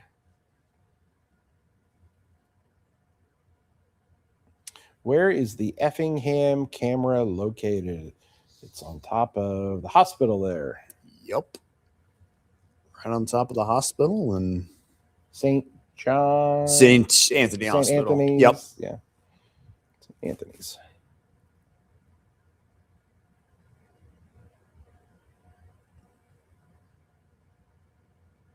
The power line still being worked on by the Dollar General in Sullivan. Tell them to go work on the water problem. Hopefully these rains. Hopefully we helped a little bit of that. These rains the past 2 days should have helped them a little bit. I hope. Do we still have a Jacob camera, or is he gone? No, he's been static here for about 15 or 20 minutes. Yeah. We stopped to get something to eat, or must have. I don't remember what the last image was, but he's been off the grid for a minute. Hiding away. All right. Let's play the fun game. Guess how many lightning strikes are in this box. Lightning strikes are in the box that I'm about to draw. Let me see here. All right. I'm gonna do almost the whole screen. So here we go. I'm gonna guess before you release. All right. For our release. 127. It's a pretty good guess. I'm going to go a little bit more. I'm going to say 212. Oh, man. $299. It doesn't feel like there's that many in there, but stack on top of each other. I was guessing negative strikes anyway. There it is. All right. Let's do this now with our lightning. That's a lot of lightning. We're going to come back here. We're going to do only the lightning over the last 5 minutes. Actually, no, let's do 3 minutes. Last 3 minutes. 1, 2, 3, 4, 5, 6. That is clearly 59. Yeah, it's probably pretty close. Let's see. 67. Oh, no. 67. Someone's going to see that. Oh, no. Oh, man. I don't know. I don't know how many young kids we got watching. What are the chances? Oh, we got people in here guessing. Probably don't have a lot of people that join in on the joke, but a lot of people that have maybe some PTSD from that number. 67. Oof. Somebody goes, is Jacob hiding at the Burger King? Probably. I don't know if they're open this late. He's probably at, where have I seen him get food? Have I seen him at McDonald's or Taco Bell? Taco Bell sounds fantastic this time. Yeah. It's like the midnight spot. I'm debating if I go eat the rest of the little snacks that my wife packed for me or not. Oh boy, here we go. We got the Courtney's 5-year-old daughter saw the number. She said it. Courtney's 5-year-old daughter is up at 11 o'clock. Hey, no school night. It's fine. That's true. No school for a while. It's fine. Heather got it. Amanda got it. I have teens. Bryce, good thing the boy's asleep or else we'd have been doing it. Ashley, luckily my teenagers are asleep.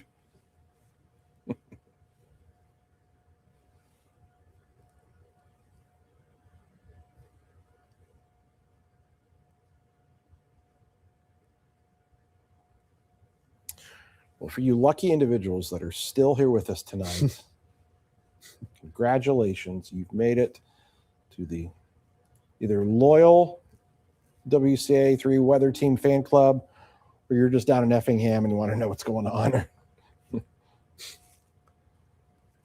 We say thank you. My 8-year-old nephew was screaming it. Oh, look at that. Oh, no. Man. Oh, man. What have we done? Positive and negative strikes. I talked about this several times. And to be honest, I don't know 100% how accurate the depiction is on when it shows the number, because the reason that I say that is because so there's positive and there's negative strikes, and I'm just going to show this for just as an example. Positive strikes are worse. They're stronger. They have more energy. They often cause the damage. They have way more voltage with them. Blah blah blah blah blah. So positive is bad. But if you look at the research on it, they say that those only account for, say, only in 1 in every 10 strikes or 2 out of every 10. So 10 to 20% of lightning, while the rest is the negative strikes. But yet when I show you this number here, it's double the positive or double the negative, which it should be the other way around and even less. But so again, take it with a grain of salt when we talk, the computer basically is trying to decipher between negative and positive strikes.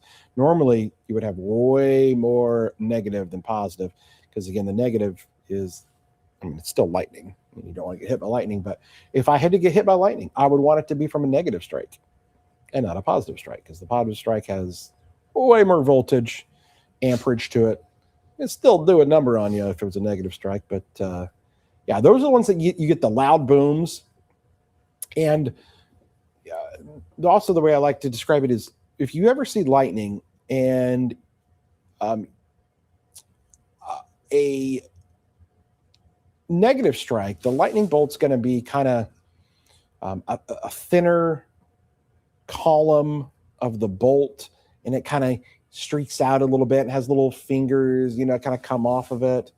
The positive strikes are usually the very single one defined column of the lightning bolt that just comes down and doesn't have the little step leaders kind of off of it and whatnot, and it's the very defined column.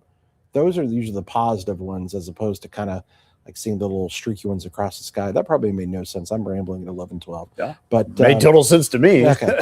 But those positive ones just have way more amperage with them, and so yeah, it's got a little flurry of some lightning strikes there. I like the if I had to get struck by lightning, I'd prefer negative. I prefer negative lightning strike. Oh my goodness, Kevin, you're it's just a negative. Just negative strike. Yeah, we're good. Fine. Let's shake it off. We're fine. Matter of fact, we actually, the data that we can get on a lightning strike, and let me see if I can do this or not, since we're just kind of hanging out here, but I'm pretty sure. Let me see here. Bear with me for a second. Oh yeah, I think. Let's see.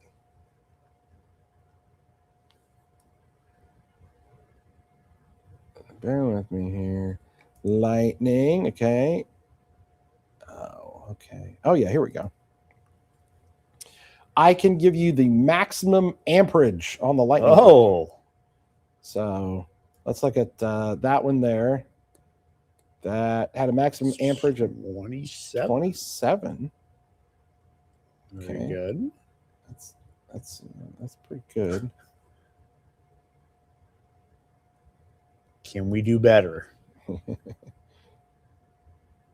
Let's see what this little pack is. 14. So no, Oh, man. Wow. We may Not find nearly one as of good. the higher ones there. Well, I'm gonna do the whole thing, and it'll tell us what the max amperages of all of them. So then we'll see what we're looking for.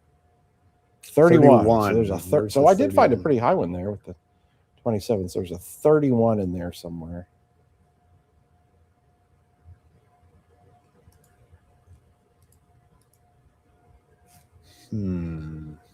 But which one is it? I wouldn't even know Needle in the haystack. where to begin. Zoom in a little bit here. Let's see what these show.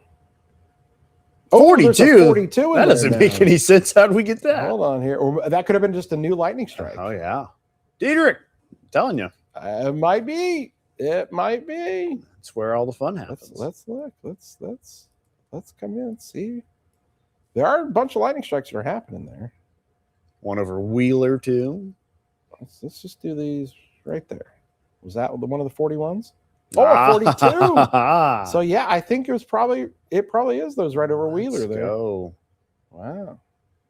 So 1 negative strike, 7 positive strikes. So a lot of powerful lightning over there. So hopefully the folks doing okay. There's your education on positive and negative light. See what happens when you ask a question like that. We just go down the rabbit hole. This is your reward for still being here with us. We'll do just about anything. We'll even start juggling here.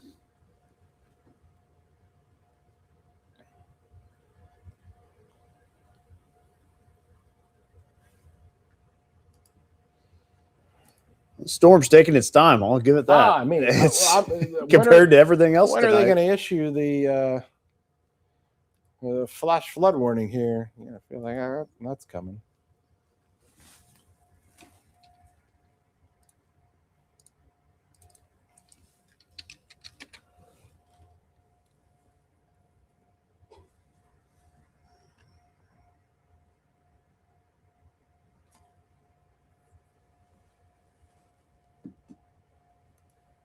All right, folks. Still with you here. Oh, that's a big warning south of us and into Jasper County now. Wow, that's an interesting shape.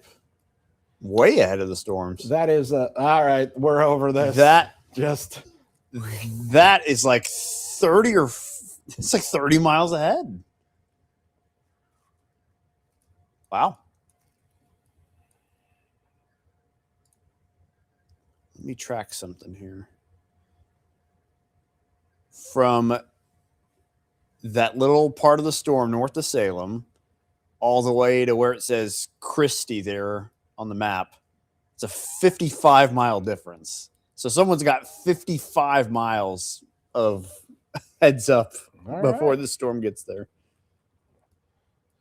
Listen, Lincoln's had a long past couple of days. They have. All right? You know, again, they didn't even get to go out and survey the tornado damage from yesterday. True. And They've it's going to got- make it messy for when they look at them tomorrow. It's like, which one was which? Could be. Could be. That's very true. I do not envy the headache that probably will be tomorrow. Ashley says, my 2-year-old says the sky needs to stop rumbling so he can sleep. Did your 2-year-old say that, Ashley, or did you say that?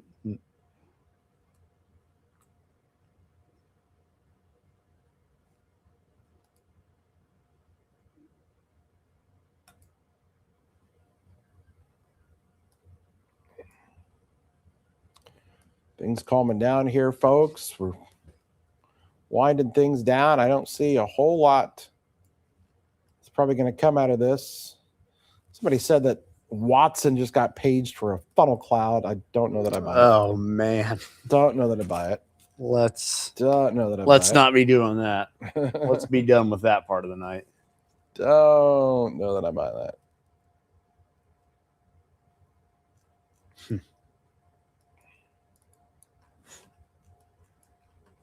Here's your wide view of the storms. Hanging out there along that I-70 corridor.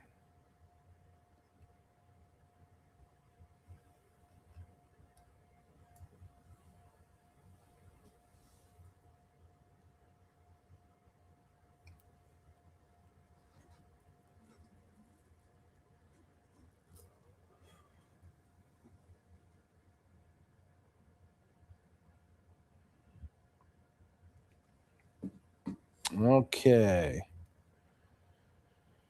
And Ashley says she had to piece it together, as anyone would with a 2-year-old.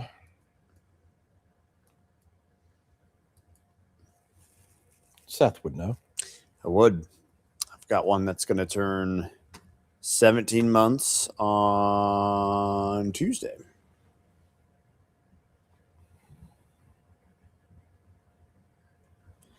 Not putting full sentences together, but I would also piece it together. Somebody said lightning and thunderstorms in Charleston right now. I don't know that I buy that. Oh, there's there- lightning. There was a lightning. There's a tiny little blip. I mean, yeah, that was Huh. would have been an old lightning. But how weird is that? Yeah. That's a weird one. Same up there in Paris, too. It's kind of away from everything. Well, now I'm curious. What kind of lightning bolt was that? What was its amperage? 22. I was going to guess 22. And a but it's negative. Interesting. A few other ones up here, too. The new one in Paris. So weird, right? Lightning is, again, I tell people all the time about lightning. I don't. 12. Weak. Weak. Tell people all the time, again, the ones that go, you guys are crazy for chasing tornadoes. That's so dangerous. And I'm like, no, Nah. the danger is the lightning. You can tell where the tornado's I can going. tell where the tornado's going, yeah. Except for tonight, ironically, when I was Ryan, who sent in the video, he goes, because again, there wasn't a warning out yet. Mhm. He's up there. That warning came out there once it got, east of there and right there at Right. Cunningham.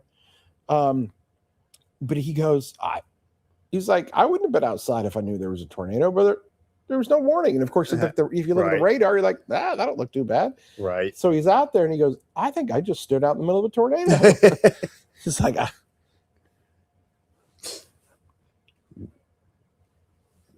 Unconsciously chilled outside while a tornado could have been taking place.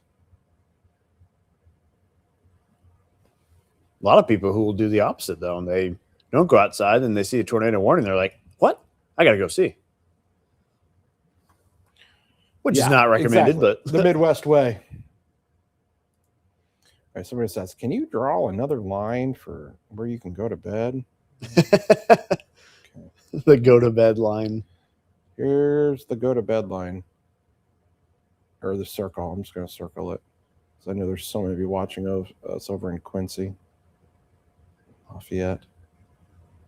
Here's your go to bed line.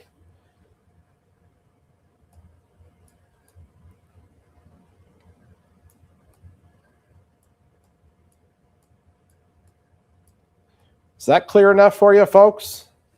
Bed. Go to bed. You can go to bed, or you can just stay here with us, whatever.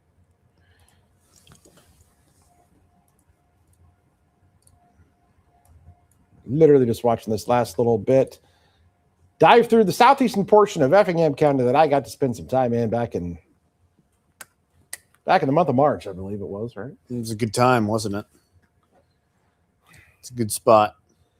You were in some extremely familiar territory because I remember you were at my grandpa's yard at one point. Good old Eberly. Yep. What did you ever do down in Eberly? What didn't I do in Eberly?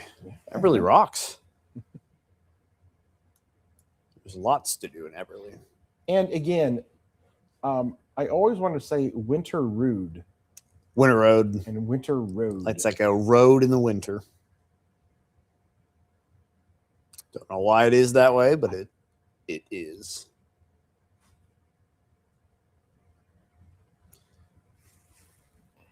Mason, Edgewood, Watson. Someone's watching Hill Township.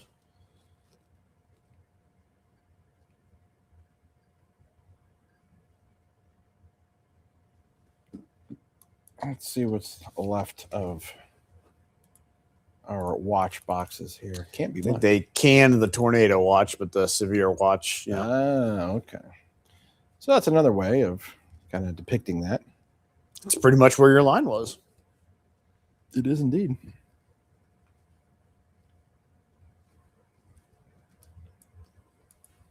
Should have drew the circle and then had another tiny circle in Champaign somewhere for us. Yeah. Not yet. Not yet. Right at 509 South Neal Street in Champaign. Not allowed. Oh, Gracie's watching in Edgewood. All right, Gracie. Well, let's go. We will tailor the coverage to you, although I believe that storm's going to be just getting out of your your Is there a more appropriately named town in the area than Edgewood? It's on the edge. I don't think so. That was my final water tower down in Effingham County when I finally went down there to get him. And a fun story about that, I tried to get the water tower in Mason. And yes. And the gentleman came out to me and he said, yeah, they tore that down about a year ago or something like that. What he said. There's not a water tower in Mason. No Mason water tower. Mason water tower. But there used to be. He said they recently tore it down. So wonder what the benefits of tearing down a water tower are. Oh, I don't know. Is Kayla? Oh, Kayla's in. We got a Mason and an Edgewood in the house. Kayla's watching here. Kayla's in Mason, and who was it? Who was in Edgewood? And Gracie's in Edgewood. Yeah. Gracie and Kayla, do you know each other? They have to. There's no way they don't. You should become friends. You're both in the chat. You're just down. Both clearly interested in weather. Clearly interested in weather, and wonder what's going on. Gracie and Kayla. Oh, we got a Watson now. Remember Watson in here? Yeah. Oh my goodness. Yeah. Jayla. Now we got Jayla and Gracie and Kayla. Look at you. Watson, just draw a line. Watson may send to Edgewood. Look at you guys. The big three. The big three. Got some Diedrich. And another Wheeler. Watson. Two Watson. Courtney's and Watson too. I tell you, you guys should just all here in about 5 minutes when the worst of it gets out. Y'all just go get together, go get a bite to eat. I don't know. Go to a Dollar General. Yeah. Get some. Not sure what's open in Watson, Mason, and Edgewood here at this time. I don't know if there is anything. Maybe you just have to shoot up north to Effingham and maybe meet up at the Steak and Shake there. And there you go. Have a nice chili mac. Sounds like Mike on a night. Yeah. Charles said the wind blew his telescope over just north of Mason. What's a telescope? Or as he calls it, God's country. Yeah.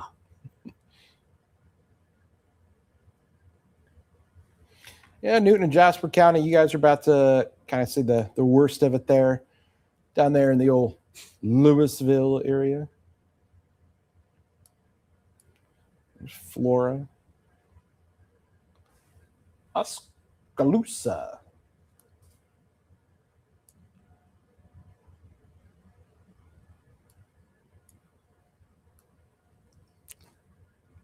There's Newton.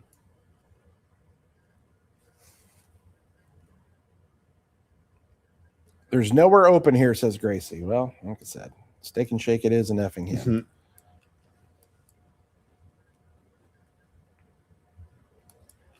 So it looks like things are calming down in Watson. A couple showers, maybe still a little heavier in Mason and Edgewood, but for our folks watching there, how about it? Never knew we had so many. Yeah, I'm kind of shocked myself. Jayla says, I think the only thing open is a gas station in Taco Bell. I believe that says Taco Bell. I Oh, believe yes. she meant Taco Bell. Where is the old there's a Taco Bell? Mason, Watson, or Edgewood? In Effingham, there is. Oh, in Effingham. Oh, okay. Yeah, I'm trying to think of might be a little restaurant or two across one of those towns, but no chain restaurant. I don't think till you get to little bar restaurant, maybe. A little pub. A little something off the highway. A little pub food, some chicken wings or something. 25-cent wings. Come to Diederich. Roadrunner Refuel is open. The new gas station. That's right. Diederich has 2 gas stations. The new gas station. Tell me more. I've only been in a couple times, but it is off Route 33, and it rocks. Get in there, get you a drink.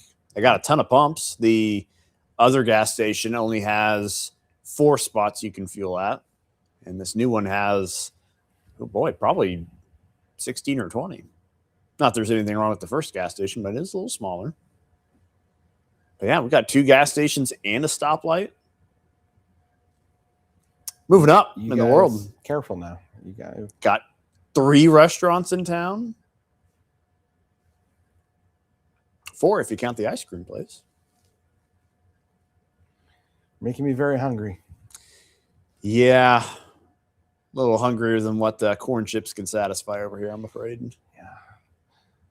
Folks, I'll give you probably the 5-minute warning here. We're probably about ready to wave the white flag. All right, wait. Listen, got to make sure Diederich gets through it okay. That's right. Yep. Got to make sure mom and dad and if dad's still probably up watching us. And if listen, we'll stay on past 5 minutes if somebody actually can prove that they are watching us from Winter Road.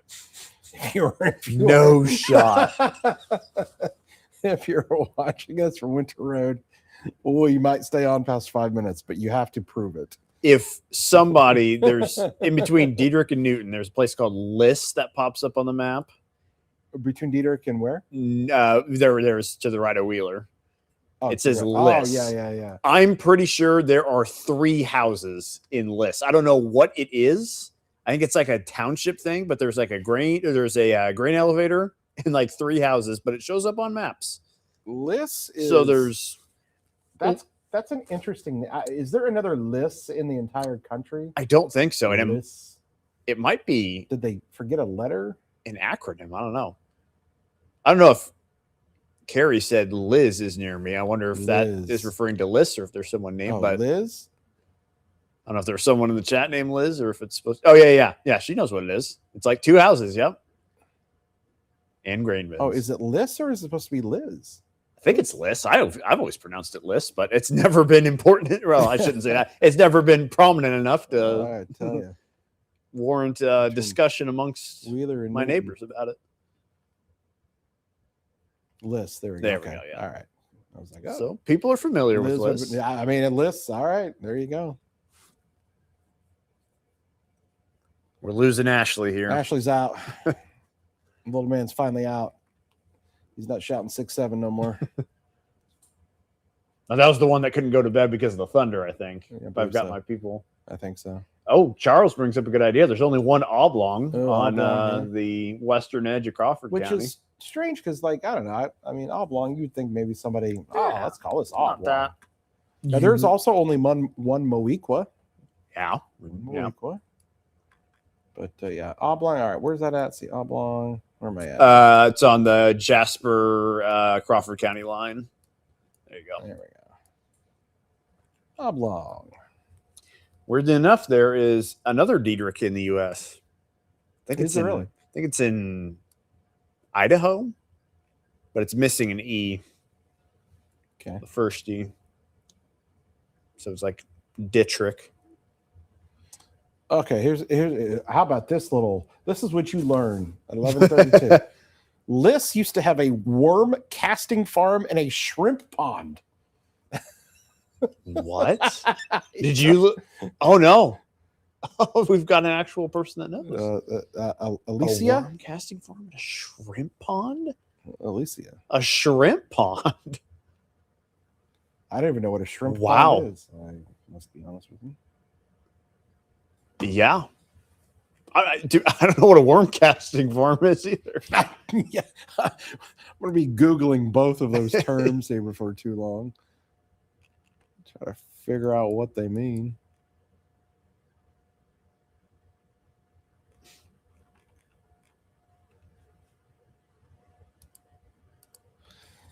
Do we need to check on Jacob? Is he okay? His It is icon odd hasn't to updated. Have heard from him for Usually a while. he joins these conversations. Yeah, it's right up his alley, and we have not heard from him. He could be in a he could be in a ditch and we wouldn't know. Well, I hope we didn't get out and try to touch a power line or something.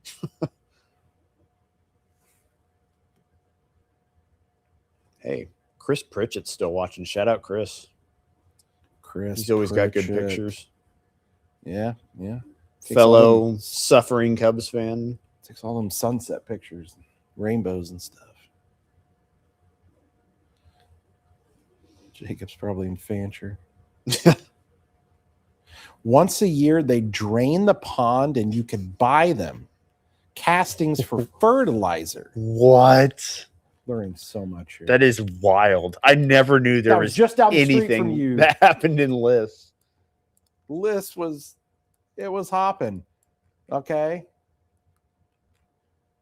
I'm sorry, anyone who has lived in and around Liss. I underestimated you. How about it? All right, last chance for Winter Road. Last chance for Winter Road. Folks, we've learned a lot here tonight.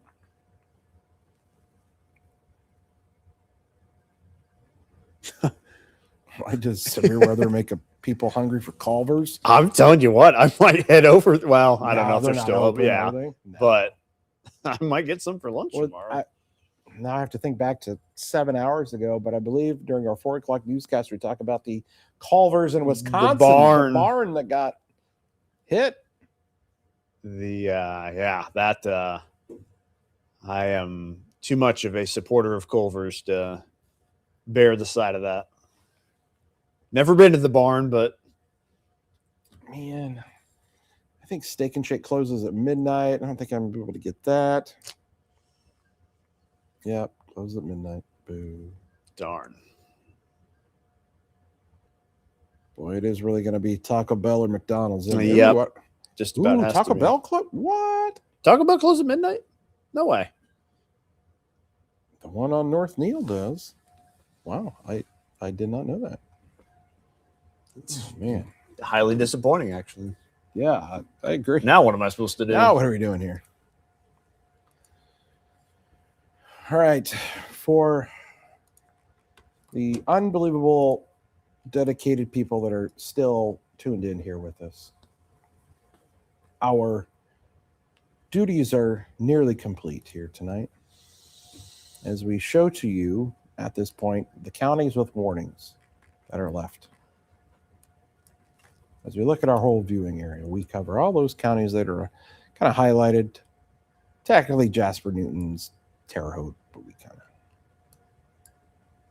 help them out sometimes. But Effingham, definitely. That's the last little sliver there. It's probably about to go away here pretty soon as the worst of the storms move out of southeastern Effingham County. Folks, we are about ready to sign off here as our severe thunderstorms move out of our coverage area. And you'll have to go hang out with the people over in Indiana. Seth, any final words here on your stream? As it could be potentially your last severe weather stream. Could be, yeah. No, I mean, it's always fun wrapping things up here just because, it's hard day's work that's in the rearview mirror now. And it's going to be a nice day tomorrow. Enjoy it. Going to be nice and sunny, cooler. And that's pretty much it. If you're in Winter Road, have a good night. Winter Road, enjoy. Have a good night. Thanks for not shouting out that you're still there. Yeah, must be some shy people there in Winter Road. I get to go do a weather on the road tomorrow in Arcola with the Raggedy Ann and Andy Festival. Oh. I didn't know if you know if that was a thing. Sounds like a good time. Raggedy Ann and Andy. They love the Raggedy Ann and Andy there. Allegedly, I might even have to be dressed up as Raggedy Andy. That could be a thing at 5 and 6 o'clock tomorrow. You might want to tune in. I was going to say, I feel like I am. I was going to watch anyway because I'll be here. But if I were someone watching at home, I'd be like, oh, I know what I'm doing at 5. That weather guy is nuts. Perfect.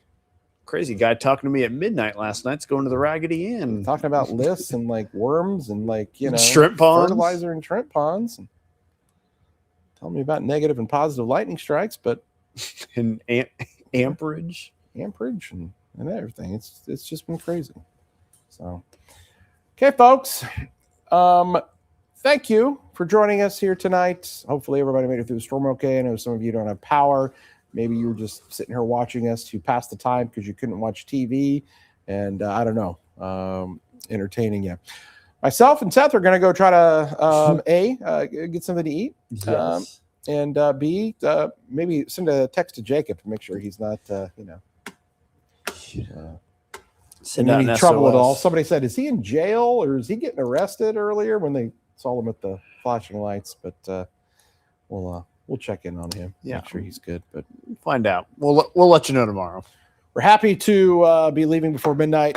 I was here last night till like 3 o'clock in the morning. So glad this line did stay on track with its timing and kind of cleared the area here. So that does it for all of us here.